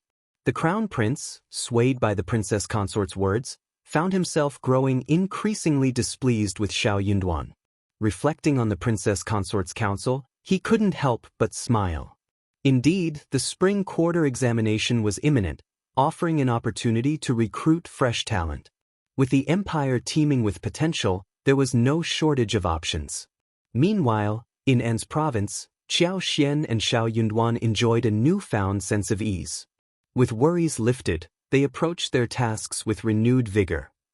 Qiao Xian revisited Liuhe Fort, where Songshi, Lu Fu, Yang Mu, and their cohorts had already made remarkable progress in repairing the roads. Recognizing the importance their master placed on infrastructure, they spared no effort in their endeavors. With a well-constructed road, they anticipated numerous benefits in the future and thus invested significant resources and manpower into its completion. As Qiao Xian's wagon traversed the newly flattened and spacious terrain, it provided a significant improvement over the previous bumpy path, offering substantial relief to the province. While slightly longer, the smoother route allowed for faster travel, cutting the time in half compared to walking. Once a notorious bandit stronghold, Liuhe Fort had undergone a remarkable transformation into Liuhe Manor. The landscape bore little resemblance to its former state. Many of the dilapidated structures and defensive barriers on the mountainside had been dismantled, making way for expansive and orderly courtyards. Should Qiao Xian and Xiao Yunduan choose to inspect the area, they would find comfortable accommodations awaiting them, with a vantage point affording panoramic views of the surroundings. Construction was also underway at the foot of the mountain, where the foundations of a new manor were rapidly taking shape. Various essential facilities were being erected, including servants' quarters, warehouses, tool sheds, and storage yards. Additionally, specialized spaces for handling and drying medicinal herbs were being established, along with a transparent workshop dedicated to herbal processing. Chapter 1933. Modifying Liuhe Fort. Songshi even enlisted someone to dig a canal and create a stream encircling it. Plans for future development included the excavation and construction of several pools for washing purposes. Simultaneously, efforts were underway to explore the surrounding wasteland. Duck and chicken farms were also in the works. Following Qiao Xian's blueprint, for shallow ponds, each spanning about 10 mu, were carved into the valley of the duck farm. A complex network of meandering ditches and waterways interconnected, while various aquatic plants were transplanted during the onset of spring to serve as breeding grounds for the ducks. The bustling activity painted a vibrant scene. Over 600 individuals were engaged in various tasks, effectively absorbing surplus labor from nearby villages and towns. Songshi, Lu Fu, and Yang Mu tirelessly oversaw operations day in and day out. Despite having a few capable assistant stewards, decisions still rested heavily on their shoulders. Even Mian Mian lent a helping hand frequently. Qiao Xian had already instructed Yuezhing Xiao to procure assorted seeds and prepare fruit trees for planting. Gradually, the landscape transformed in accordance with Qiao Xian's vision.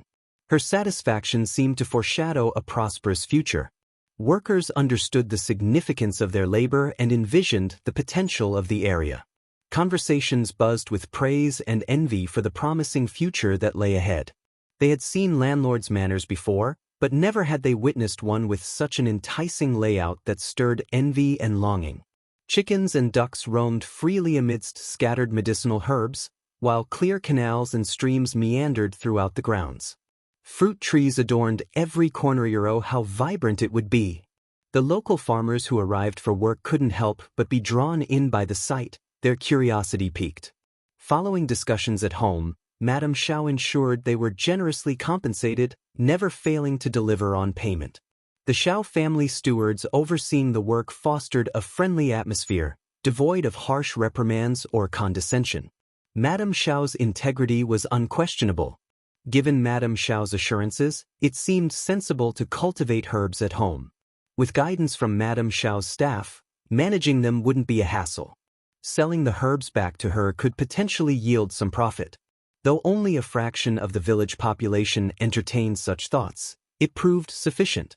Those who shared similar aspirations convened and sought out Songshi. To Song's surprise, he found himself apprehensive about the situation. This endeavor was entrusted to him by Madame. If people sought him out, it would align perfectly with his objectives. With conviction, he reassured them that Madame's promises were ironclad. How could Madame deceive them? However, if he aimed to cultivate a substantial quantity of these medicinal herbs for profit, he would need to allocate at least 2 mu of land.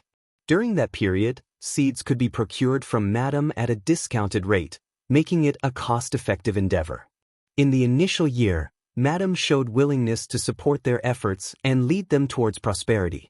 Seed prices remained relatively low, though it was uncertain whether they would match market rates in the future. In truth, Qiao Xian could easily provide the seeds for free. Yet, items obtained free of charge often lacked appreciation and were sometimes regarded with disdain. There might even be individuals who acquired the seeds without genuine intent to cultivate them. Furthermore, if one couldn't even muster the willingness to pay for the seeds, it called into question their commitment to the endeavor. The likelihood of neglecting the cultivation process increased significantly.